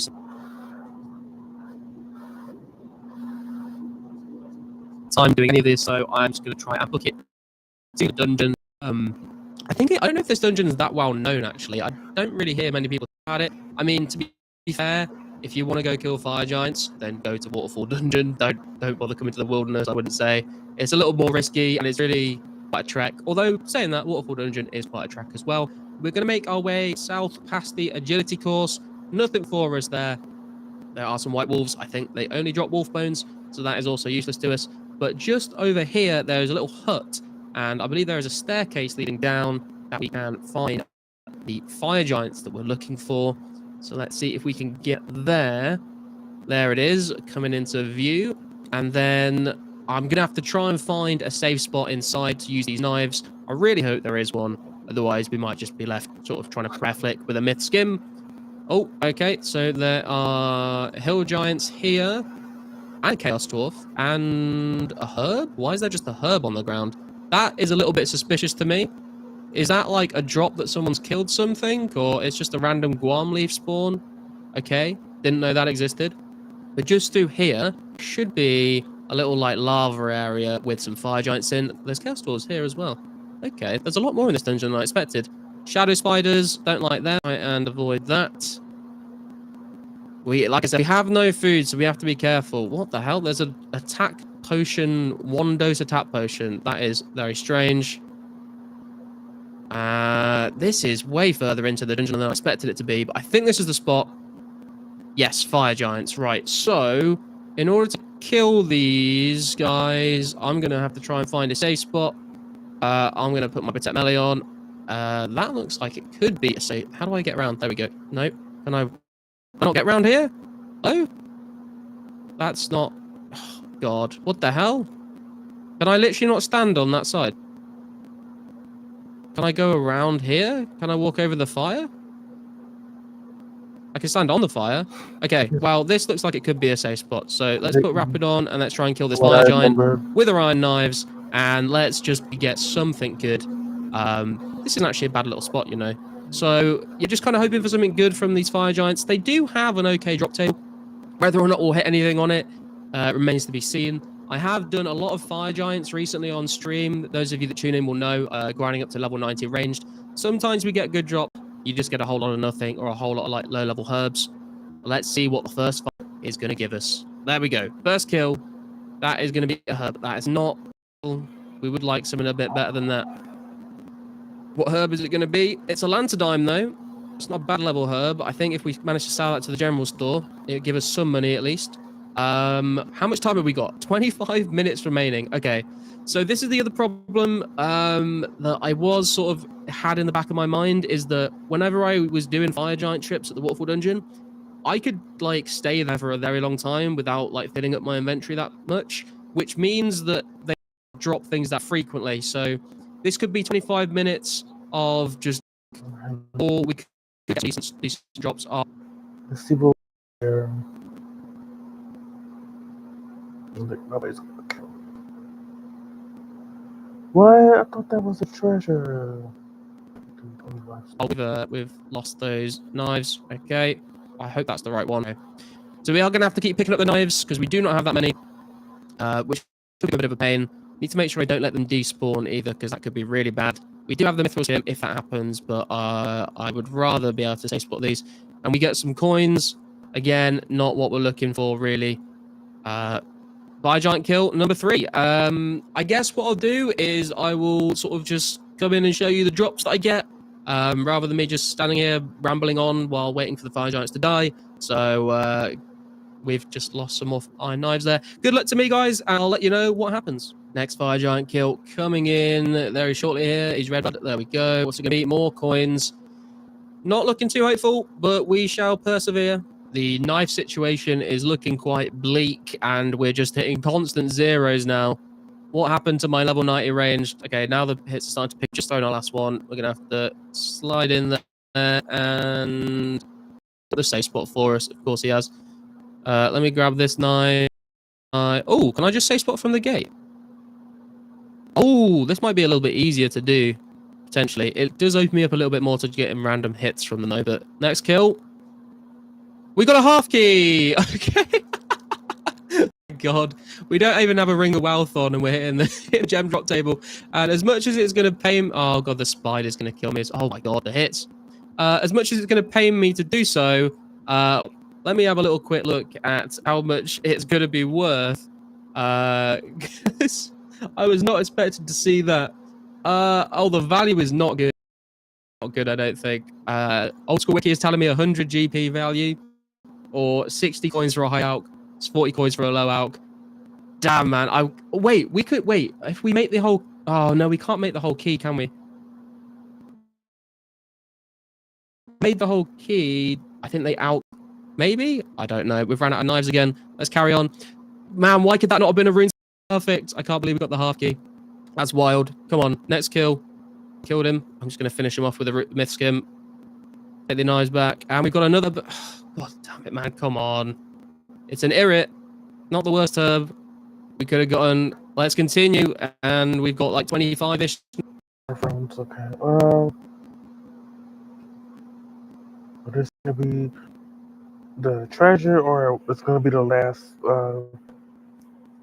task, because they're between 4 to 6 tasks. So hopefully this is the treasure.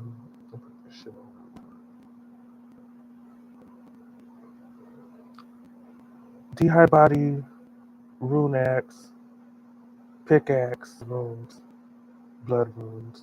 It could have been worse. It could have been worse. I need all this shit, so that's why I said it could have been worse. I don't need this shit. Get rid of crowd. Now I can go get the fuck out of here, because I can get killed and everything I have. I have to start all over. All my armor, weapons. But it's the wilderness, and if you die in the wilderness by another player, you don't get a refund. So you gotta earn all that shit back.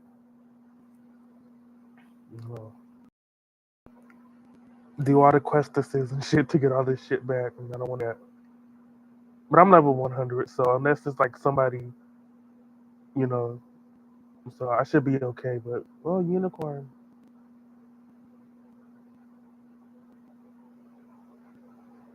I could kill him to get the horns, okay? So I can make potions with him, but it's alright. Do that later. So in my bank, please.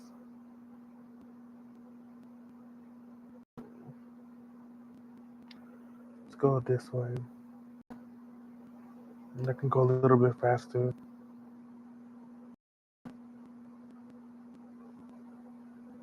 I'm safe though, but I want to get the fuck out of here.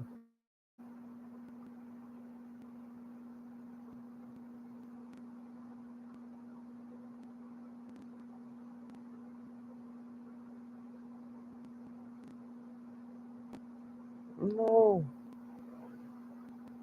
Why did he go the wrong way?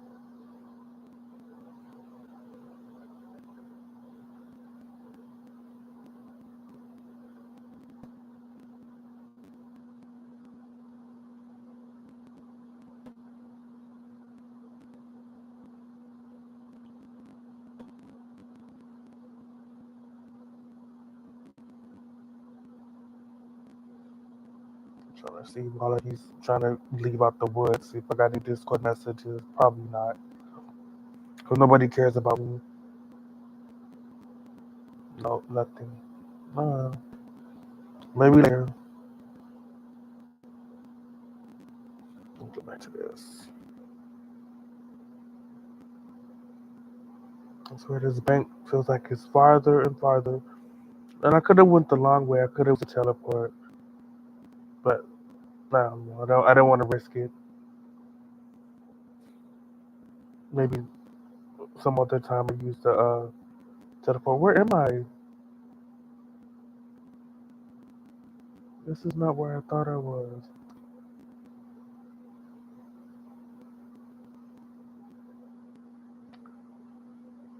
Jesus.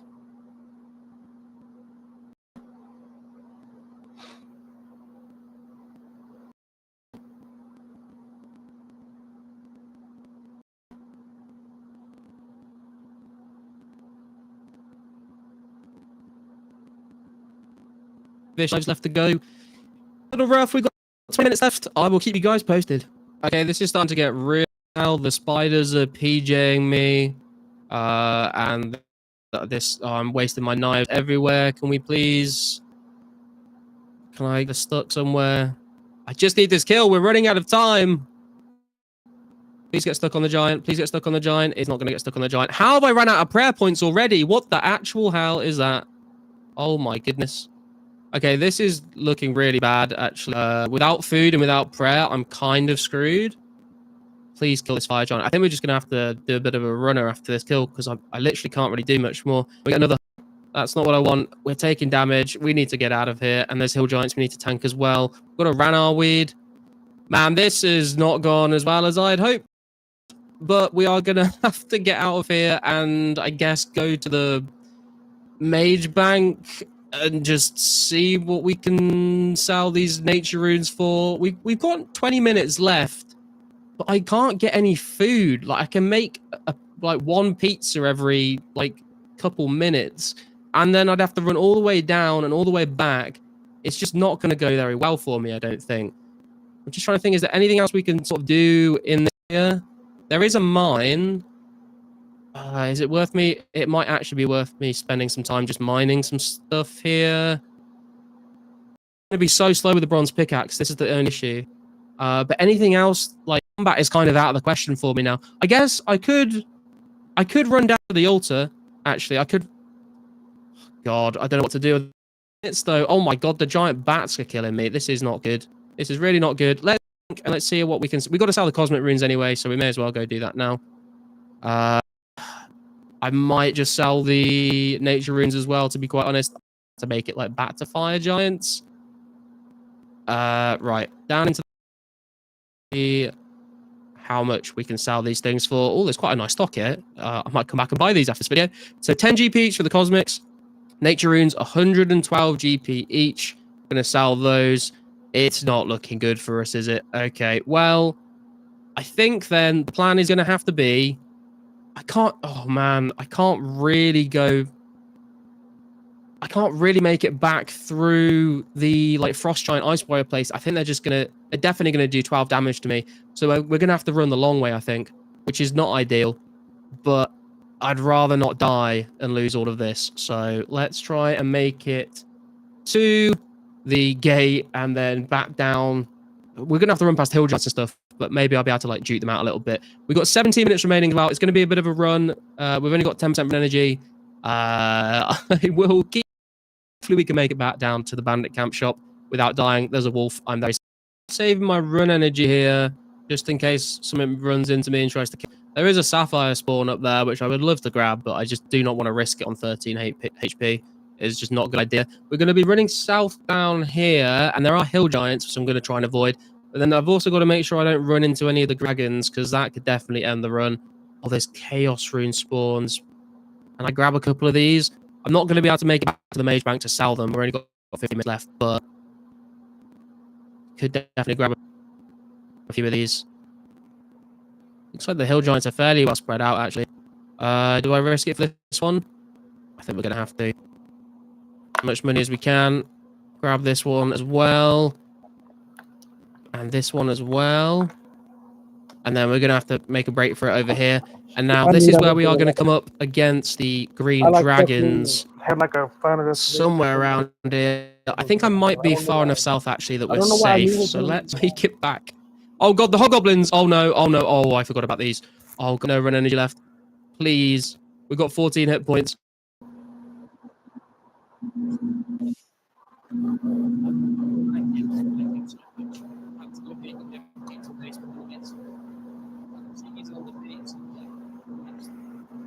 The pizza. I've forgotten how to make a pizza.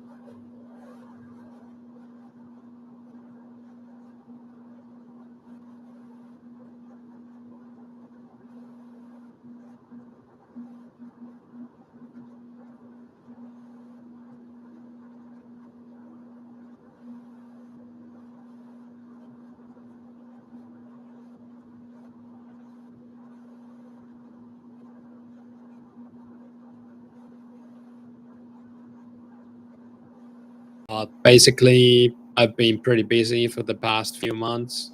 I started a master's program in university, and I'll be busy for the next 2 weeks. After that, there is a small Christmas break. You can expect more streams and videos during that time. Anyways, these were my stats in the last video. And as you can see, these are my stats now. So we haven't gained that many total levels, only 22. 1 strength level, 1 range level, a few thieving levels, some herb lore levels, mostly from lamp, some herbs I gathered in my last few videos. Also got a hit points level today while AFKing at Ice Warriors. And the big one is obviously the 99 woodcutting versus 99 skill on 04scape. As you can see, we actually have a bit over 19 million XP, placing me at rank 9 in woodcutting. Oh, that's pretty cool. This is basically everything that I've been doing for the past 3 months has been AFK woodcutting at Magic. Anyways, let's move on to the interesting bit, which is the bank. As you can see, it's decently well organized. I'm pretty happy with it. And we have 2.2 million cash, not that much, but still something. Quite a bit of runes. Most of the value from the runes is from the nature runes. And along with my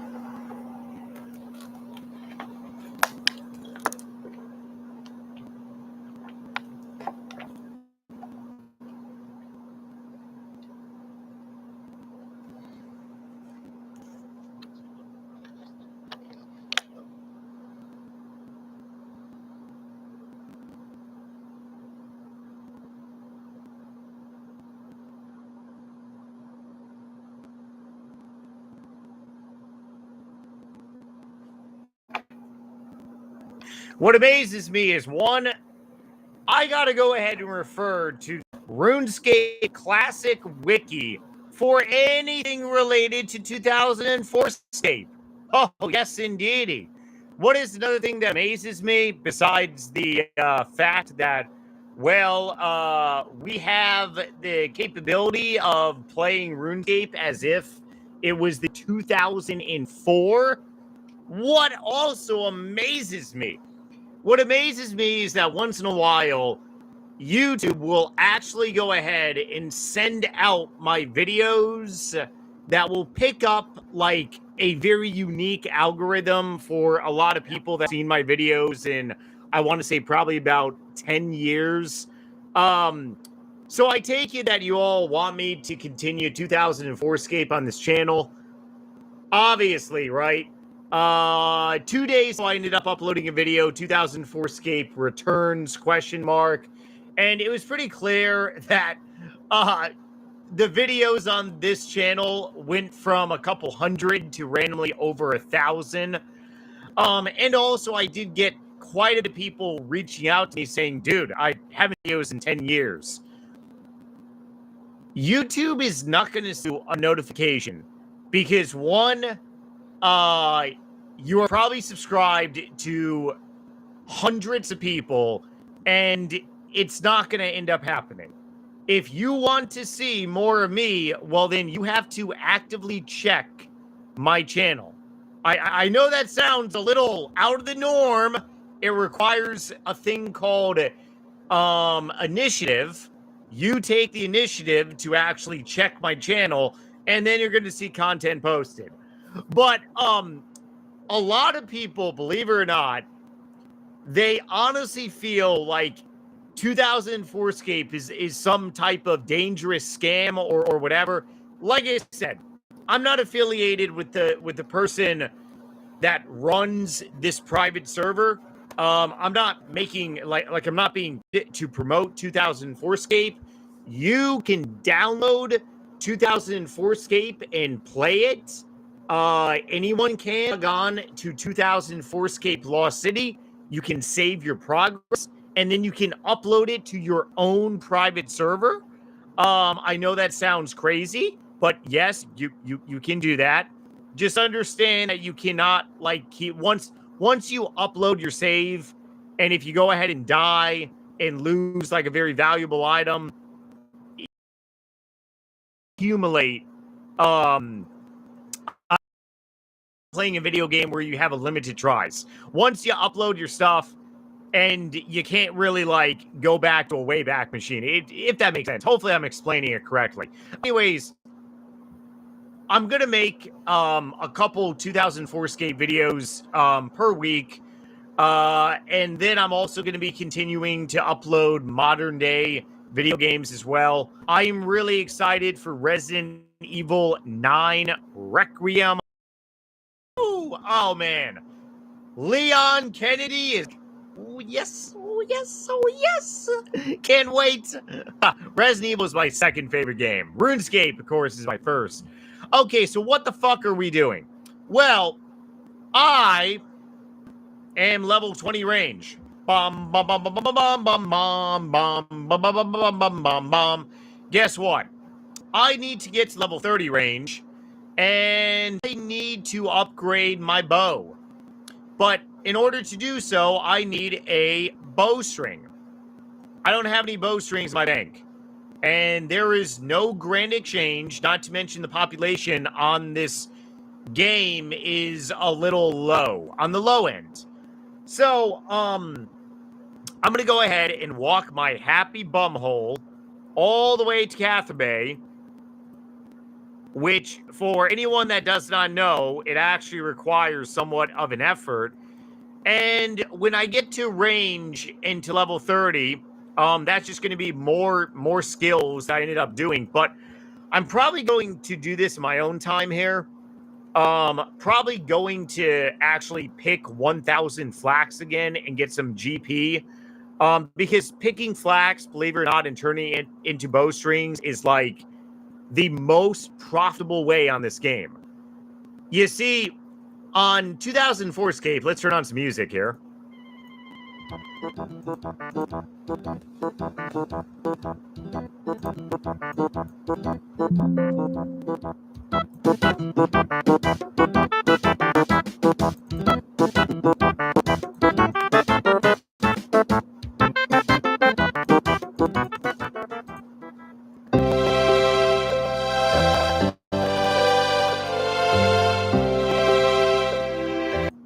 I don't know about you all, but this music is definitely getting on right now. Ow! Ow! The nostalgic pump! Ah, nostalgic release. Okay. There is something very unique on this game, which is such a unique thing that RuneScape has never experienced. There are no bots. Now, why aren't there bots, Nightmare? Well, obviously, this server is a lot less in population, and also the developer and his staff has also stated that, hey, that's like against the rules. That's like a no-go. They have a zero. It's a zero botting policy. That's great. Jagex, it's very questionable. If you want to go ahead and put on, I don't have a tinfoil hat next to me, but I do have a red party hat next to me. So let's go ahead and pretend that this is a tinfoil hat. Okay? What would happen if Jagex got rid of all the bots? In one day, what would happen? They would make a lot less money. Why? Because it's less membership. Why? Because there would be less accounts on the game. Why? Because they would ban a lot of their paying customers. What would that do to the game? It would make items like bowstrings. It would make items like flax. It would make items like dragon bones, big bones, probably like quadruple, if not like see a gigantic. Woo! So picking flax, if you go ahead and pick 1,000 flax, let's see. Where's our markets here? Our handy dandy market. Okay, let's go ahead. Proper stuff up here. See, flax is Wow. You guys tell me, do you think, like what would happen if blacks ever became this amount? Like, that is a lot. Now, bowstrings.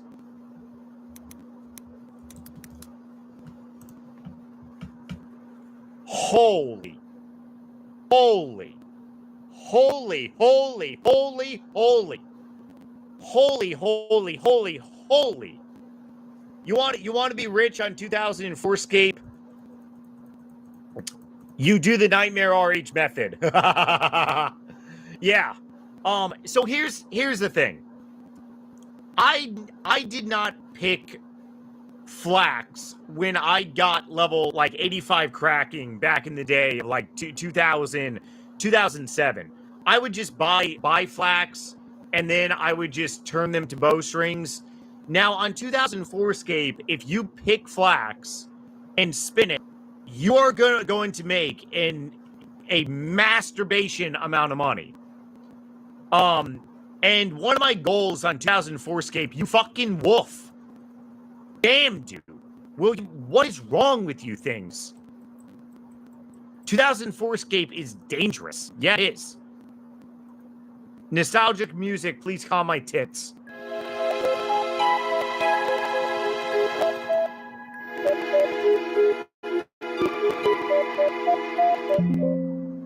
Okay. Oh, this music is so good.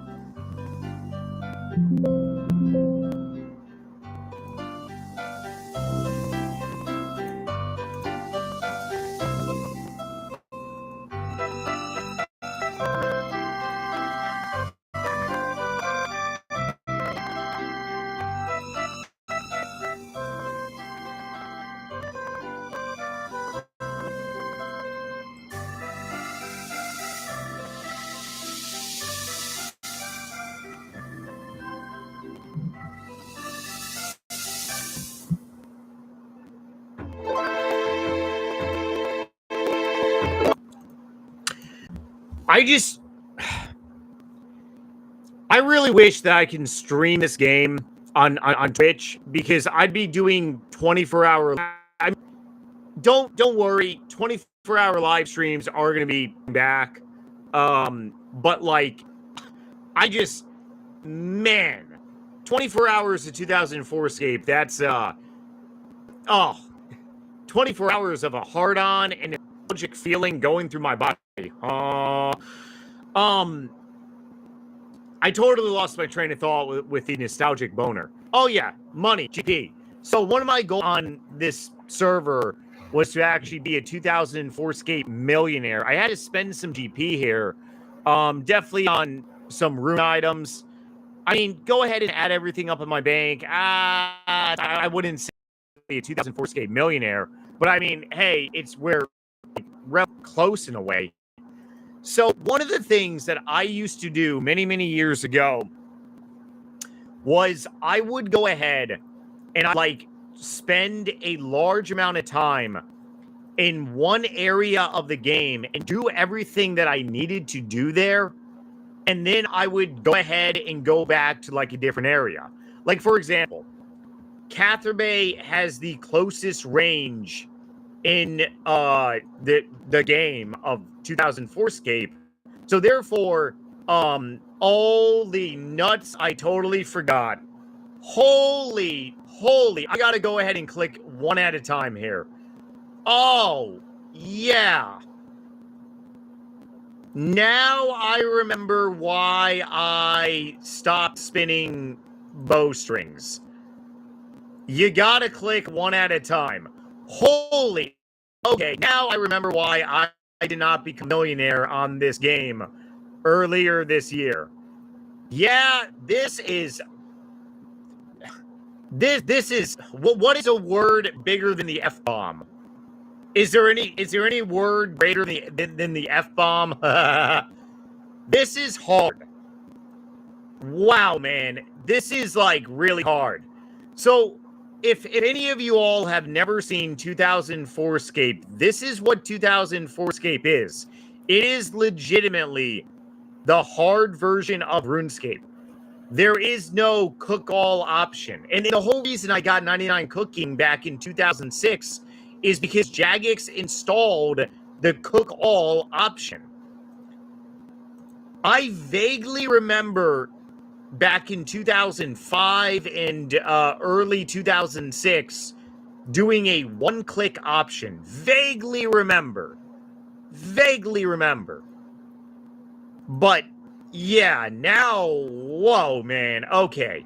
So one thing that I would do though, while playing this, is I would go ahead and go to one side of the map and do everything that I needed to do, and that's pretty much about it. So I mean, I do got a bunch of shrimp left. I got theoretically cook here. I guess I could make some more GP. That's gonna require maybe like an hour or two.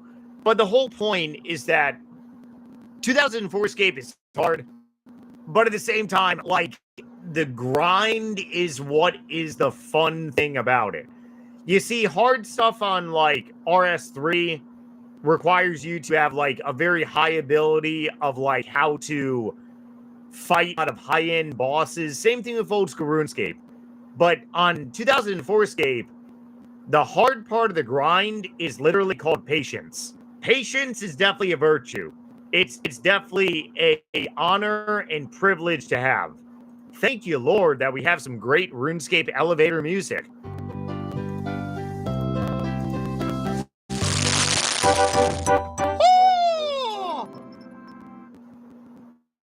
And we gained a cooking level.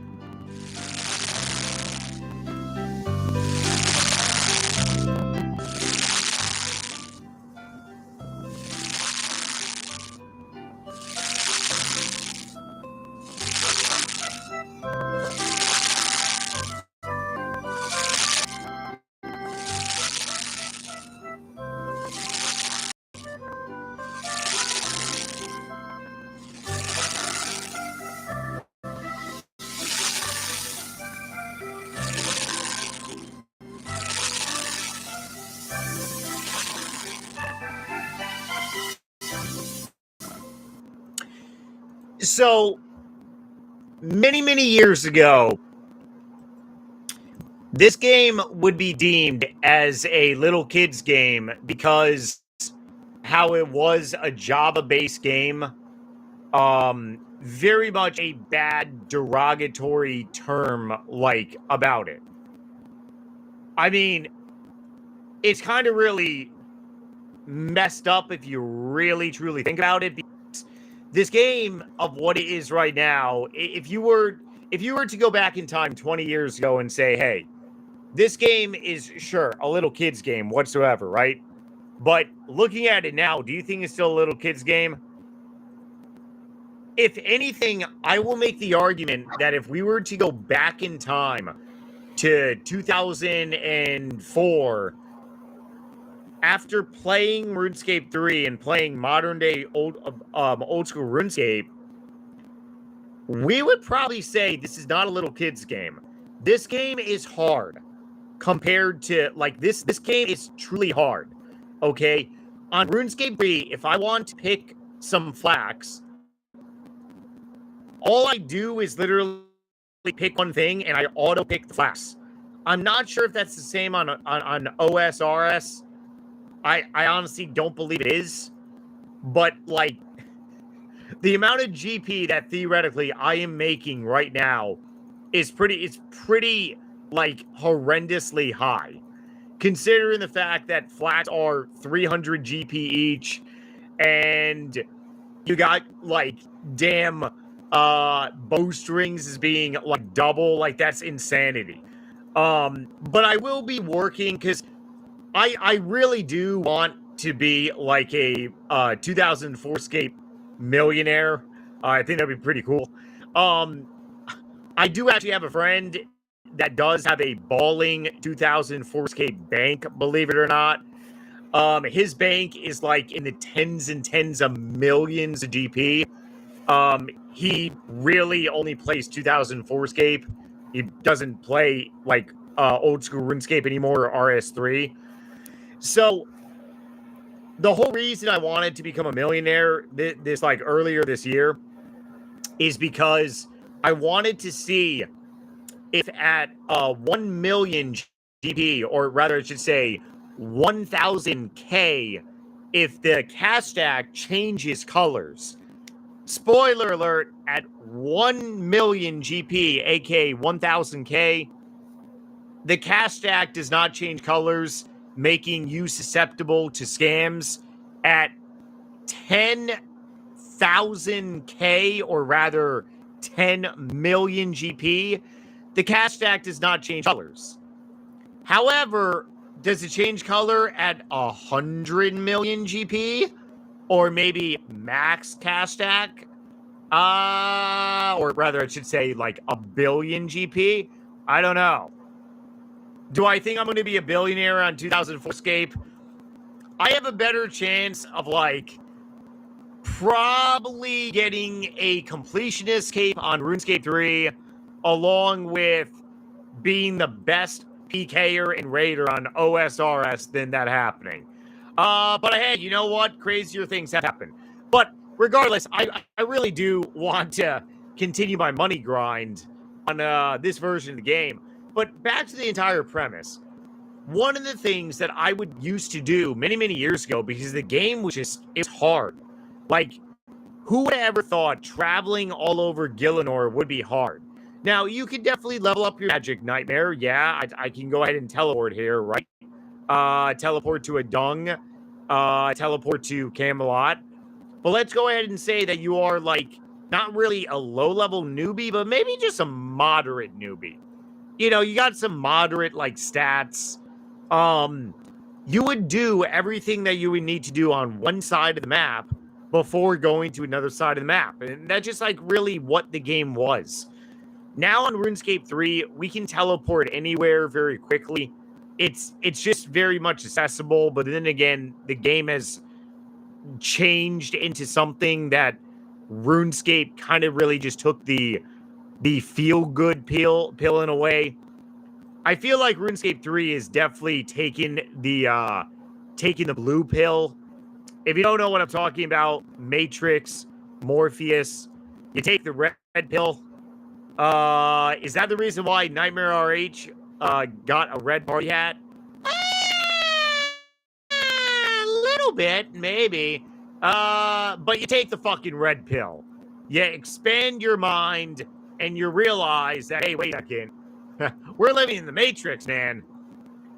Although it kind of appears that RuneScape 3, they took the blue pill and just went to sleep, because that version of the game has a bunch of, oh boy, I don't even know what is running around.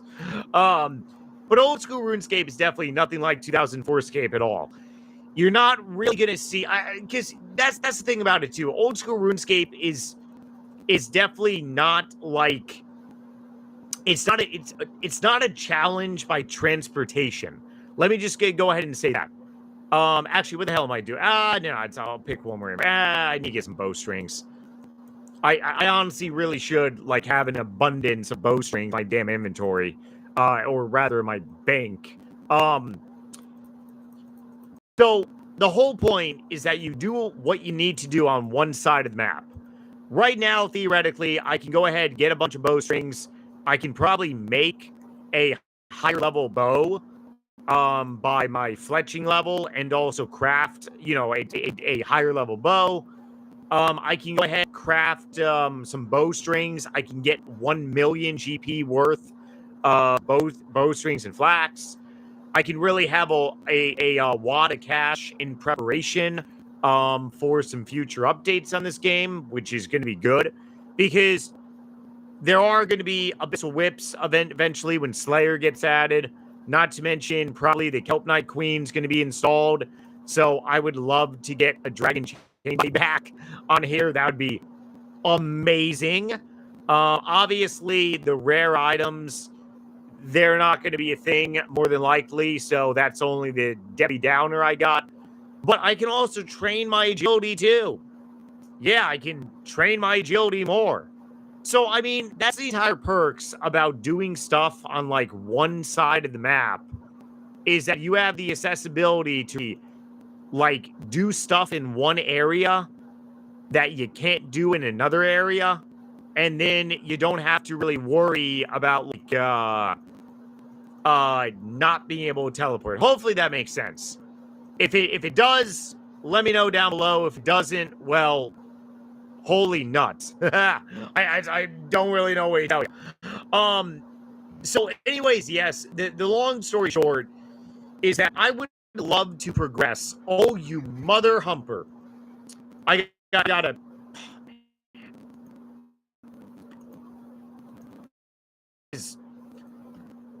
This is a challenge.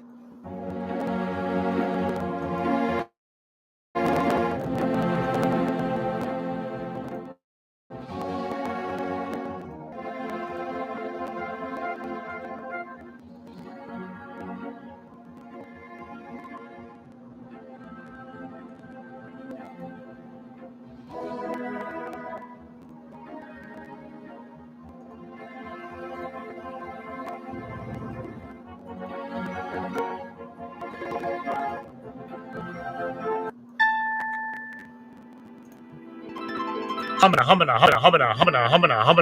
pow, right in the kisser.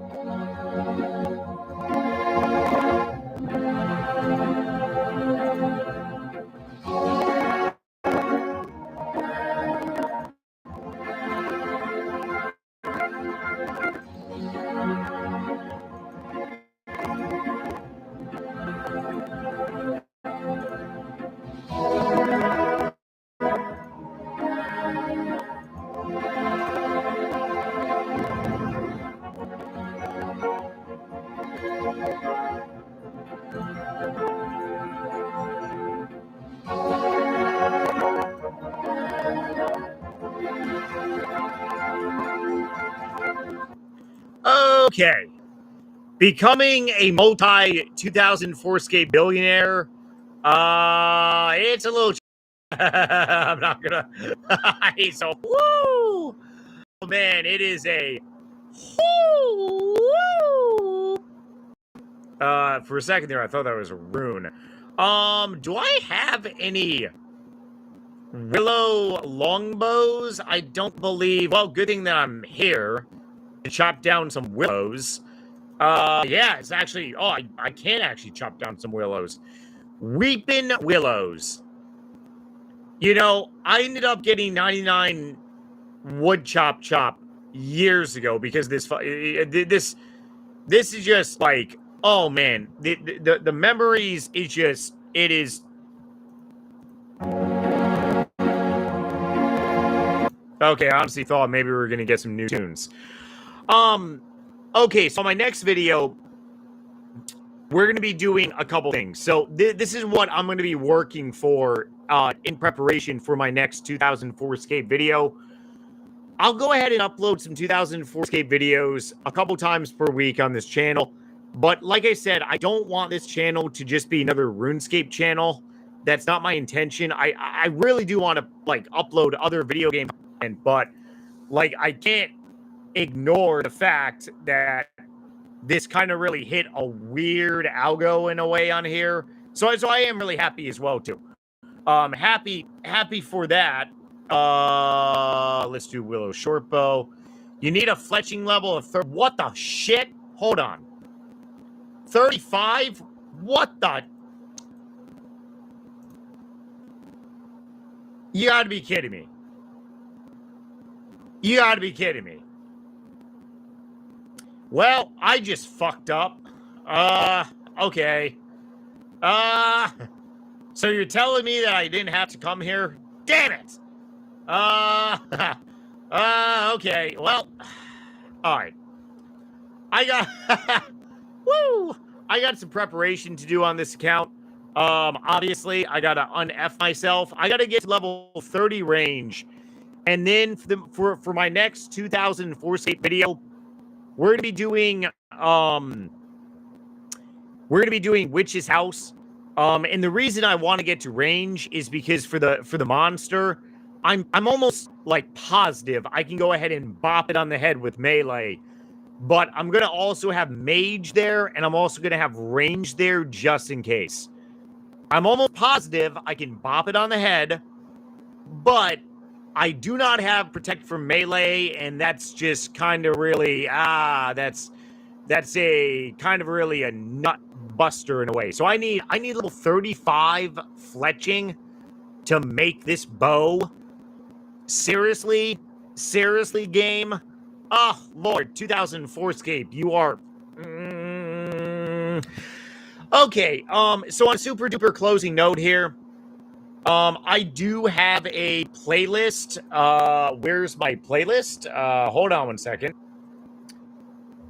On 2004 Scape playlist. Okay, so I got a playlist. I probably should have shown this in the beginning of the video here. Where?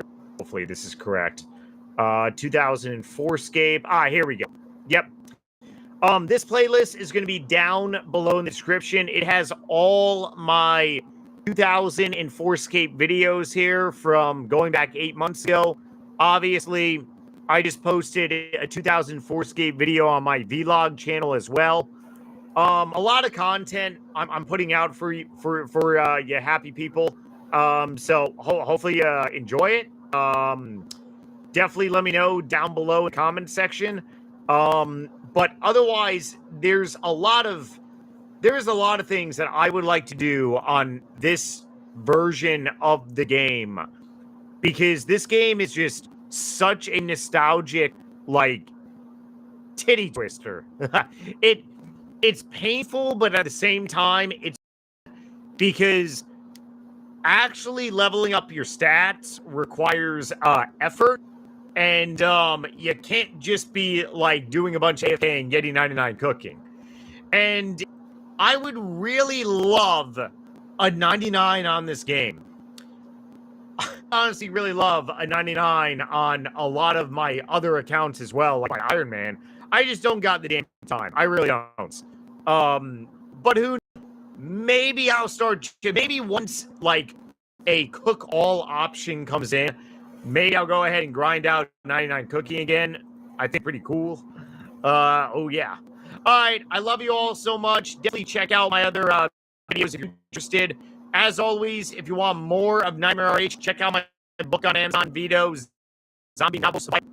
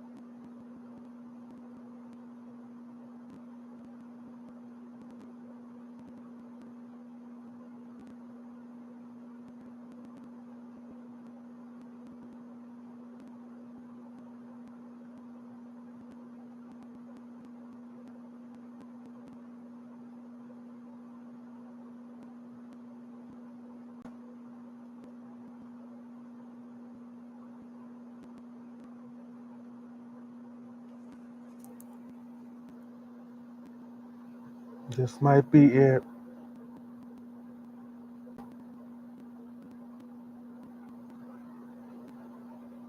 Nope.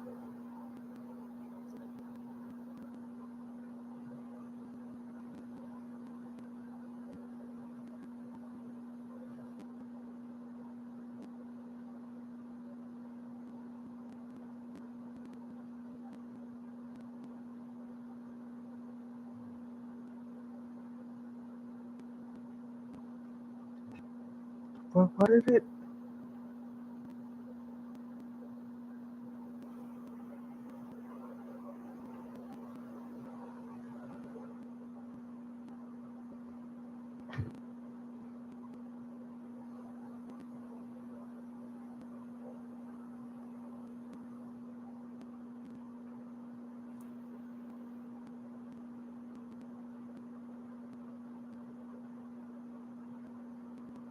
Now, this is either going to be it or it's going to be the last step. Hopefully, it's it.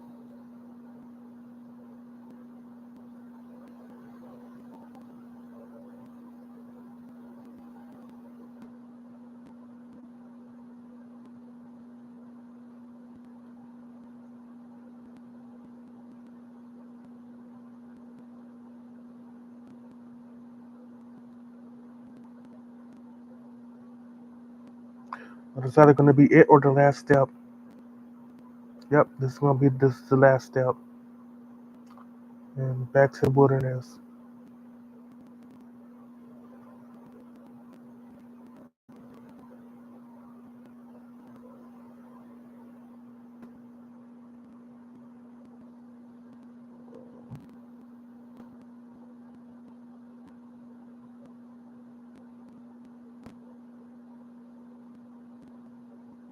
This is going to be it, though. This is going to be the reward. So.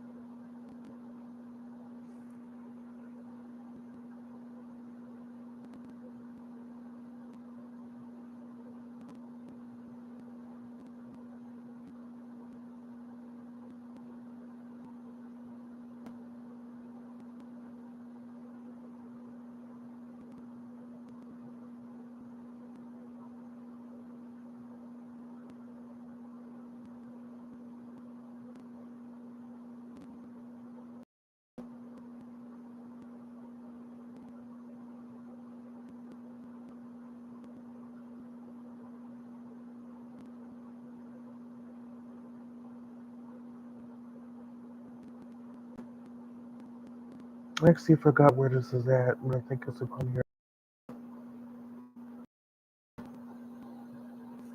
No.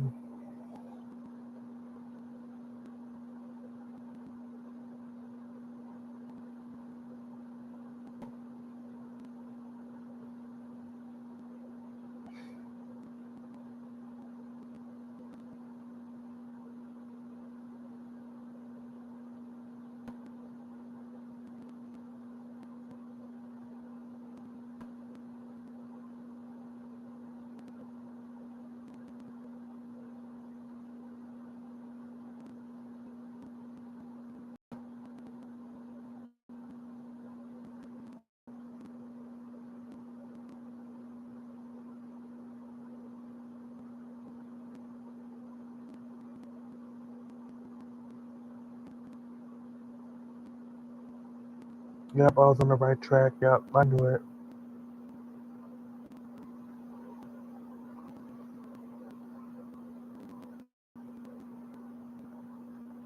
I just want to just be sure, double check. And this is gonna be the reward. Please be something good.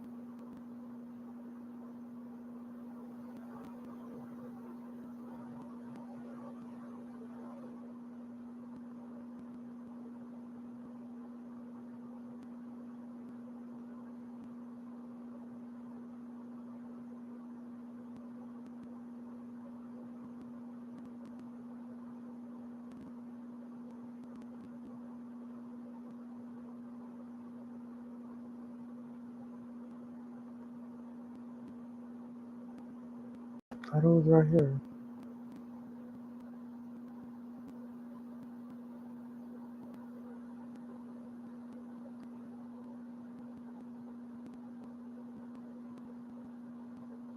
A little bit up. Actually, a lot of bit up.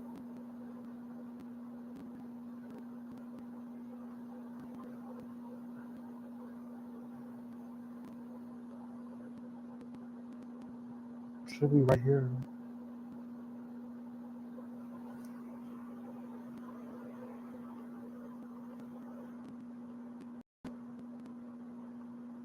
And this is gonna be the reward, so please be something good. Stop attacking.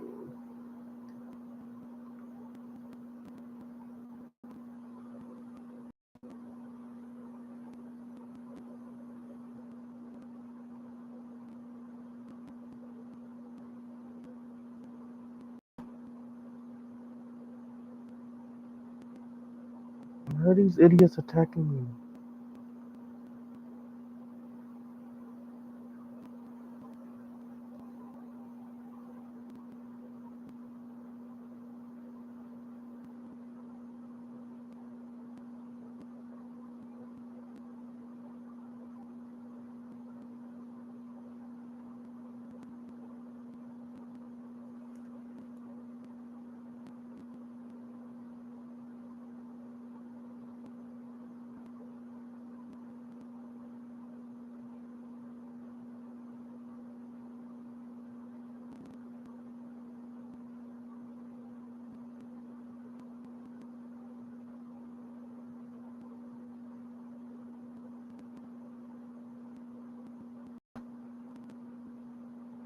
What herb is that? I'm just curious. Probably nothing.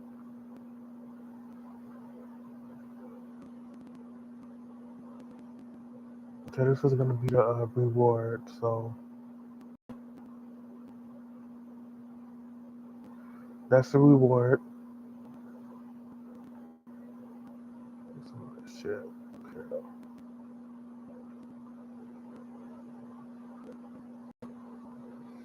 Caramel. Okay, those are good. Can't use those. And I want to see what the reward is. Please. Please be good. What we got? Oh, shit. Like, could have been worse. Could have been nothing, but yeah. Lobsters. And shit.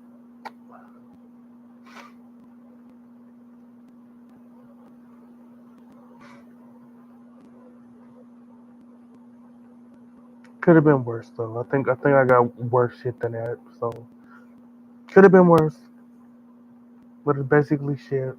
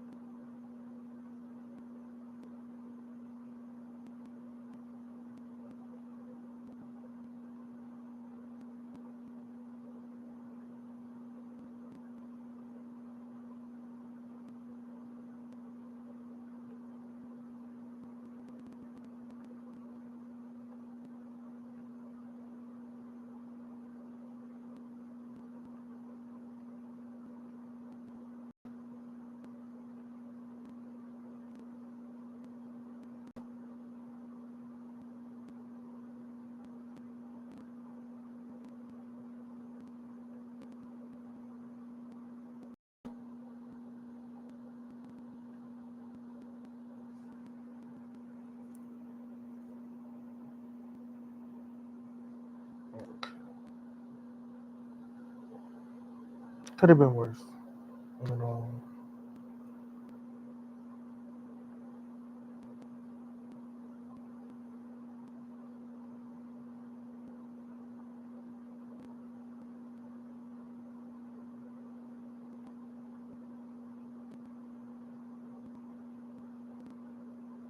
A helmet.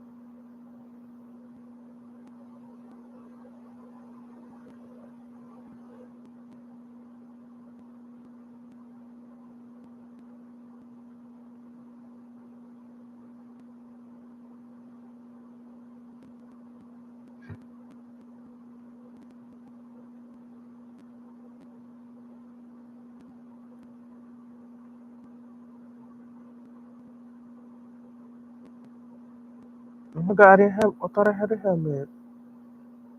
Oh no, I don't need that. I have a dragon. I don't need a. Yeah, I get confused. Yeah, I can burn this. I don't need that. 1, 2, 3, 4.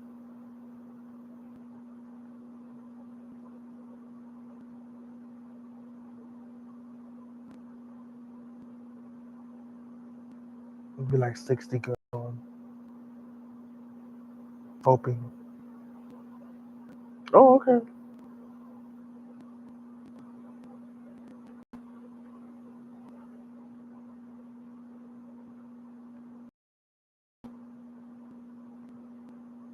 To go to that.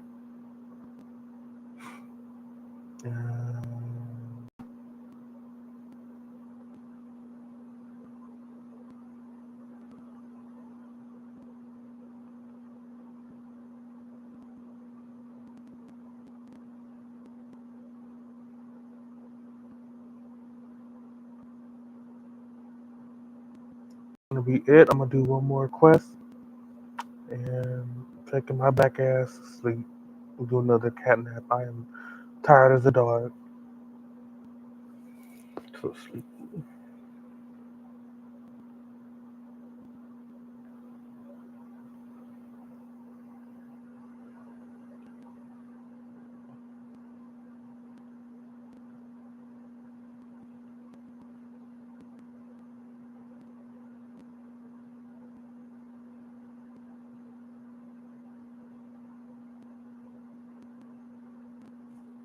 Mm.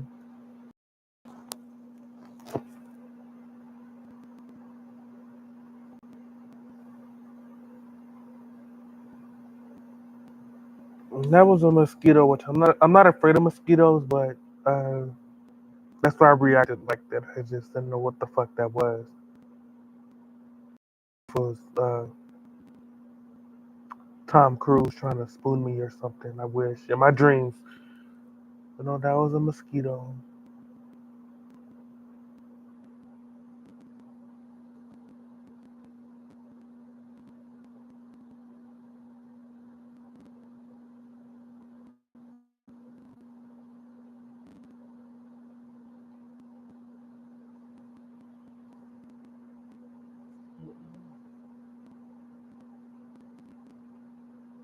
Need some more ammunition.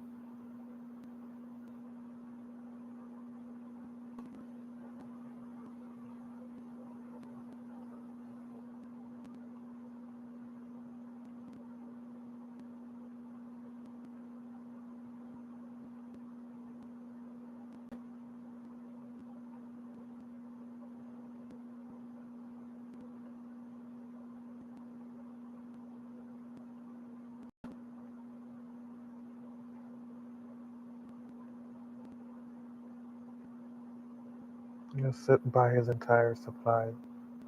Good, maybe.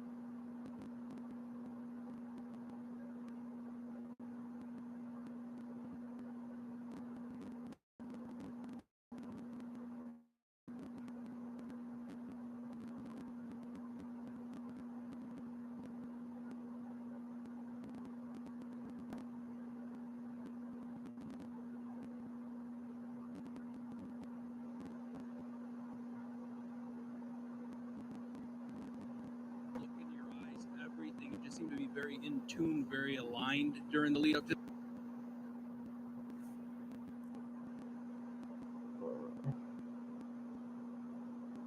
Think he died? I don't know.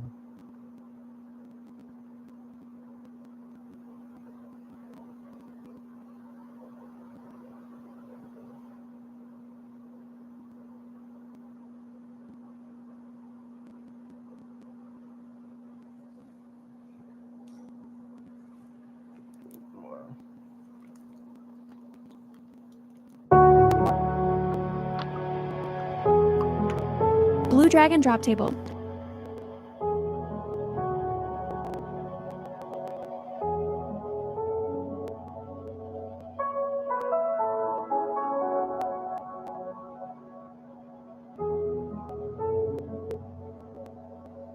I recommend to bring anti-fire shield and some food, just in case you get hit.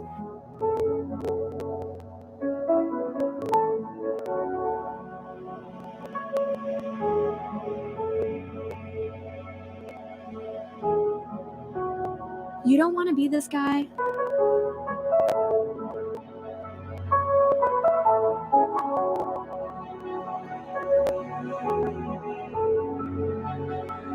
In my opinion, this is the best way to kill blue dragons, since these two are close to each other and can be safe spot.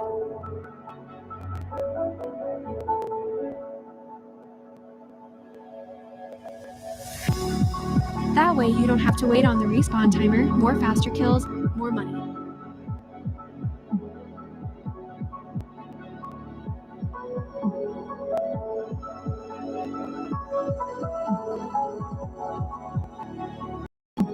Make sure you are in rapid and always bring your best range gear and bring range pods if you want.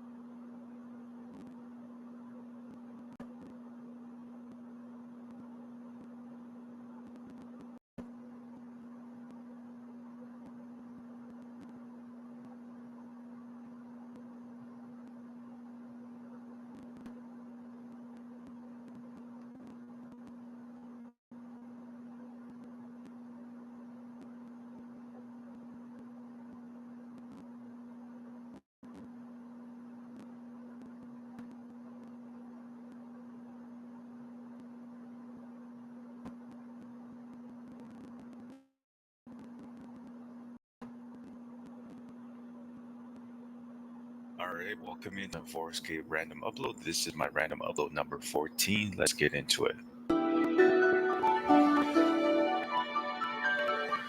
Myself over 20,000 swordfish this past week. It started off with me just buying a couple of thousand swordfish here and there. I actually had 4,000 swordfish when I decided to buy even more swordfish. What could I possibly do with over 20,000 swordfish, you might ask? Well, I even asked myself that too today. If Slayer was in the game right now, I would definitely use that. But because it's not in the game, I'm going to have to think of a different way to GP back. And speaking of GP, for those who are wondering, how much did 20,000 swordfish cost me in 2004 Escape? In total, I did spend GP for these swordfish. Like I said before, I really don't know why I decided to buy so many. I think in the back of my head, my plan was to just use them all at fire giants because, I am going for 90 defense, but 20,000 swordfish is kind of over. I really only need about 500, maybe 600 swordfish grind as fire giants. I gotta think of a plan to make my GP back and put these swordfish to good use. And this is what upload is about. I am thinking of actually killing blue dragons and hellhounds to make my GP back, but also make a profit. Now let's just say I do use all my 20,000 swordfish at blue dragons. I'm going to be using about 25 swordfish every trip, which equals to 800 trips. If we go 800 divided by 3.75, because this is how much trips I can do per hour. It's almost 4 trips for me. This will take me 213 hours to complete, and 113 hours, I can very well get up to 9.5k, almost 9.6k in Dragon Heights alone, which to me is pretty darn good. Like, this is over 23 mil, almost 24 mil in GP. So a 19.9 mil profit, just like you guys can see on the calculator right there. This is the profit I will be making from the Heart Clue scrolls as well. But because I am going to be killing hellhounds on the side as well, I won't be getting 213 hours at Blue Dragons. I might get 150 hours at Blue Dragons. Nonetheless, I will still be making, I don't know how long would this take me to complete. If I am to play at least 4 hours here and there, I could very well get this done in 3 months, which I know sounds very long, but considering how quickly 2025 went, or 2025 went, 3 months is going to go by quickly. So I will definitely be at Blue Hounds. Did I say Blue Hounds? I mean Hellhounds and Blue Dragons for the next couple of months. And I am a little nervous for this grind because I might slack off a little bit, but I mean, I gotta do it. You know, I bought the swordfish. I don't want them to go to waste. I just wish that Slayer was out right now because I would definitely use these towards my Slayer. Now, I know my random uploads have been on Blue Dragons in the last 3 videos, and this now makes it 4. Does this mean that in my random upload number 15 and number 16 will also have Blue Dragons? The answer to that is probably not, or no would be the better word to say here. I will still make random upload videos, but just not on Blue Dragons and Hellhounds. As much as I would like to share with you guys my progress, I think I will save all of my progress for another video strictly on this grind. Maybe I'll title it between the lines of I spent 200 hours or something like that, right? Anyways, I am going to be training my defense level to 90, so I am going to be killing Blue Dragons using melee only. Once I complete 90 defense, I am going to be switching to using range. So I will be getting my range level up some more too in the next couple of months. I just realized something now. What if I just save spotted Blue Dragons after 90 defense, like I was in my previous videos, and save spot Hellhounds as well? I would actually save all of my swordfish. This entire video was just ruined with just that being said. Now what the heck do I use the 20,000 swordfish on? Let me know in the comment section below, guys. I will very much would like to hear what your guys' ideas are. I'm going to go ahead and upload this video regardless of what I just said and regardless of what I said at the intro and all that. What would you guys do?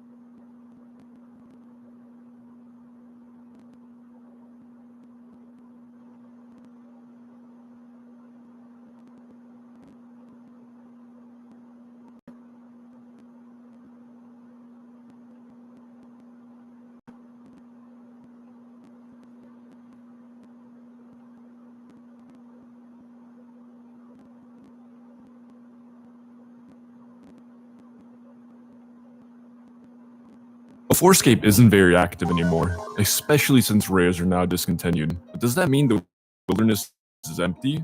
I'm going to be peeking at the most active hotspots and rating them based on activity, difficulty peeking there, and if it's even worth it. First up is the Axe Hut, where many enjoy AFK training since it's right next to the Unstoppable Lover Escape. While losing aggro to her, I like to train my thieving since I'll need 39 to enter the Pirate's Hideout. While I was headed to the hut, I immediately found someone that seems to have just finished their training session.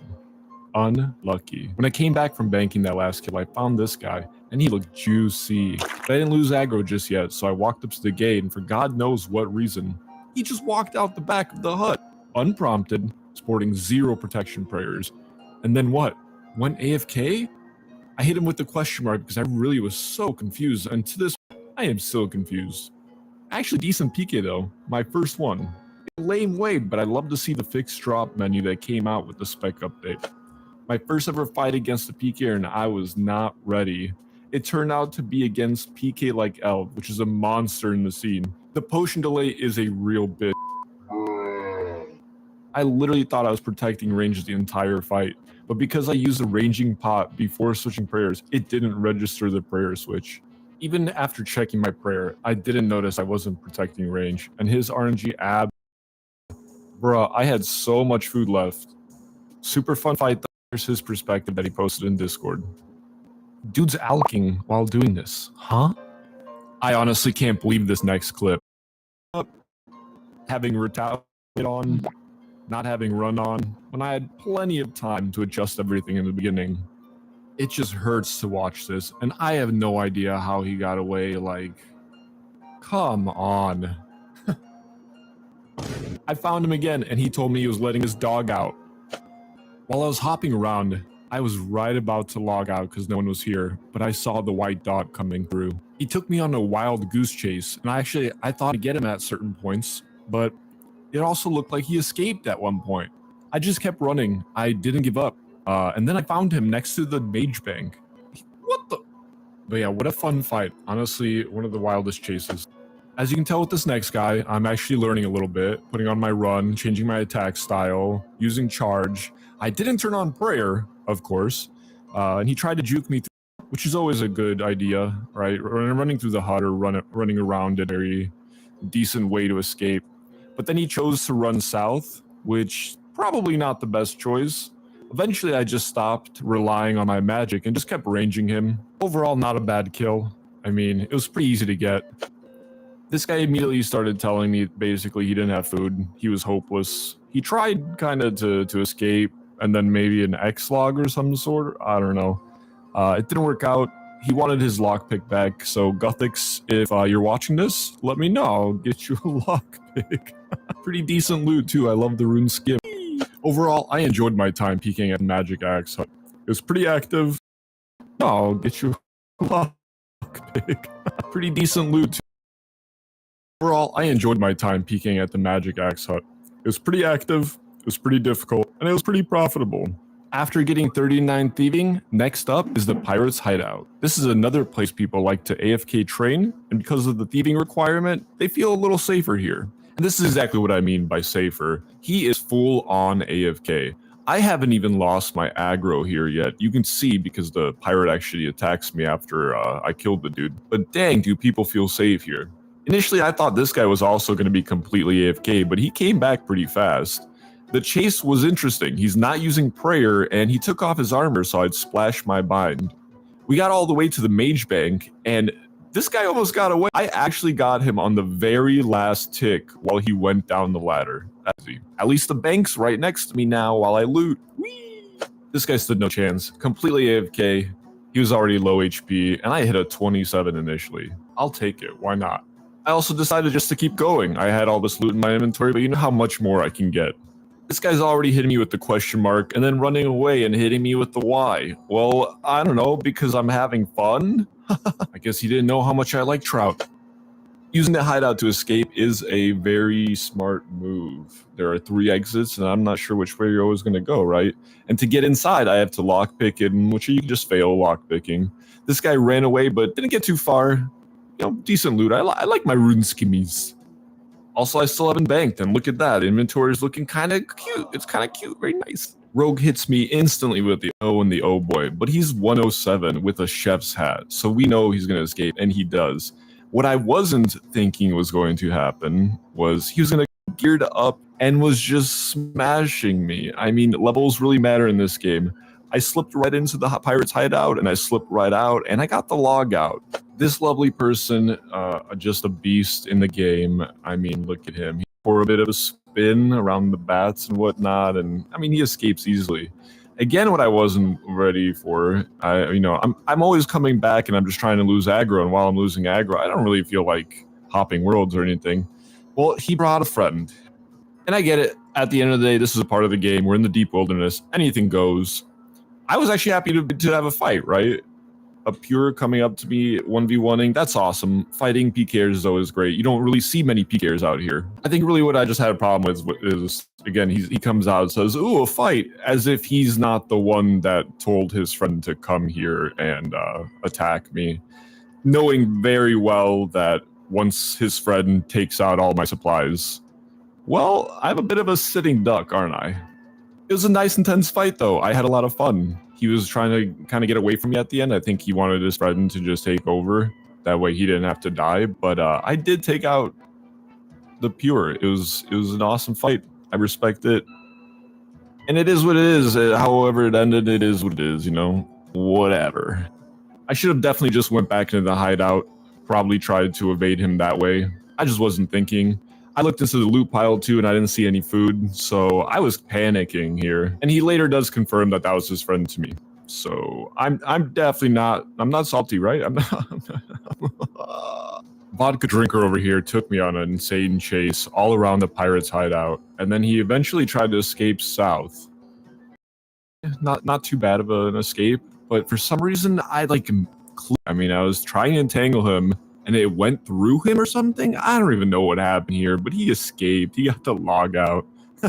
Wild stuff.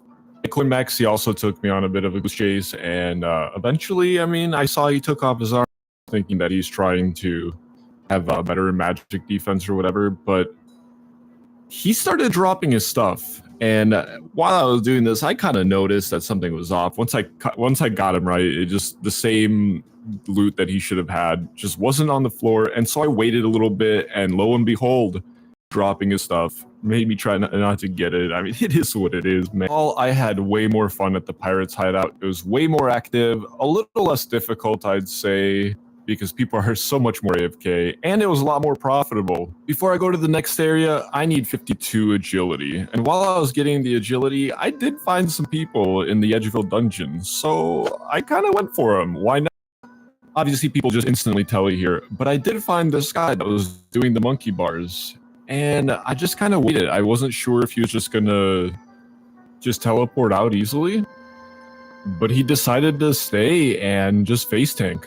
I shot my shot, and I actually got him. I was actually surprised he wasn't AFK because he ate food at the very end. So I'm not sure why he chanced it, but here we are. And that glory instantly makes this my biggest PK on this game. Probably will stay like that for a while. And there it is. I finally get the game. Probably will stay like that. Makes this my biggest PK on this game. Probably will stay like that for a while. And there it is. I finally got 52 agility. We can now go to the next place. And while I was doing this, I did see someone was running some orbs to the air obelisk or whatever. So I just, you know what? I just decided I'd just go up there and wait for him. Maybe I can get a PK. And why not? I'm just having fun. But yeah, he got away. And the last place I'll be PKing is the Wilderness Agility course. I'm not expecting much, but you never know. It didn't take long to find someone here, since this is the best agility course in the entire game. I should have just followed him on the beam, but instead I just tried to do 2 Sarah strikes. It didn't pay off, though.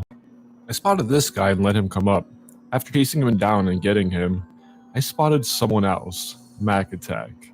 Chased him instantly, got him, and look what he had.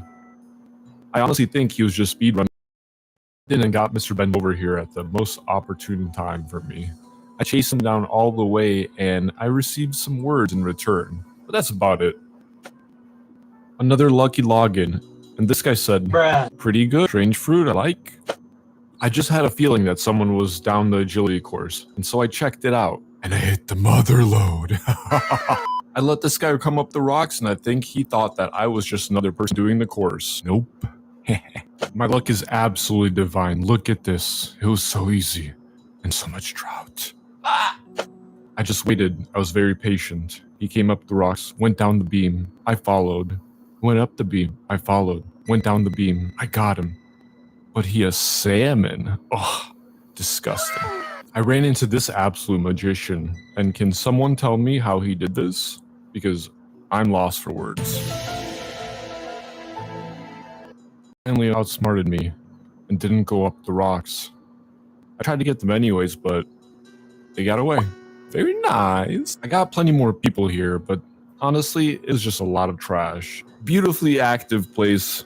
Everyone's nude, so not difficult to PK them, but you're not getting much.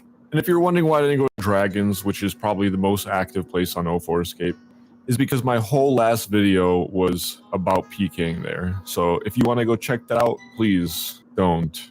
If I was to rate the Green Dragons, super active, pretty damn difficult, right? They can just teleport right out on the 30 line. And then the profitability is not bad. There's consistent money from the Dragon Bones and the Green Hides. I did try peeking at the Red Spiders in the Rogue's Castle, but I didn't find anyone there. So here are all the ratings for the most active places. Also, please don't hit the subscribe button because that'll make me have to do it, and I really don't want to. Bye!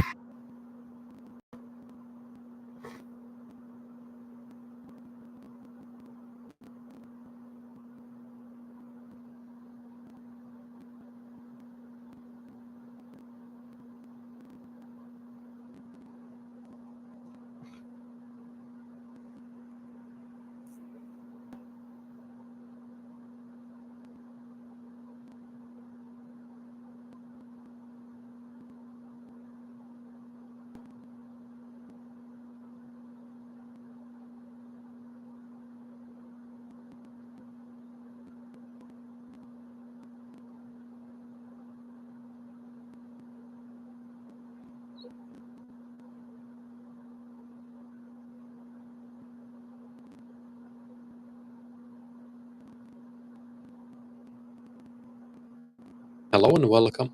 If you haven't seen 2004 Escape before, basically it is a private server which is trying to be as authentic, so everything works as it should as far as we know. Every quest functions, there are basically no bugs, and completely free to play, so membership doesn't cost anything. You can't pay money to buy items in game or anything like that. It's also a progression server, and we're currently around summer 04. The next patch should be coming pretty soon, and it'll have stuff like Gulfite Queen, Brimhaven Agility, Super Energy, and other stuff. Currently, the patches will come out in these packages shown in this picture. Might change a little bit if more caches are found. And into the video, I decided to do 10 hours of Fire Giants. I had 86 range when I started, ended up at 87. I was using iron darts, no ranging potions, and we got around 33k XP an hour with 1k prayer XP an hour. Before I show the loot, I'd like to say that the first 5 hours was probably the unluckiest Fire Giant trip I've ever had. I basically didn't get anything. I think I got 2 rune scimitars. I didn't even get a battle staff. I didn't get half keys or during the first 5 hours. So there's definitely a lot of variation when it comes to Fire Giants, and even 5 hours or 10 hours isn't really to see what you're going to get. This is the loot we got overall. 140,000 GP, mostly from Alking rune scimitars and battle staffs and mithril square shields, whatever they drop. Some mud runes, chaos runes, around 1,000 fire runes, which is pretty cool. Also, I only counted the high level herbs, so if you're selling units 6 at 4,000 each, I got 40 of those, some lower level herbs as well. I think I only banked like 4 times during this 10-hour period, so it's pretty chill. You don't really have to bank much unless you really want to.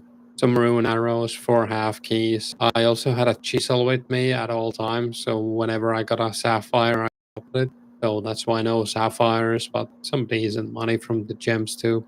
The total loot was just over 1 mil or 1.1 mil with a GP per hour of 113k. But I did use like 4,900 darts in 10 hours, so that brings it down to 88k if you deduce the darts. from that gameplay per hour. Not too.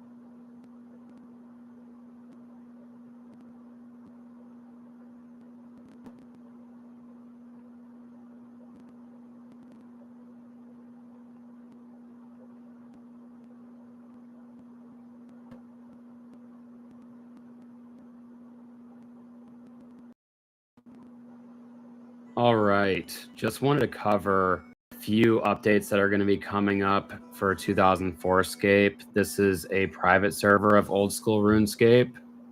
I no longer play old school RuneScape. I just love the private server and where it's going.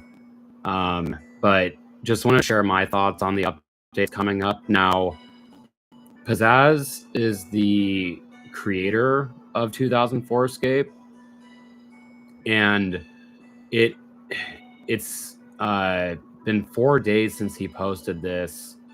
So this happened on December 12th, where we've currently finished Brimhaven Agility Arena, Chompy Hats, and the new potions that are coming out, to name a few. But they still have some tasks left in progress, which is the Duel Arena, Calfight Queen, Troll Stronghold, and Quest Journals. Less than 15 quest journals left. The main updates I want to talk about are the Brimhaven Agility Arena, the Potions update, and the Calfight Queen. Now, the Brimhaven Agility Arena, if you want to grind to 52 agility to get access to the Wilderness Agility course, and you're stuck at like 40 agility, don't do the monkey bars. I would just wait for the Brimhaven Agility, because it's just a fun way to actually train agility, and like there's going to be other people doing it with you too. So I can't wait for that. It's also pretty fast X. I think it's actually faster than the monkey bars. I don't know why people, are doing the monkey bars, but it's just too repetitive for me. So I'm just this. Now with the potions, this can be a potential moneymaker here. The energy potions that are going to be coming out, these are going to make Harlanders and chocolate bars very expensive. Why is this a really good moneymaker for you? Because if you look on the wiki,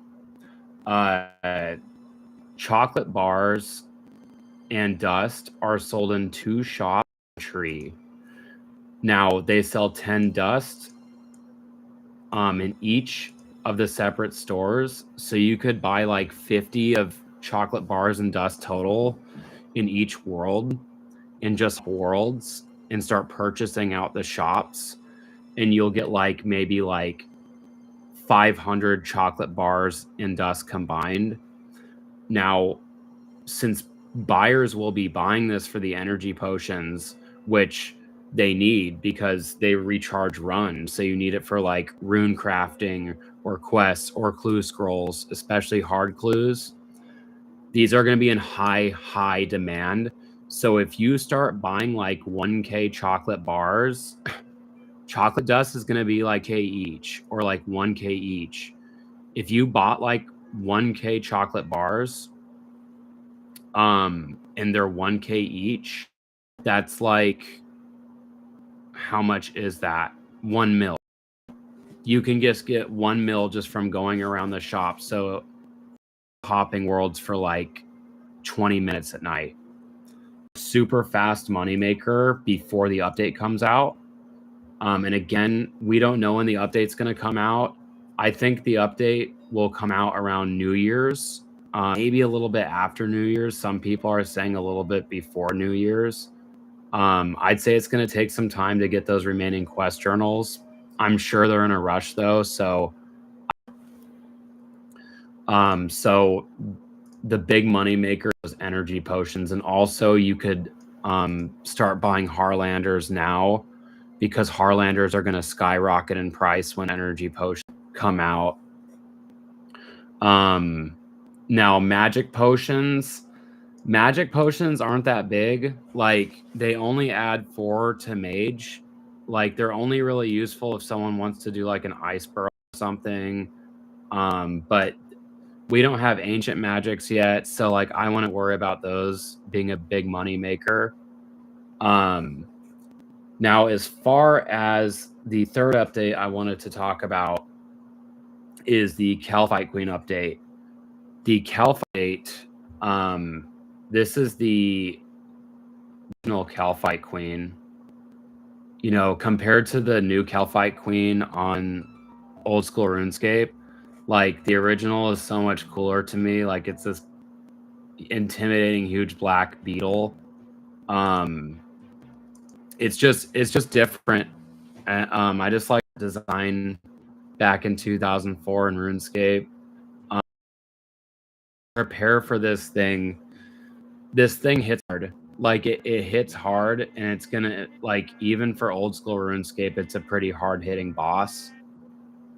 So if you're like a berserker peer like me, where you're like 45 defense, you're gonna have to fit, meaning you'll have to like either get the Calphite Guardians in a line to entrap the Calphite Queen this cocoon, so that you can like just flinch her and jump her in distance, so that she can't hit you.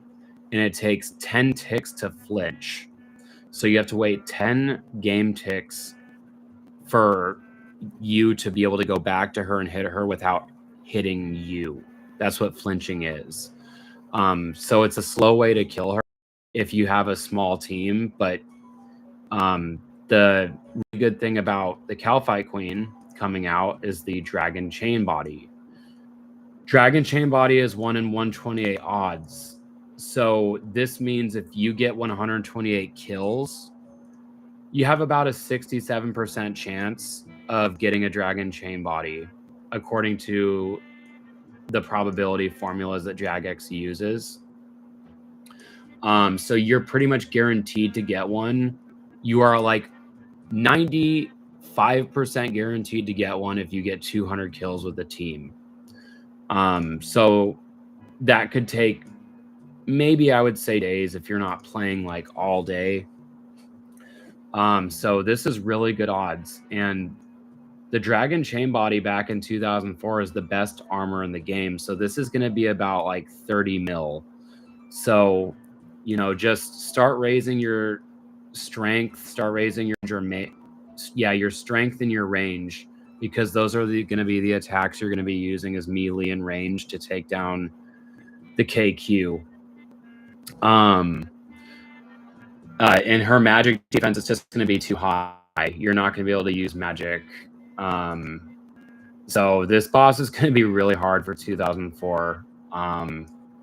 But we're going to start seeing the Dragon Chains coming out. So just wanted to cover that next update for you guys.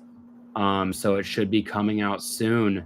And if you haven't played 2004 Scape yet, just click the link in the description, and you can start playing it and just download it.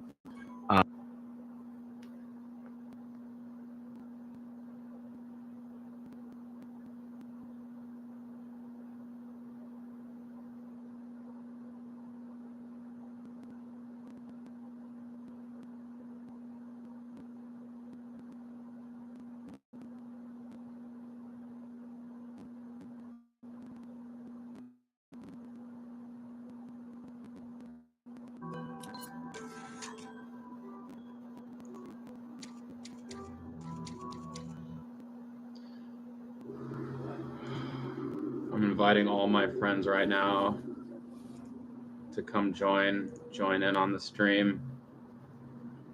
Let's see how many people we get.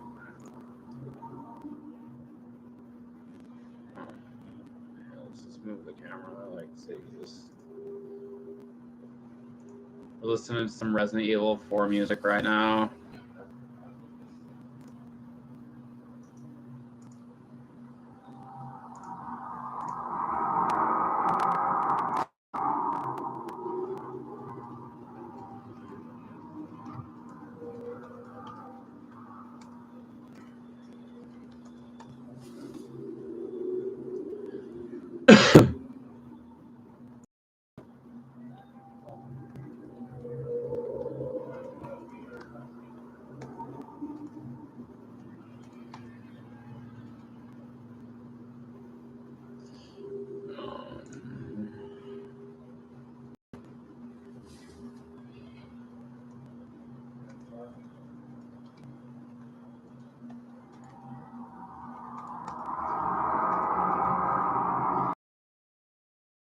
More people become aware of it, to join this game. It's really underrated, and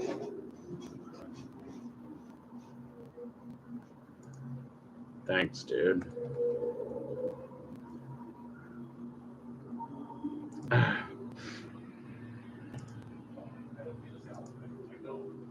right. Getting some people here.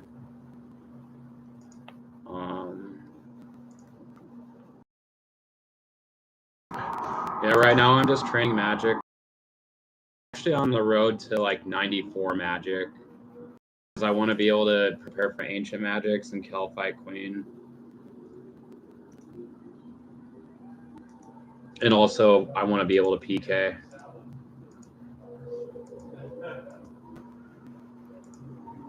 Let's see here. One stream. Number 2.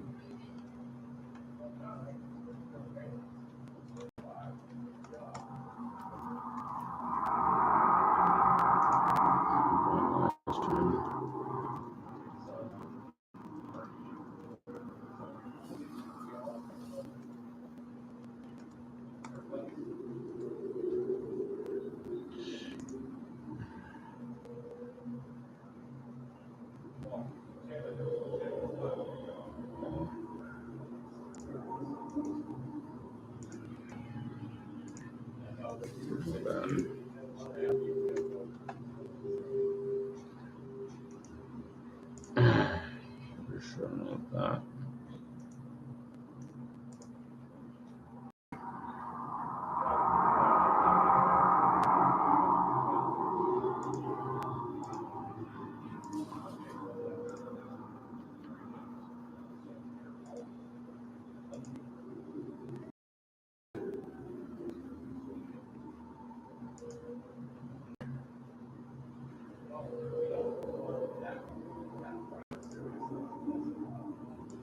All right.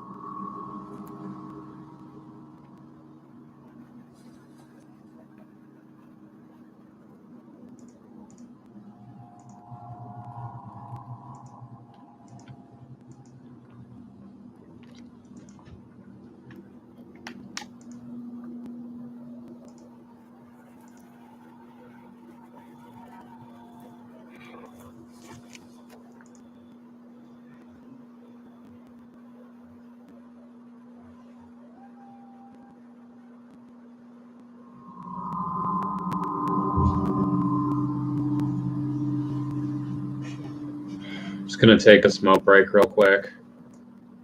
I'll be right back.